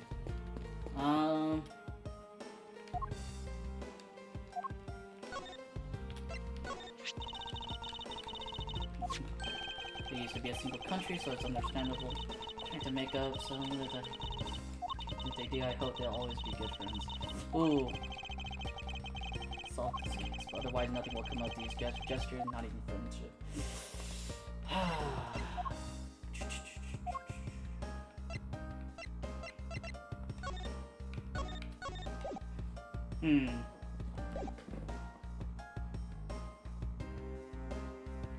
Oh, what if...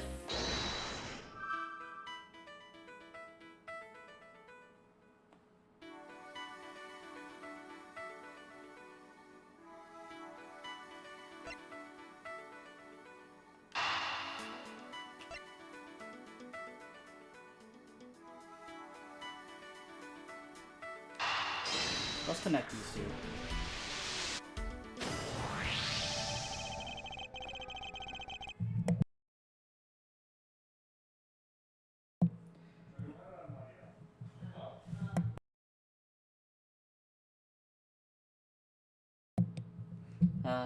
Were printed using the embassy press, but the necessary materials such as Bobbly's ink and paper must have been hidden in a secure location.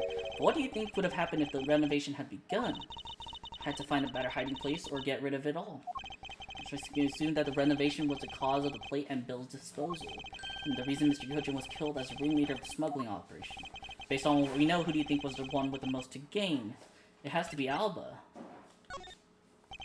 One person who has been erasing all evidence of the smuggling operation from both embassies, the co-conspirators mopping up, Ambassador Alba. Ambassador Alba had a very strong motive to kill Manny Kojin. Well, that means, no, that's definitely out together, then. The cause of Ambassador Alba's agitation, the rotten treasure we may find, and the motive for killing Mr. Kojin. Miss Yu said it herself that she didn't kill anyone tonight. If we were to take her words at face value, then the reason for the Ambassador's nervousness can only be one thing. He didn't want us to discover the real circumstances under which Mr. Kojin was killed. Ambassador is the real killer? Yes. But the two of them were friends. Maybe they were, but what if Mr. Kojin was the one who first betrayed their friendship? Pushing real hard for Mr. Palladino to be ambassador after the reunification? Yes, and that was the real reason why he wanted to steal Alabaster Prima Duke's statue. So Mr. Kojin hired Damastu to go steal it for him. But when Ambassador Alba found out what he was up to, he killed Mr. Kojin. Definitely a possibility at this point. Those two really were thinking of no one but themselves. The question now is, how did he do it? Ambassador Alba was in Alabast, but Mr. Kojin's body was discovered in Babal, right? And that is what we must solve next. It must have something to do with where Mr. Kojin was killed. The Alabastian ambassador was likely to meet Babali's Mr. Kojin. Yeah, it would have to be Theatrum Neutralis. Take that! Because that's the only place. Theatrum. The Goodwill event was being held here today, so the only place that the both of them would have been in is here. If that's the case, then everything changes.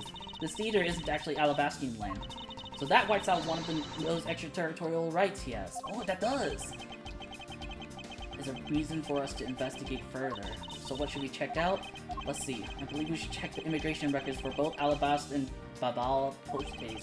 Babal's records should be easy to obtain, however, the problem would be Alabast. I wonder if they would allow us to see their records, despite the order to vacate. I'm already one step ahead of you, Miles Edgeworth. Francisca. I have here the security footage from both Alabast and Babal. We would do well to take a look at its contents. Ho ho ho! Avant Karma strives to be perfect in every way. It's not in my nature to keep on retreating like this. I took the liberty of looking over the Babal investigation reports as well. From now on, you will make no excuse to back down or say that we can't solve this case.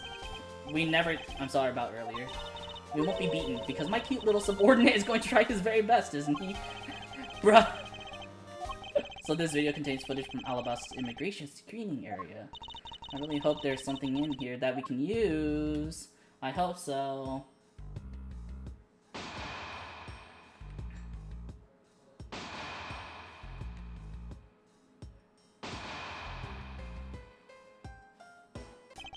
Which measure should I examine? I don't know. The cart. The lump shape strike you as odd. Isn't it supposed to be the shape? No, there's clearly something odd about the bulge. If only you had the push cart itself, you could compare and confirm my hunch. Let's check the footage from Babal's security camera. Hope it shows us something good. Ooh, there wasn't a single sign of a suspicious person or anything. That right there is the contradiction.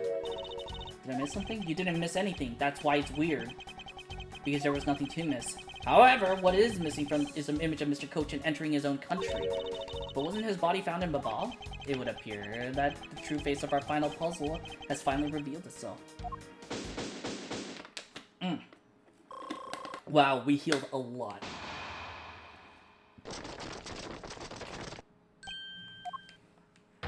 Ambassador Alba? I thought I asked for you and your group to vacate the premises, Mr. Edgeworth. Actually, I thought I should let you know that this theater sits on my country's soil. You've had your fun and I've enjoyed our little game. I dare say that you've even achieved a new high score. However, once you've recorded a score, that same game can never be replayed again. Do you understand what I'm saying to you? Your game is done, and it's game over. Is he talking about Double Jeopardy? I mean, that might be the case, but you do realize that Double Jeopardy is avoided when you find new evidence pertaining to the case. Objection! Where do you think you're doing at this time of night? Oh, what do you think you're doing at this time? After admitting to my crime, I was overcome with regret. So I'm heading to the airport now to return home. I'm afraid I can't let you do that. There's still too many issues we need to discuss with you. You can't stop me, Mr. Edgeworth, and you know it.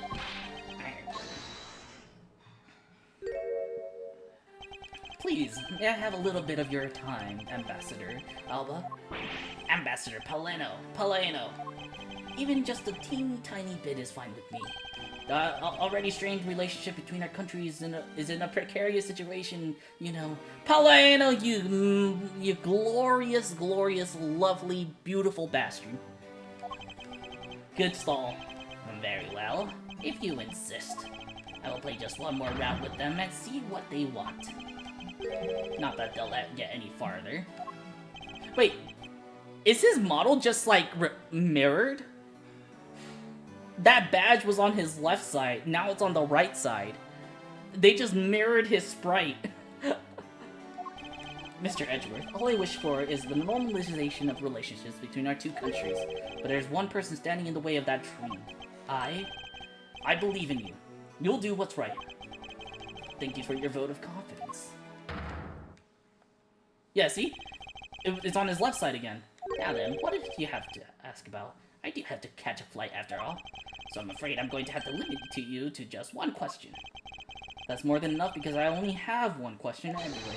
I want to hear your alibi about how you couldn't have killed Mr. Manny Kochin. Oh, I see.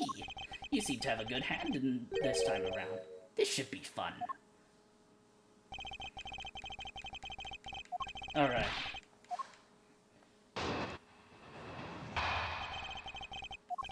Alba's afraid I still don't understand why I'm being placed under suspicion here.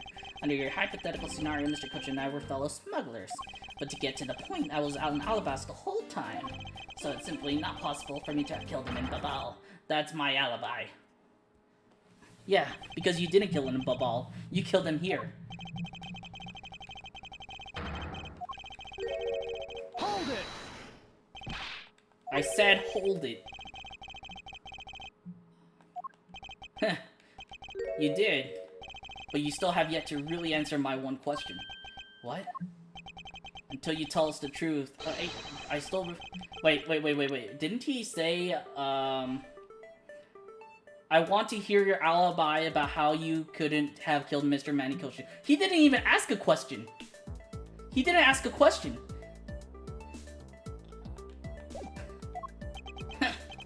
Fair well, I will play with you just a little longer. As my subordinate and representative of this country's prosecutors, you are forbidden to lose! Of course, that is something I've understood from the start. That guy's the one who ordered my father killed, isn't he? Yes, I believe so. The goal of the first Yatagarasu was the capture of the smuggling ring's leader. My father and Uncle Bad, their legacy will live on. Through me. That's why we got to catch him, okay? We will, I promise. Now, Ambassador Alba, let's have the truth. Have at the truth now, shall we? No matter how many times you ask, my answer remains the same. Okay, I want to review my evidence real quick.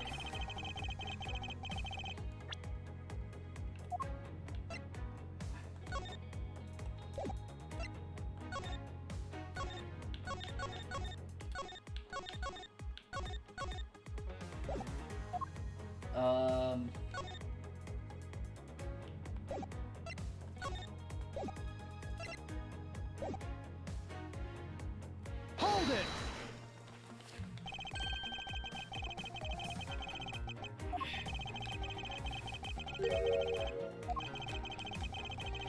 Oh, you know what? This first press. Oh my god, we got an objection from him and it actually was voiced. Now we're on the final. Oh wait, I wanted to press on the next one. Hold it! Earlier proved that would happen. Well, let's leave that to one side for now, because it doesn't change the fact that I have no motive. Oh, so you really had no reason to kill Mr. Cochin? If you want to suppose I had one, then why not? I'll indulge you. After all, this is nothing more than a silly game to me. Even if that's how you see things, I'd appreciate it if you take me seriously. I'm sorry. I suppose you are in a bit of a pickle. Very well, a game's no fun if the playing field isn't level. Therefore, I formally claim that I had no motive to kill. Now, let's see you disprove it. Alright. But you did have a motive to kill. Objection! And here it is. If you want to know, I believe you did have a motive to kill. It was because Mr. Cochin had betrayed you. But you had your own reason too. Namely, you wanted to pin the smuggling all on him. Evil begets evil, and because you were trying to test each other, it turned into this mess. Objection! Objection! I don't... Oh, let me redo his voice. I don't believe this. You have a bad penchant for telling tall tales, Mr. Prosecutor. And if you're not, then I suppose you have some proof to support your argument. I never use guesswork in moving my cases forward. Unlike Phoenix Wright, who bluffs his way through victory after victory, it has been proven that this note was written by Mr. Cochin's hand. Shall we take a look at it? The content of the note is a request calling for the theft of Alabasta Prumindu statue. By killing him and pushing all of the guilt for the smuggling onto him, you walk away spotless. I believe you understand what I'm driving at. You had more than a few reasons to kill him. Objection! As you finish with your hypothesizing. Excuse me? Let's suppose I did have a motive. Even so, a motive or a thought alone can't kill. Isn't that right? Damn, he's playing the semantics. Now then, if you will excuse me. Wait, what? I told you at the very beginning, didn't I? You only get one question. Ambassador Alpha, if you could please just give us a little bit more of your time. It doesn't matter what kind of man he was. He was my subordinate, which is why I would like for us to figure out the real cause of his death. That is something for Babal to figure out, and something to which I have no relation to. Damn. I'm very sorry, but it seems that now even my voice falls on deaf ears.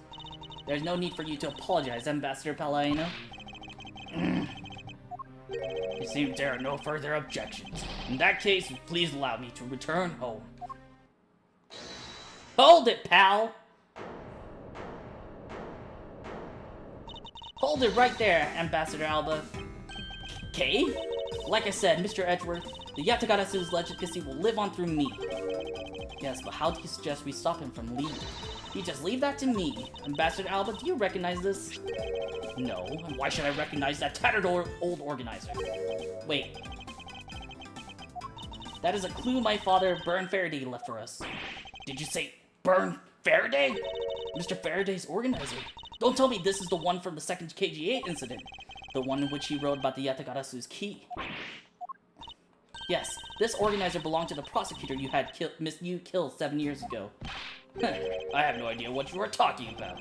You say that like it was related to me. Inside this organizer, he wrote up every detail of every evil thing you did. What an amusing little girl you are. But that sort of trickery won't work on me. If you won't believe me, then take a look at this. And what is that toy there?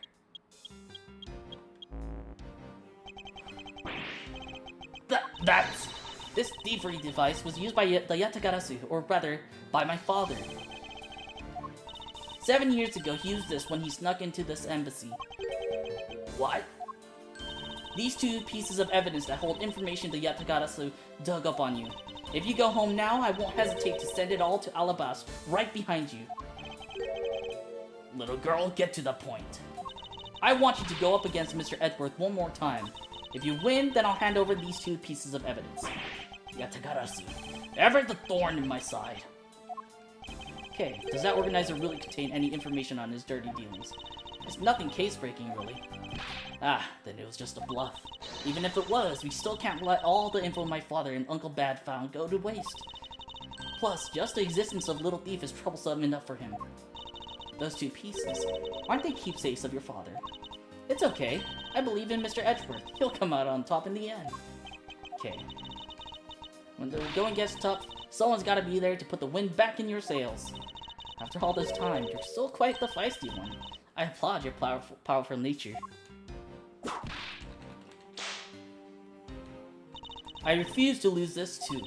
Ambassador Alba, you won't be returning home until you give us further testimony. How dare you all, barring a person like me.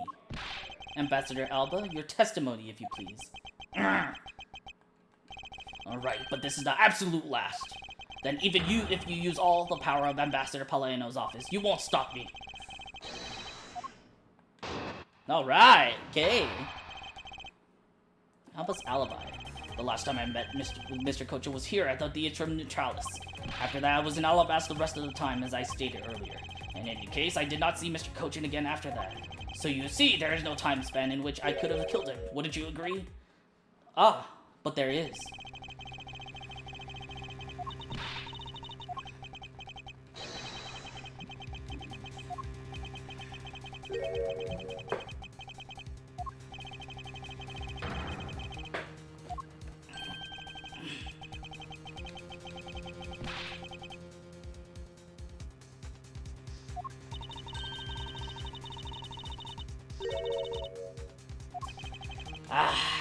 Okay, I think I know what I have to do.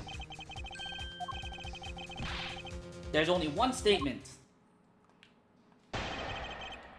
And I know what that one statement is. I was in Alabaster the rest of the time as I was... Okay, I know that. Coach enough to get out. So you see, there is no time span in which I could have killed him. Wouldn't you agree? Ah, but there is. Objection! I'd like you to take a look at this picture. It's a rather nice picture, isn't it? It was to commemorate the restoration of relations between our nations. Oh, it's commemorative, alright. One that captures the proof I need to show that it was you who committed the murder. Come again? This is the knife that killed Mr. Kochin. I see you recognize it, as well as you should, for it was you who brought it to this theater.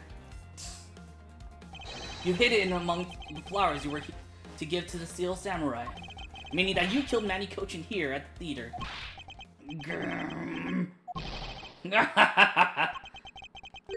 It's time for me to catch my flight. Objection! We're not through yet. Objection! It's game over for you, Mr. Edgeworth, but I thank you for the entertainment. No matter how passionately you orate, the end result will still be the same. I won't be returning to this country ever again. That's right. This man is an ambassador. And he has extraterritorial rights. No matter how hard we chase after him, we won't be able to have him tried in court. Yes, that's exactly the face you should be making. The face of a worthless cur. Now then, ladies and gentlemen, I must bid you farewell.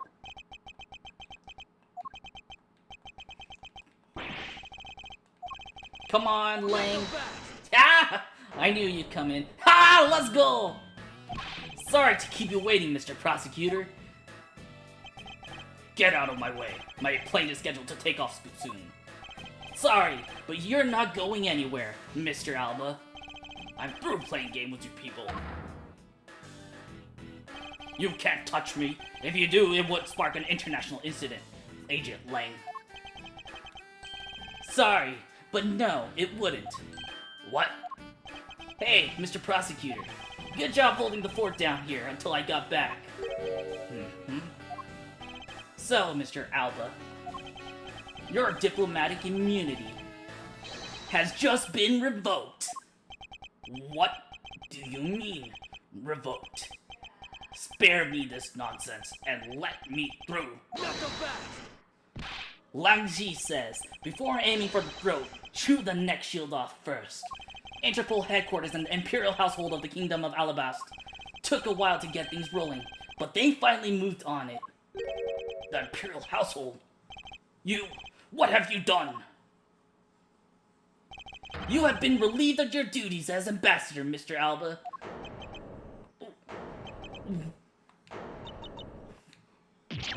What? Effective today, effective right now. And you have Mr. Prosecutor's videotape to thank for this. The video that Yatagarasu protected. You can't be arrested simply because you're an ambassador? In that case, I thought I'd strip you of that title. You underestimated me, a descendant of the founder of the attainment philosophy, Lang Ji. 4,000 years of deeply entrenched connections and networks around the world have really paid off. It can't be. I don't believe this. My ambassadorship has been revoked. He turned back into an old man. Ha ha ha ha ha! Looks like you're finally coming to grips with your new standing. Woohoo! Looks like he's turned docile again. He's probably in shock from the loss of his shield. What a shame. I had so wanted to use my whip on him. Why is this happening to me? I'm just a hard-working, honest ambassador. Do you really think you can still pull that on us now? We've already ripped away the mask and seen you for who you really are, Mr. Alba. He's gonna fight us? Holy shit, he has too many teeth. He has too... No, I won't be stopped now. So what if I am no longer an ambassador? You still don't have any evidence on me. The fact remains that you cannot arrest me. I expected no less from you, the boss of the smuggling ring. Well, the rest is up to you, Mr. Prosecutor. Understood. You say that I killed Mr. Kochin in the theater, but even if that's true, that there was a knife in my bouquet, I left that bouquet in the theater, so anyone could have taken it out from there and used it, right? Besides, the claim that he was killed here itself is odd. After all, wasn't his body discovered in Babal? Are you claiming that I carried his body all the way over there? Preposterous. Objection! I'll be the one to prove whether it's preposterous or not. Ex-Ambassador Alba, are you ready? Because this is no game. This is war. Oh wait, you really shouldn't have said that. I killed Mr. Kochin in the theater using a knife that was stuck in my bouquet. I left that bouquet in the theater. Anyone could have taken the knife from there. Besides, Mr. Kochin's body was discovered in Babal, right? There is no way for me to have transported this body from the theater to Babal. We'll keep going. Look, don't you think you have enough fun with me? You've already stolen my ambassadorship from me. Would you have me surrender too?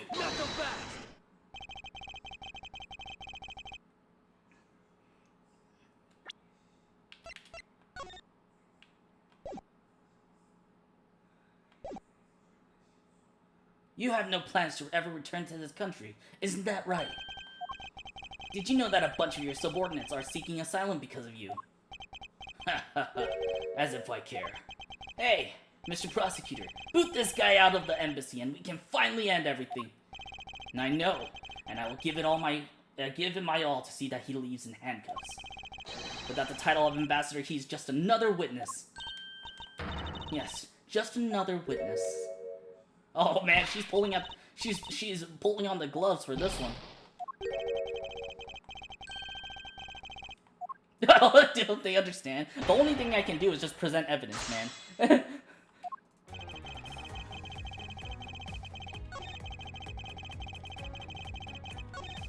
Mr. Kuchin's body discovered. Oh, there's no way.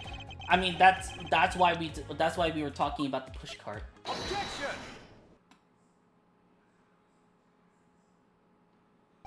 Actually, I do believe there is a way to transport the body out of the theater. Perhaps you should give this a look. What is that supposed to be? It's footage from a security camera that captured the state of the immigration area. Should I congratulate you on getting your hands on it? Just letting you know that we're not the only ones watching your every movement. Thank you for the warning. Now if you could take a good look at the section here. This lump here inside the pushcart, do you know what's causing it? Should I? Because I don't. In that case, allow me to enlighten you. This is the cause of the unnatural lump under the cloth in the pushcart. Take that!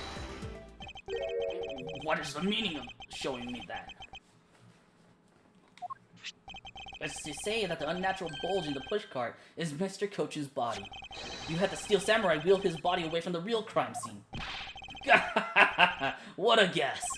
But I wonder if you have any evidence to support it. I admit that for now it is just but a hypothesis. However, if you can't prove it, then I'm afraid I must be on my way. I don't have any more time to play with you people. Sorry it took so long, Mr. Edgeworth, sir! Gummy? Detective Gumshoe, is that the Steel Samurai's pushcart? Yes, sir! I found it in the open-air stage area. So that's where you went. The detective spirit that Pops left me with, I thought I'd follow my gut and go with it, sir. So, Mr. Edgeworth, is this worth anything to the case? Yes. Oh, yes, it just might play a major role in solving this case, detective. But something isn't right. I thought that the entire samurai family was in Alabast. Where exactly in the open air stage area did you find this pushcart? I found it just lying there at the edge of the stage, sir. Oh, well, let's leave that for now and examine the inside, detective. Yes, sir! Oh my god, look at this. I wonder why there's a blood stain there. Huh. It's blood. This must be Mr. Coachen's blood, which only goes to prove that Mr. Coachen's body was indeed transported by this pushcart. I believe you understand what this means, correct? You killed Mr. Coachen at this theater, and then placed his body inside the pushcart. And then you forced the Steel Samurai to unwittingly move the body for you. Objection! I forced him to move the body into Alabast? What nonsense! Why would I bother to do such a thing? Objection! You were scheduled to make a speech in Alabast, meaning it was difficult for you to make a stop in Babao. However, what if you moved the body to Alabast? Because it was your embassy, you could keep an eye on it and tamper with the evidence. And then you smuggled it out of Alabast. No! If I can show you how you moved the body from the Alabast to Babao, then I win. But you can't. The security between the two countries is incredibly tight. I'll be the one to judge whether I can or cannot prove it. And so I ask you to provide us with testimony regarding your movements after your return to Alabast. Do you know how the body was moved? No.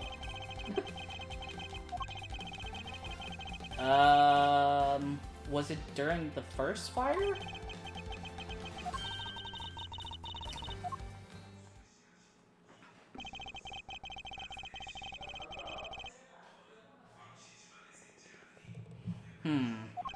So But why shouldn't there be an answer as to how the body was moved? And that there must be a logic flaw somewhere I can exploit.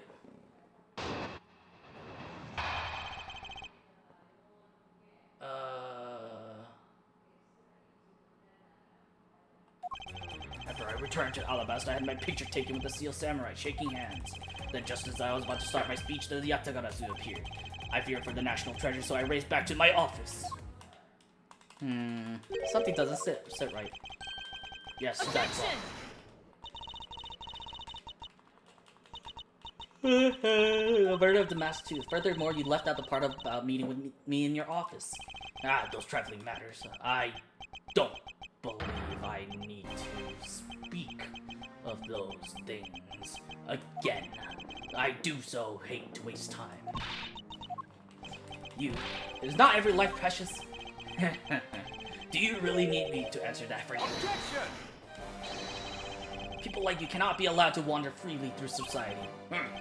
Then you'd be better try hard, because I doubt you'll find a single contradiction.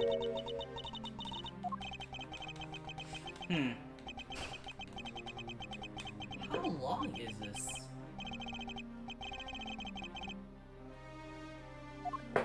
Alright.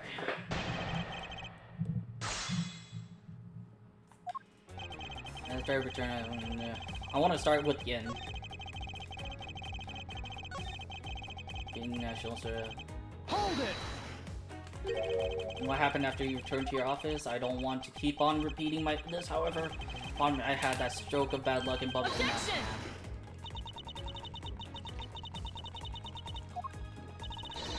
The mask, too. Who cares what he was called? By the time he got to the Primidu statue that he was supposed to steal, it had already been swapped for the fake. Talk about an unlucky man. Being bludgeoned to death with a fake statue.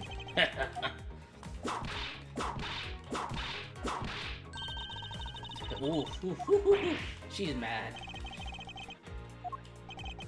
That the limit of her patience as well. Same. But I have nothing.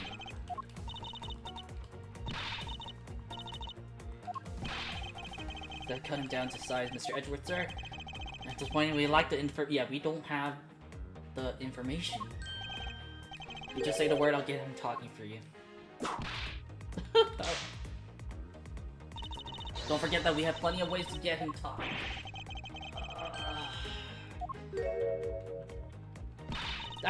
But this is coercion. Please do not please do not coerce our witness.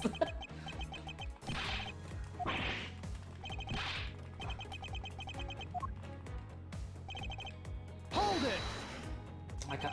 I need to press everything, right? The Pink Princess was suffering from a bad hip at the time, and the doctors recommended that she rest. The pain of a bad hip. I suppose none of you can really understand how it feels. Because you're normally all hunched over. He did need to keep up the act no matter what, I suppose. The point of this is not to discuss my back problems. For about 15 minutes after our handshake, I was in my office preparing for the speech. Hold it! My nose is itchy. Hey, how do you feel? I can explain in detail for you. You arranged the spotlights in the Rose Garden so that when you were to take the stage, the audience would see the Yatagarasu's shadow.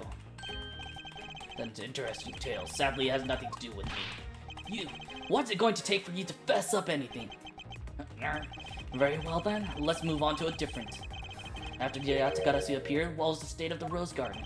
Everyone took refuge inside the embassy, even helped with the effort, and then once everyone was inside, well... I can't find a single flaw in his argument. Oh no! Someone needs to come in clutch.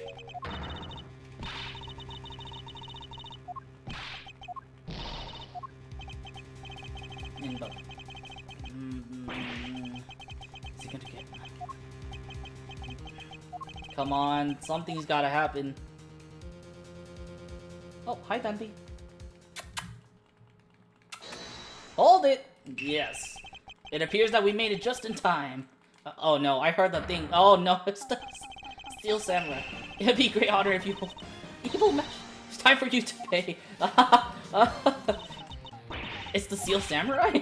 No, you are mistaken, for I am Steel Samurai Daddy, Married Man of Neo Old Tokyo. And this is Pink Princess Mommy. No, please. Yeah, two people I don't want to see at all. What are you two doing here?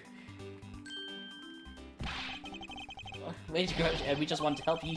Get ahead with a single thrust of my samurai spear. We don't want you to kill anyone. Go away!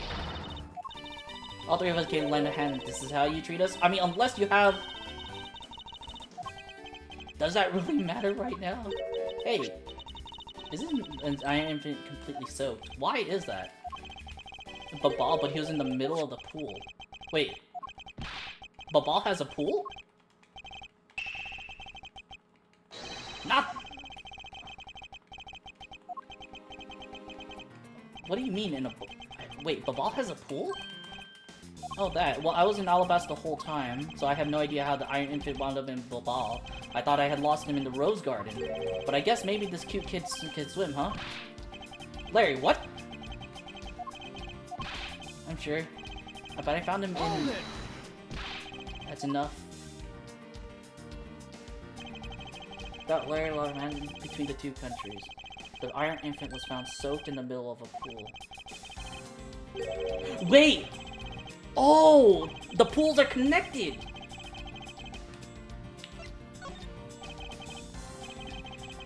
Bilateral symmetry in mind. Detective Gumshoe. There is a location I wish for you to examine close taste. It is where I believe the route used to smuggle Mr. Cochin's body lies. On bilateral, meaning that this is where you need to examine. Do I want the left side or the right side? Let's try the right side. Take that! I'll be back before you know it. It's too late. It doesn't matter now what you do. It's all a waste of time. You will stay here with us and wait. This is Edgeworth. Mr. Edgeworth, it's here, sir! There's a reservoir here, just like in the Rose Garden. Just as I suspected. What is it? The two sides of this embassy are mirror images of each other, which means that there is also a pool at the corresponding location on the Babalese side. Is something being printed? Mr. Cochin's body was moved into Babal through the pool in Alabasta. Avoiding the topic with a vague answer like that is unbecoming of a prosecutor. If you don't mind, I'd like to see more physical proof if you have any. The Iron Infant is positively soaked in water. Why do you think that is? It's because he was fished out of a pool, and not just any pool. It was the Babalese one. I think it's pretty obvious at this point what must be true. The water reservoirs in the two courtyards are connected. And where is your proof that the two sides are connected? Well, I do have proof, actually. The proof is right there before your eyes. The half-drowned Iron Infant. This blasted doll!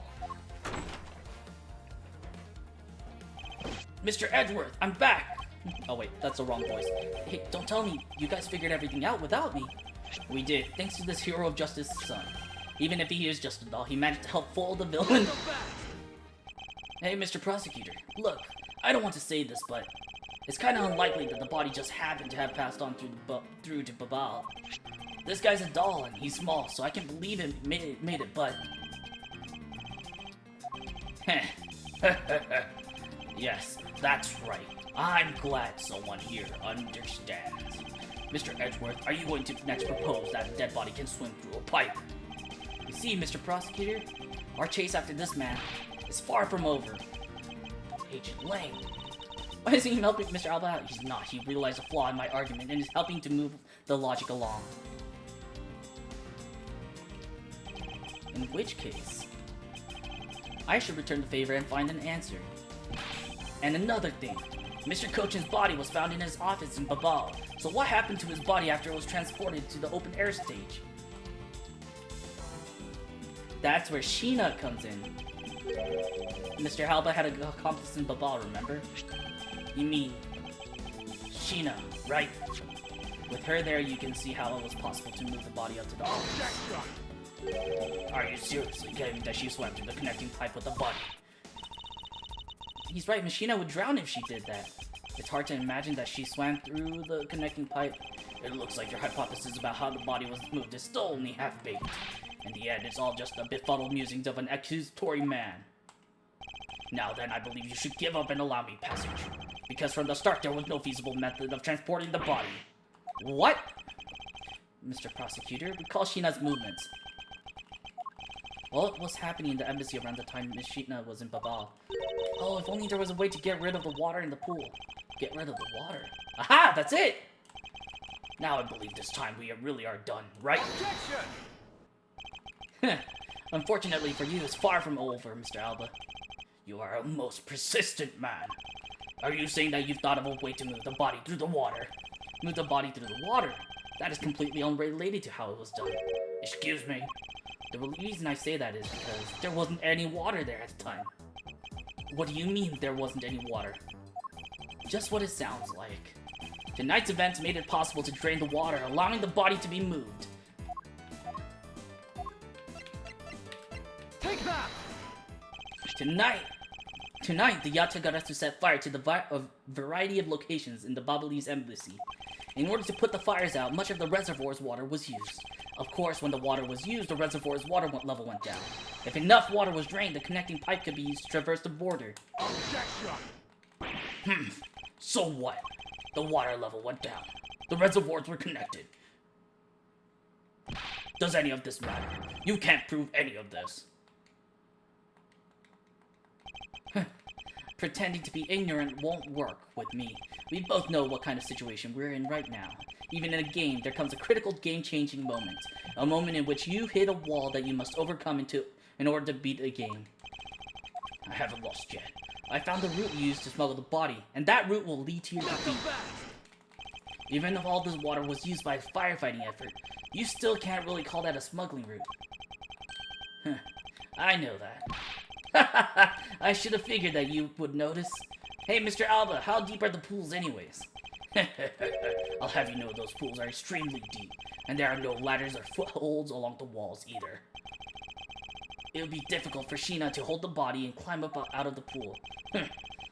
Ladders or footholds along the walls. There was no such needs for such things. What do you mean? If one were to use certain something, they could go up or down in the pool at will.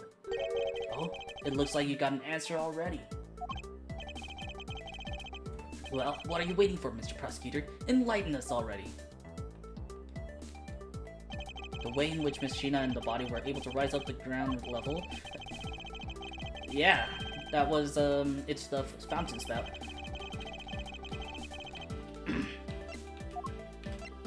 Take that! Mr. Alba used the fountain spouts, in a matter of speaking. He used the fountain spouts? How so? The water level in these pools can be controlled by opening and closing the spouts. Miss Sheena and the body were lifted upward by the buoyancy in the water. The fire on the Babalese side, and the firefighting effort, these were set in motion all for the sake of smuggling Mr. Coach's body. Shall I show you where the final destination of my train of logic leads? First, Alba closed the fountain spouts in advance, in preparation of things to come. Then, he took the pushcart that was brought to the Rose Garden, and pushed it along with the Iron Infant and Mr. Coach's body into the pool. At this time, Machina was busy conveniently starting the first fire in Babal. Then she made for the open area stage's pool to wait for the firefighting effort to begin. When the first firefighters used the water in that pool, the water level went down. And by that time the fire was put out, the pipe between the two pools was exposed.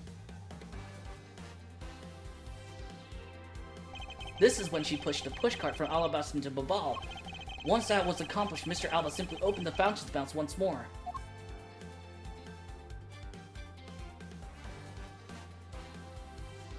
That must be really tough to do, though. And the water level rose up to its original level, along with Miss Sheena and the body. After that, Miss Sheena used the pushcart to carry the body up to the Secretariat's office. There's an elevator in the embassy after all. So you see, even with her small frame, she could have easily transported Mr. Kochin's body. And that wraps up my thorough explanation of how the body was moved. No! Well, ex-Ambassador Alba, what do you think? Not so untouchable without your precious extraterritorial rights to protect you, are you? I knew you could do it, Mr. Edgeworth. Way to fight back! You accuse me of moving the body across country lines, but when you get down to the nitty-gritty, you don't have what it takes to indict me. The nitty-gritty? What does the old man want now? Proof, I believe is what he seeks. Yes, proof. Without any, who is to say whether or not any of what you said really happened? There's no need to worry, I have had all the proof we need all along. The body wasn't the only thing. The guitar pick in the open air stage area. So too, did I find one other item there? And that piece of evidence is what will prove that the pools were in the smuggling route. This was another thing that was smuggled over to Babel. Take that! And what exactly is this? You have no idea, do you? This little piece that I found on the Babel side will be your undoing. A guitar pick. Would you care to explain how that is going to do me in, as it were? Much to your chagrin, perhaps, but this is not a guitar pick. What? This is something I found at the open air stage, which was transported with the body. I naturally assumed that you would recognize it, since you took a photo with it after all. But since you don't, allow me to show you what this fragment from the stage area belongs to. Take that! Let us take a good look at the murder weapon that was used to kill Manny Kochin. On the handle of this knife, there's a beautifully blooming flower. However, it would appear that it's missing a single petal. Now, let's see what happens when we try to fit this pick in that open slot. Oh wow, it's a perfect fit. It's a perfect fit! I assume that the petal must have fallen off the flower during Mr. Kochin's murder. And then it was accidentally placed into the pushcart along with Mr. Kochin's body. Objection! That's an interesting story, nothing more. Objection! Oh, I assure you, it's more than just a story. Because for some odd reason, this flower petal was wet when I found it. It was wet, you say? Yes, and the only place it could have gotten wet from is the open air stage's pool. Now I ask you, how did a part of the weapon which was smuggled into the theater wind up in the open air stage area on the Babali side of the embassy? I don't think I need to waste any words explaining this, as the petal explains it all for me. It proves that someone went from the Rose Gardens pool into Babal. Impossible! The people in Zhenfa have been waiting to see you face to face, Mr. Alba. I'll tell everyone back home we'll be there soon. You should be happy. Why? Why? It's a little late to be asking that question. You should have known from the very beginning. When you took your first life, no matter how you may plot or how you may try to cover it all up, you can never hide from your crime and what you've done. Because we're here to see it to it that justice is served to people like you. Objection! You can't call you what you've given a perfect argument. You know, I don't think this guy is going to ever admit to his wrongdoings, Mr. Edgeworth, because he values himself above all else. People who can't be negotiated with, or people who refuse to admit when they've lost. I don't believe those kinds of people really exist because everyone breaks eventually. You're right. In that case, I have no choice but to use all of the evidence I have. I'll use it all until he breaks under the weight of his crimes. Mr. Alba, I request that you testify once more. Please let this be the last one. I'm like an hour over. I didn't expect this to take that long.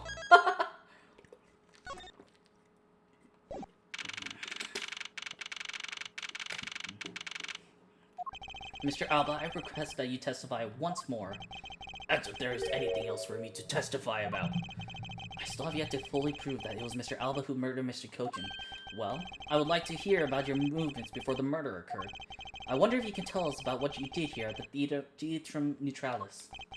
Very well. I suppose I could tell you about that. Because about all I did was watch the Seal Samurai stage show. Elaborating on even that alone is good enough for me.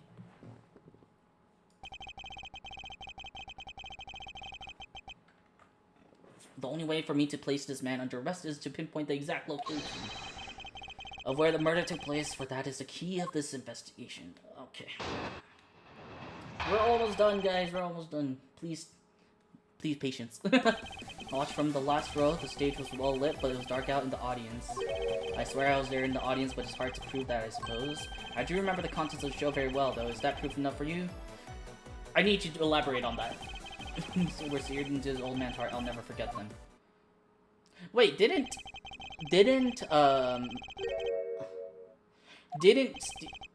Larry say that he couldn't do the final move? The special finishing move.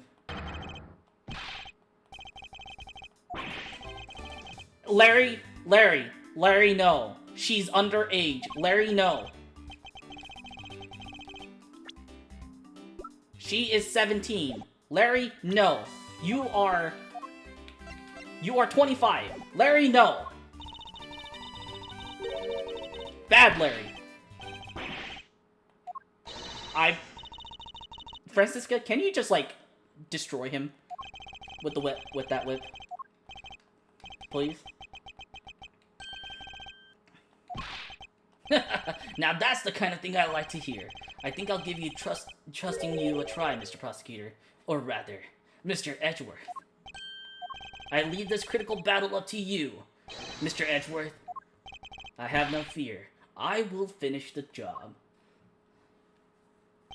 This really is the endgame. The time has come to expose every last one of Mr. Alva's lies.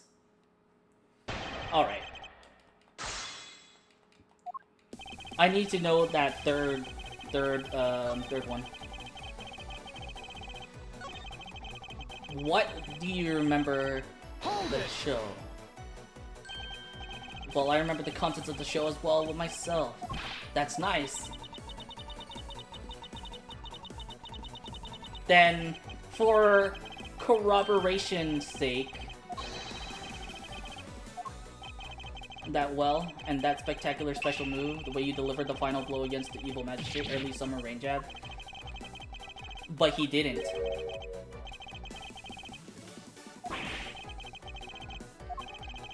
But he didn't. But he didn't. And if I went that, how could I answer you with the name of the move?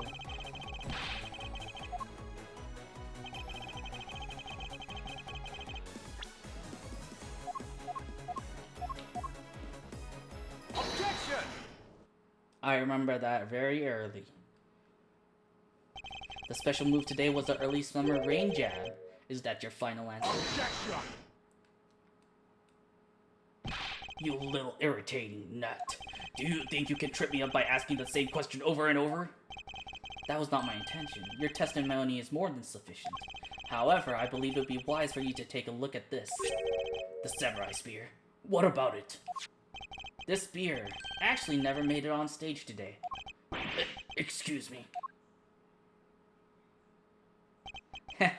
Unfortunately for you, tonight's Steel Samurai happened to be a goof of a young man with an abundance of useless hot-bloodedness.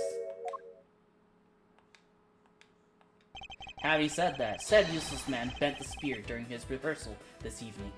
Okay, do you remember what the Steel Samurai's special move was tonight? It was the Steel Samurai Sushi Slash! Correct. Because he couldn't use a spear, a last-minute change was made. Had you really been watching the show, you would have known the move was that used. Kirkus Alba, you didn't watch even a single minute of the Steel Samurai stage show tonight, did you?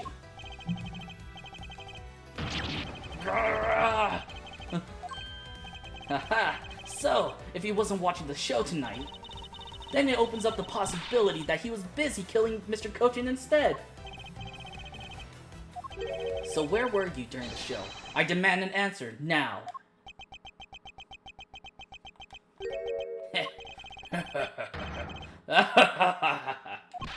Just what is so funny?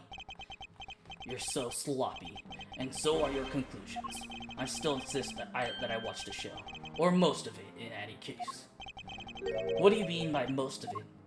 You see, during the show I left my seat for a spell to visit the battle. I assumed that was when that dramatic scene was played out on stage. That is the lousiest, lamest excuse I've ever heard in my life, pal! Just because he got the name of the move wrong. We can't really use that as proof that he didn't watch the show at all. As a fan of the Steel Samurai, I had wanted to watch the entire show. Objection!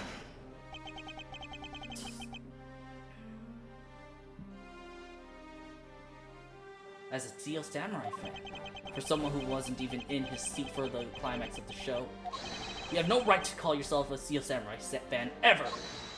Hold it!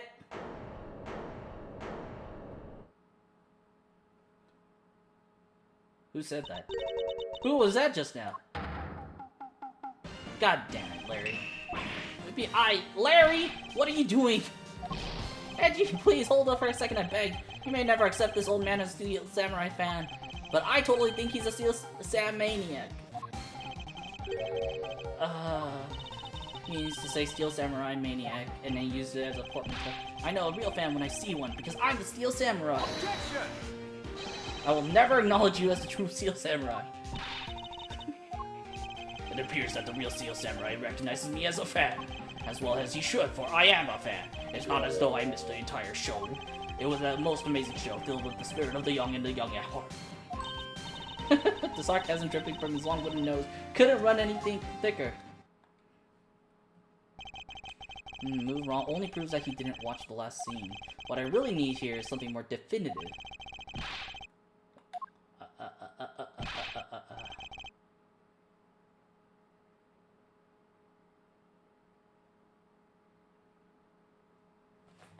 Oh, okay.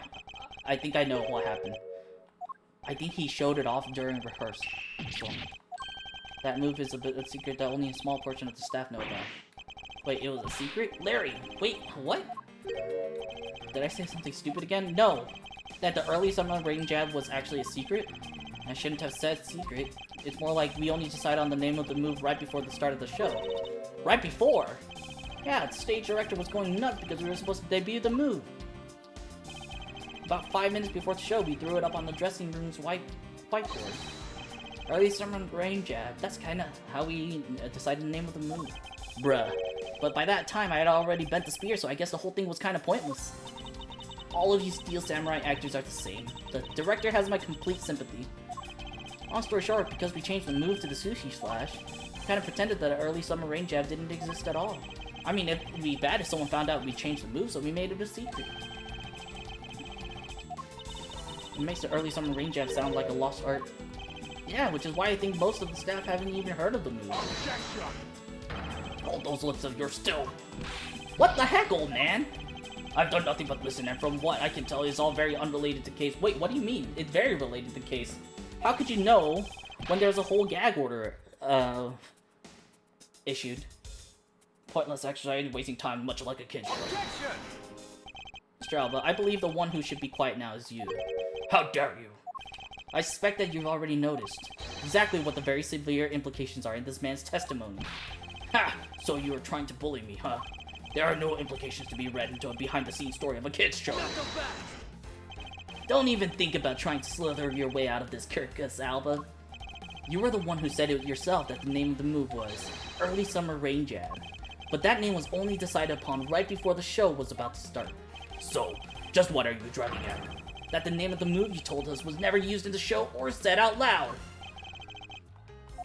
Now then, would you care to tell us about how you found out the name of that move? Because I can only think of one way you could have known. Kirkus Alba, this is the only way you could have known the name of the special move. You knew the name because you saw it. You saw it in on the dressing room's whiteboard. The staff members who knew were keeping it a secret, so you couldn't have simply gone up to a staff member and asked, which means that the only other option left is that you saw it on the whiteboard. So that means that Mr. Alba was in there at some point, right? But what's the big deal, sir? I don't see what that means. There's another piece of evidence that has a great deal to do with the dressing room. So we can't afford to let this slide. This is related to both dressing room and to Mr. Cochin's murder. It's the push cart. Take that! The push cart that was used to move the body was right there in the dressing room. During the show, the pushcart waited his turn to be pushed on stage in his dressing room. And it was finally pushed there along with the Iron Infant in the last scene of the show. And then, right after the show ended, it went into Alabasta along with the Steel Samurai. Which means that the only time the killer could have placed the body inside the pushcart was when the pushcart was in the dressing room, backstage. So basically, the killer has to be someone who visited the dressing room during the show. Precisely. Grrrr! Oh, but wait! What if, and this is just a what if the murder took place right in the dressing room? What do you mean, Kay? I have to admit, she brings up a valid possibility. During the show, the dressing room was supposed to be devoid of people. Slipping undetected into a private dressing room then would be as simple as pie. The killer must have come up with the idea to move the body with the pushcart then too. Correct, thus making the theater's dressing room the ideal location for the murder of Manny Kochin. Kirkus Alba, during the show you went down to the dressing room, and I want to know why. Yes, I was there. I went into the dressing room. I knew it. I'm placing you under arrest right now, pal. You got that? Arrest! Not so fast. What is it now? Don't I deserve a chance to explain myself? Explain? What is there to explain? I believe I told you earlier that I went to the bathroom. Well, I got lost when I did. I wanted to ask for directions, but when I opened the dressing room door, no one was inside. And that's when I saw the name of the move on the whiteboard. You punk! Still trying to get out of this. Do you really think you could get away at this point? Mr. Edgeworth, isn't there anything you can do to stop him? I don't have enough evidence on hand to do anything.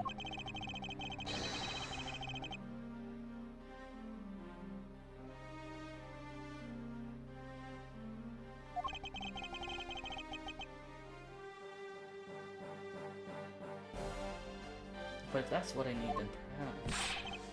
I believe an investigation of the dressing room is in question. Is in order. Find new evidence there. Ugh.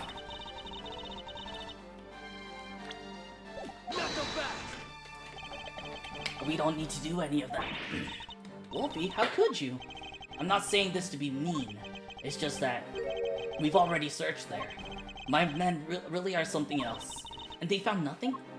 There's only one thing I can say to you, sis, and it's that they found nothing. That's it. And I guess you're right. If they had found something, they would have reported it to us. They couldn't find anything because there was nothing there to find. And if there's no info to feed into Little Thief, then I can't do much to help either. God damn.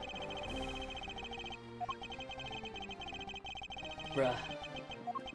If I can't prove both statements to be true, Mr. Alba walks away a free man. As long as there's a little bit of ambiguity, you know, you really can't. Because of you people, I missed my flight. Now I must make haste to arrange for a new one. Hold it! It's gotta be one of the samurais.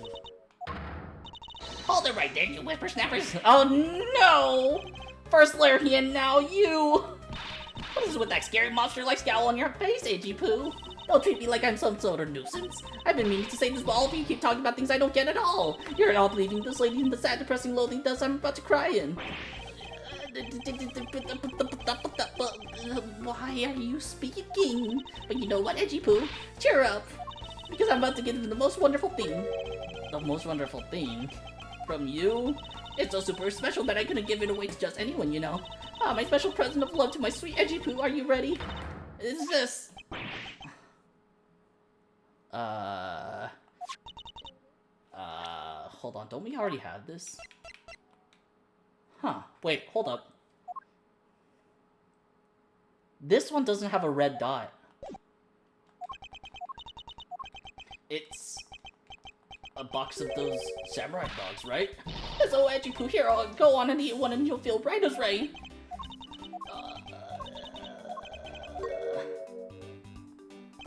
Are we through here? Why did everyone get so quiet all of a sudden? Edgy Poo, tell me you understand the destiny this lady's love for you.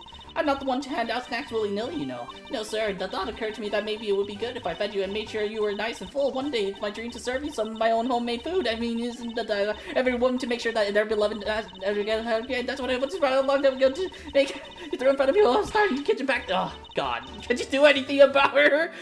Please! Please, I'm begging you! Take me out of my misery! There's no power on earth that can force that woman into silence. But I'm so sick and tired. All you people do is look down on me. Even this Baka Samurai played me for a fool. It had a special design on its fan, just like the Japanese flag, so I thought it was special. But then when it just tasted just like all the rest, ooh, it made me so mad. Wait, a special box with a Hinomaru like fan on it? I like how he knows it's called a Hinomaru like fan because like they're supposed to be in LA and they're like American citizens in like the English translation. That basically means Miles Edgeworth is a weeb. Existing before. I mean, we already knew that because he likes to Steel Samurai, but it's filled in. Is it possible? Could it be? Could it be blood? After the show, the samurai dogs were piled up on the dressing room floor. However, there is no such thing as a Hinomaru dog. Wait, why are we putting that in the... And yet does. Why are that being put into logic? The studio bigwig played delivery boys. We were supposed to hand the dogs off to the embassy people and tell them hi. I had to pile them all into the pushcart just to move them.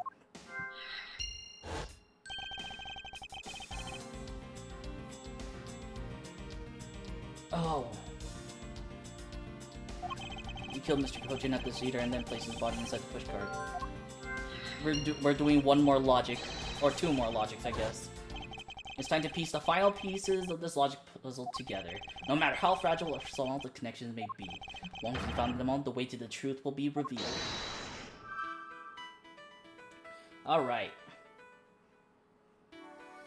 So, samurai dogs with the body in the pushcart. I'm gonna connect those. The killer used a pushcart to transport the body, which means that they had to remove the samurai dogs from within first. Therefore, the samurai dogs that were piled up on the dressing room floor were most likely taken out of the pushcart by the killer.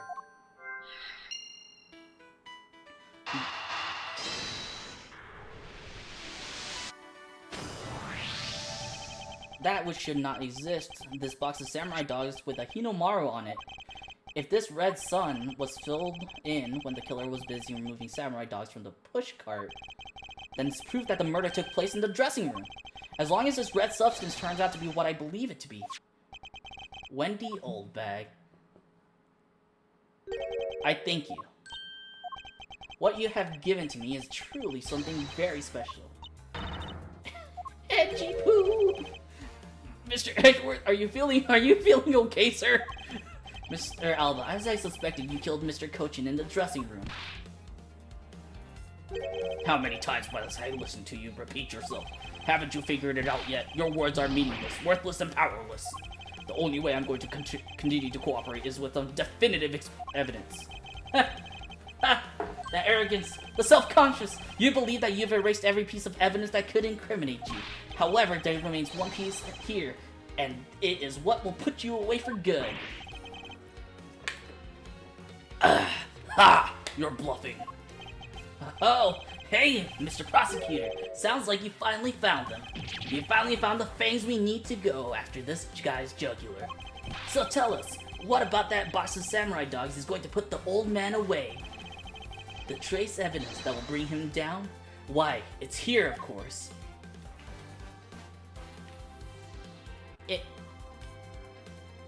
Can I I have like a little OCD problem. I want to get that crosshair to be like right at the red dot. There we go. This box of samurai dogs with the Hinomaru fan on it. This should never have existed.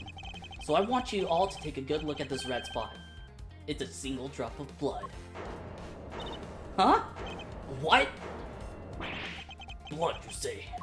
Agent Lang, I like this blood analyzed post-haste. I've got to admit, I'm a bit surprised. I can't believe we found blood in a place like this. Hey you, get this down to the lab pronto. But why was there blood on that box to begin with? If we think about the flow of the crime, I think the reason will become obvious. Larry, you said that you transported the samurai dogs with the pushcart, correct? Oh, and yeah, great memory, Edgy. That pushcart was a bit too big for my son, you know. You know what I mean? So to make sure everyone could see him, I had to pile some stuff in. I figured the samurai dogs were there, so I used them to fill up the cart.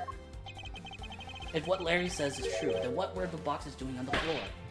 Ah, I see. The killer took them out in order to place the body in the pushcart.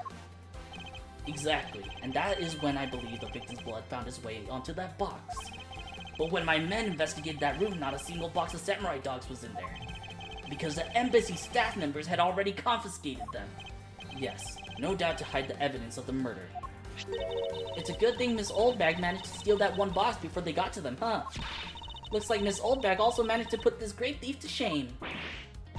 What a scandalous way of putting that. I didn't steal, I received it from myself. Kirk Azalba, I'd say this was one very fatal oversight on your part. Sorry to rain on your little love fest. However, how can he be so self-confident in a situation like this? Even if that blood turns out to belong to Mr. Cochin, then what? So, Mr. Edgeworth, it sounds like he's not ready to call it quits yet, huh? The sole piece of evidence that was left at the scene of the crime, well, that alone has shed light on a new fact. At the very least, we now have proof that the murder occurred in the dressing room. And you say that like it means something. Huh? Excuse me, sirs.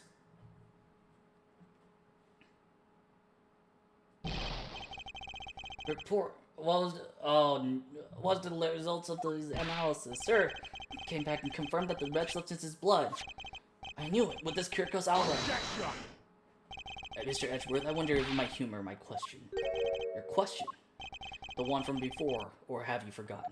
Even if that is Mr. Cochin's blood, what difference would it make? Not so fast!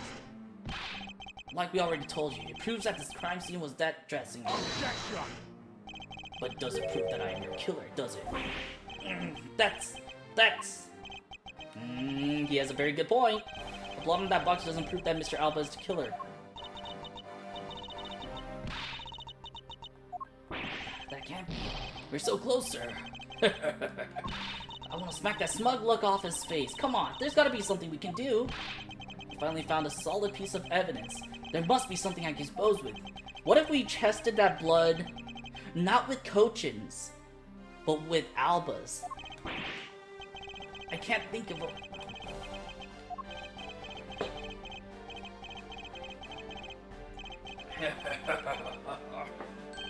Now, if you'll excuse me, I'll be on my way. Hold it! Who was that? It's too late. I won't allow anyone to stop me now. It wasn't me, pal. And it wasn't me this time either. It wasn't me either. It was me. Why did you? Because I haven't finished reporting everything to you yet, sir. There's more. What? Hurry up and spit it out. Yes, sir.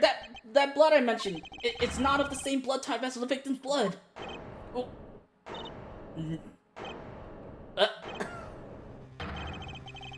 The water, you've been talking for hours. I have been drinking water. I have like 3 bottles of water right next to me, and this is I'm chugging my 4th one. Thank you so much though, Wiley. I appreciate your concern for my well-being. What? What do you mean it's not the same type? You mean it's not the victim's blood? If it isn't his, then who the hell is it? I don't know, sir. All I know is that it's not the same blood type as the victim, sir. What should we do now, Mr. Edgeworth? What if we're thinking... Why? What an amusing turn of events. That blood drop proves something to be true, alright. Namely, my words. And which one of your words would that be? The ones where I said that your words are meaningless, worthless, and powerless. That blood has nothing to do with the murder investigation whatsoever. Need I remind you that the blood got onto that box long before it entered my embassy? What sort of nonsense? Yeah, it's blood, pal. There's no way it's not related to the murder. So you would like to believe. But what if someone preparing the samurai dogs had a small nosebleed? What then? Then it should have been recalled. Hello? Damn it! Have we been wasting our time on a red herring? The blood doesn't belong to anyone connected to the case. That should be clue enough. Kirkus Alba, you bastard!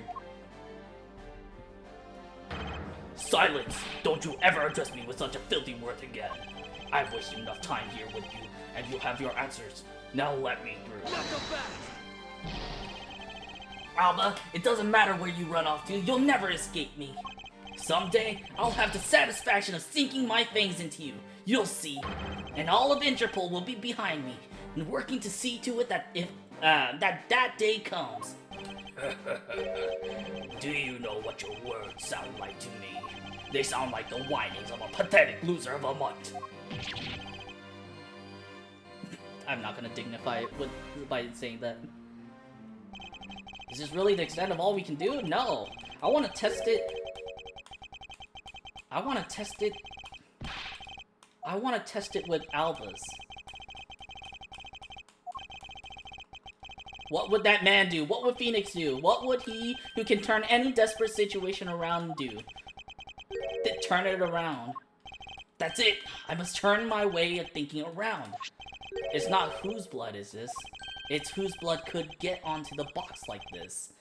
And if I think about it that way, if the blood got into the box when the body was being placed into the pushcart, then the owner of said blood must have been in the dressing room at the time. And there's only one person that could be. Well, I must praise you for trying so hard. It's been because of you kids that I was removed from center stage, and will be forced to live out the rest of my life in the shadows, unfortunately. But it's not a total loss, as the underworld will allow me more freedom than you'll ever know.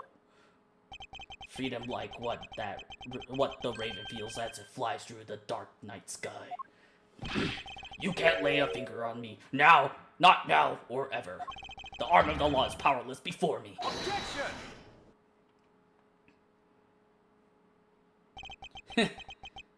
Powerless, is it? I wouldn't be so sure about that if I were you. What do you mean? Allow me to describe you in one word. Pitiful. Pitiful? How so? Kirkus Alba, your wings were clipped long ago. And for someone who is trying to fly away on them without noticing that fact, pitiful is the perfect word to describe you. Ha! Mere words. What do you mean by his wings are clipped, Mr. Edgeworth?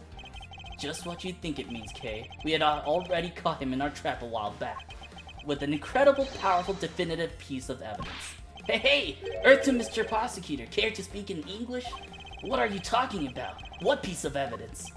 The piece of evidence I speak of is, of course, this drop of blood. But we know that it's not from the victim. I don't see how it remains relevant to the case at all. Miss Von Karma, I believe that is exactly why it's very important to the case. And the part that is the most important is the fact that it's not the victim's blood. Ah, you're looking a little pale. Good. Then I believe you are already aware of what I mean. Then you know who the blood belongs to.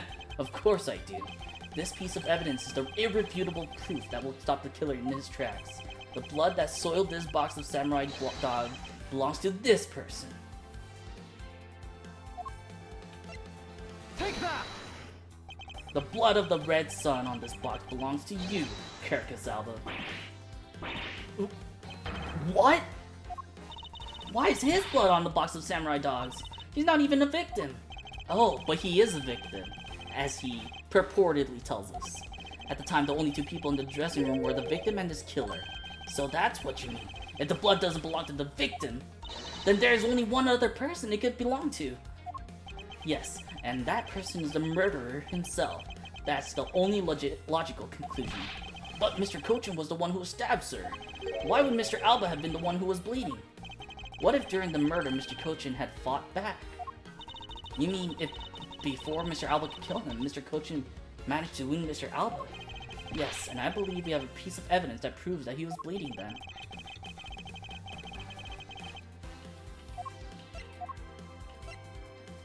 Take that!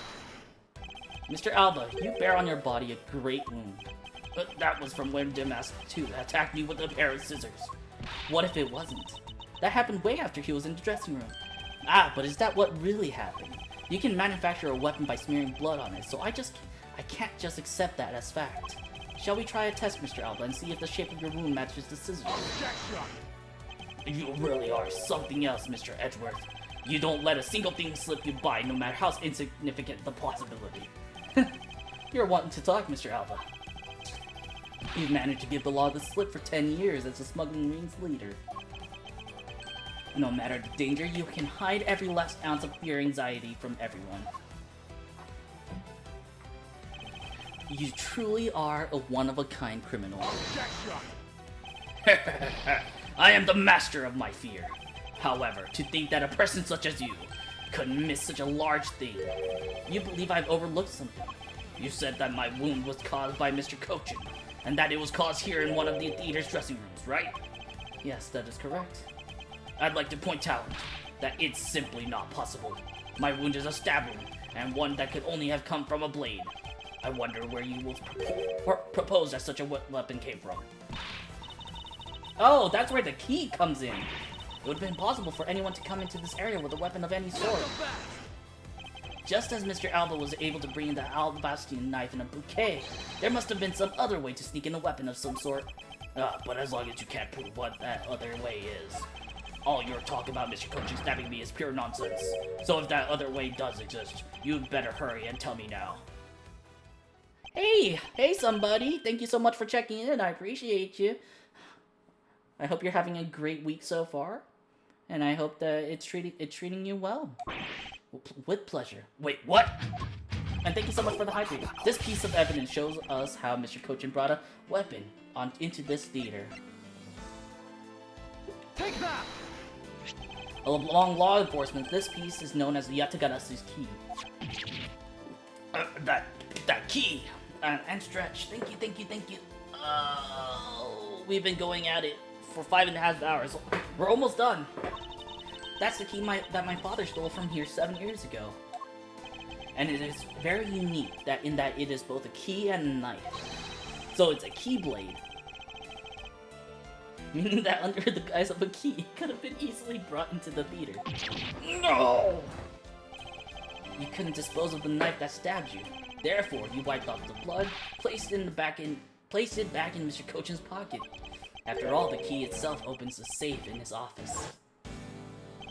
And inside that safe, there was a document about Cadopian paper signed by Mr. Cochin, in order to make it look like Mr. Cochin died as the leader of the smuggling ring. You had to make it so that the police were the ones who opened that office safe. No shot you... No shot you just said keyblade. Okay, but it's a blade. And it's a key. So therefore, it's a keyblade.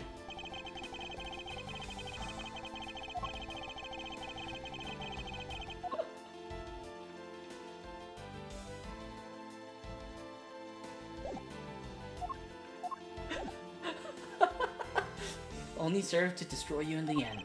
Shall we try matching this knife's blade with your wound, Mr. Kirkus Alba? No, don't mock me. Don't mock me. There's something called the coup de grace. Impossible. You can't take me down. Swine, all of you. Especially Manning Cochin. This is all because of that man's betrayal. He sought to steal control of the smuggling ring from me by removing me as ambassador. Which is why he deserved to die while bearing the guilt for all of my crimes for me. That's why I sent out the Yatagarasu's card and how this incident was born. Manny was supposed to be the smuggling ring's leader who was killed by the Yatagarasu. But I had yet another reason, yet another story that was supposed to play out. Manny's death was supposed to bring everything to a close.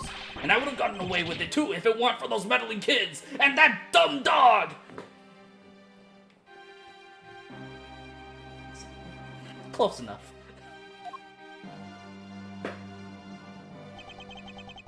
I think the dog in this case would actually be, Longji.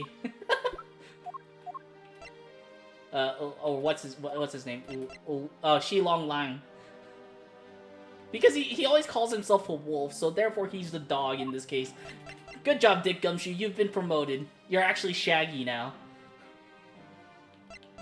This would be...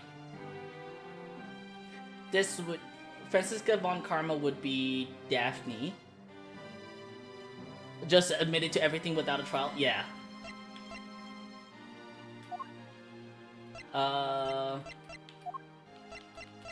K is definitely Velma.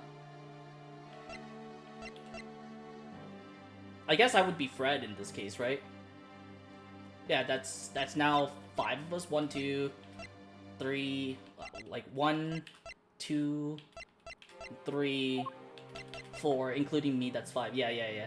It's actually just straight up the Scooby Gang. In true villain fashion, yeah, exactly. The villain monologue. Mr. Alba, I'm afraid there's one more question I forgot to ask. This country's or Alabas, which country's court would you like to face first? Either way is game over for you. Oh yeah, he actually Edgeworth!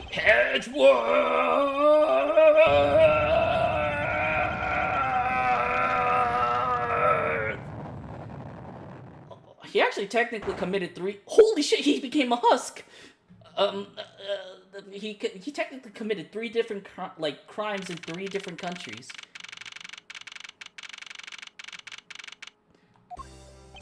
Whew, this is it. The big day is Mr. Alba's trial today.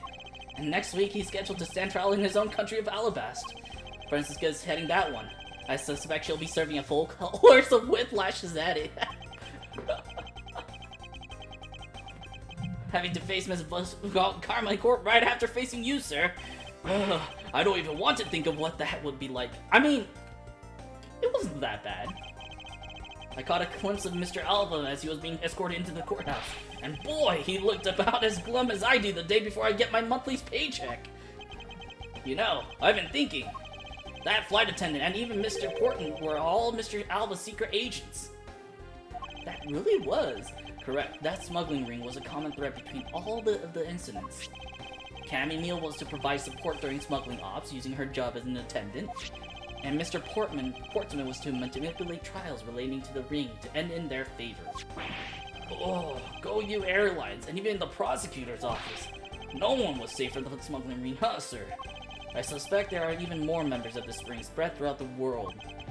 Yeah, it sounds like it's such a big op that I can't even begin to imagine what it's like.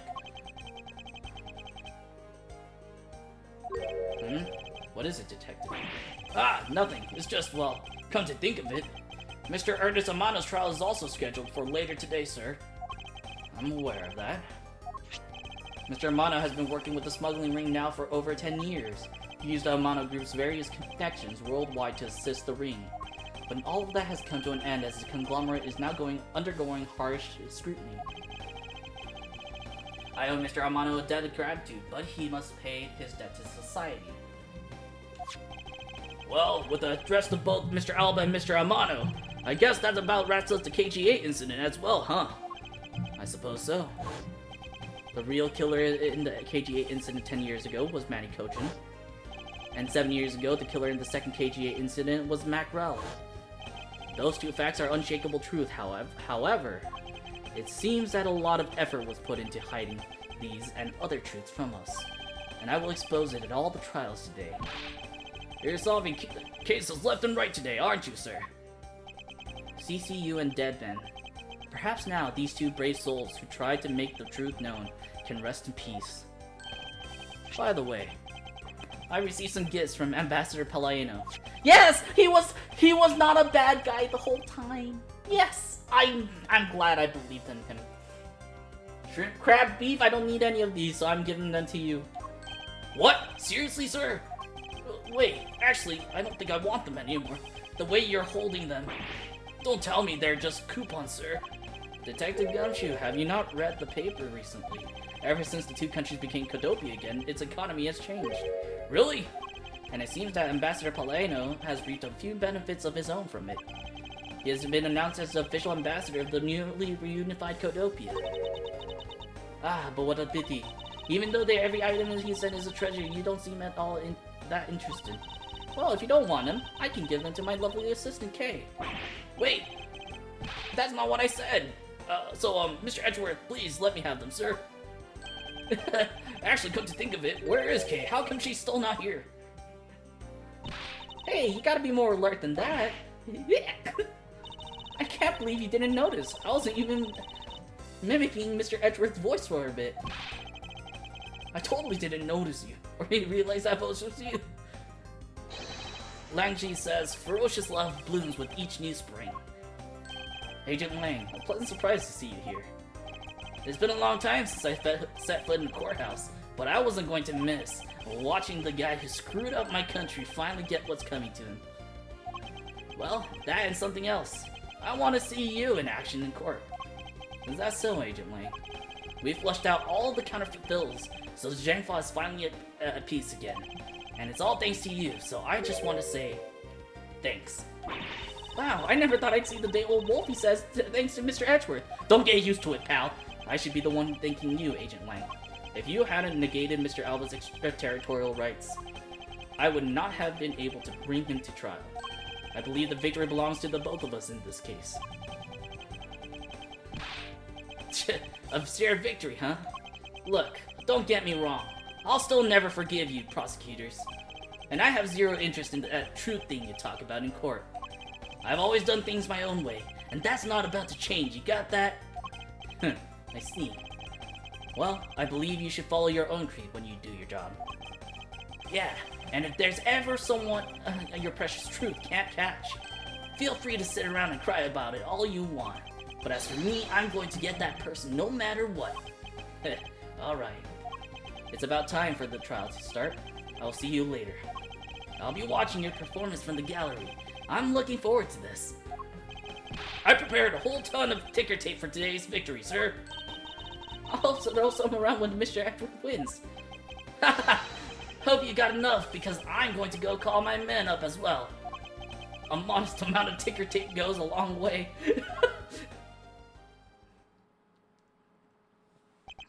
The scene shifts to the courtroom, and the final act of this long tale begins. The legend of the great thief Yatagarasu. The story of those who chose to dedicate their lives to the pursuit of the truth. Prosecutors are those who seek a guilty verdict for the defendants they meet, and to that end, you have no choice but to win by any means necessary. That creed was forced on me since I was very young. However, I no longer think that English. Why are you still on the prosecutor's bench? I've only been away from the courtroom for a short time. I feel as though it's been a lifetime since I set foot in one. And today, more than any other day, I feel the fight in me within me rising. Alright, that is it. Alright.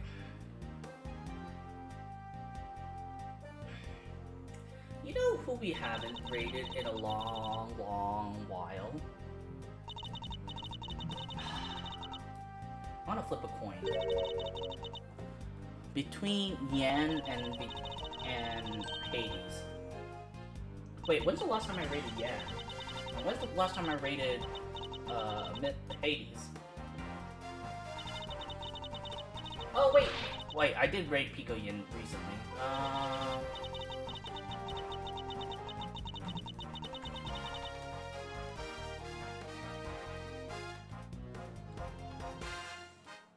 Okay.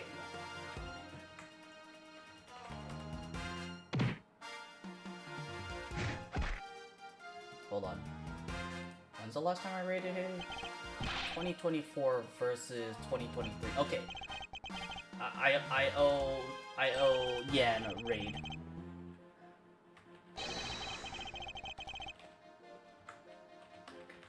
Thanks for the sacrifice. Oh wait, I was reading someone else's chat. Alright. Alright. We are done. There's a full rate browser now.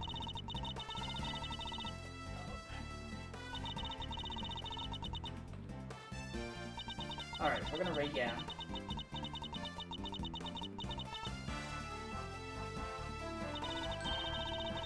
And Thank you so much for all the views. Thank you so much for all the chats. I appreciate all of you. Here's the raid message. If you are here's the raid message. If you're subbed, here's the alternate raid message. Copy paste it on his stream. Or if you want, you could change the emotes to whatever you want to use instead. Showing your love, support, and all that positivity. I hope everyone has a great day, afternoon, or evening, wherever you are. And as always, please remember to take care of yourselves, and I will see you all in the next stream. Alright. Bye-bye. See you next time. Thank you so much for watching Wildly. I appreciate you staying until the end. I love y'all. And I will head to the ending screen and then wait the timer out. Bye. Bye.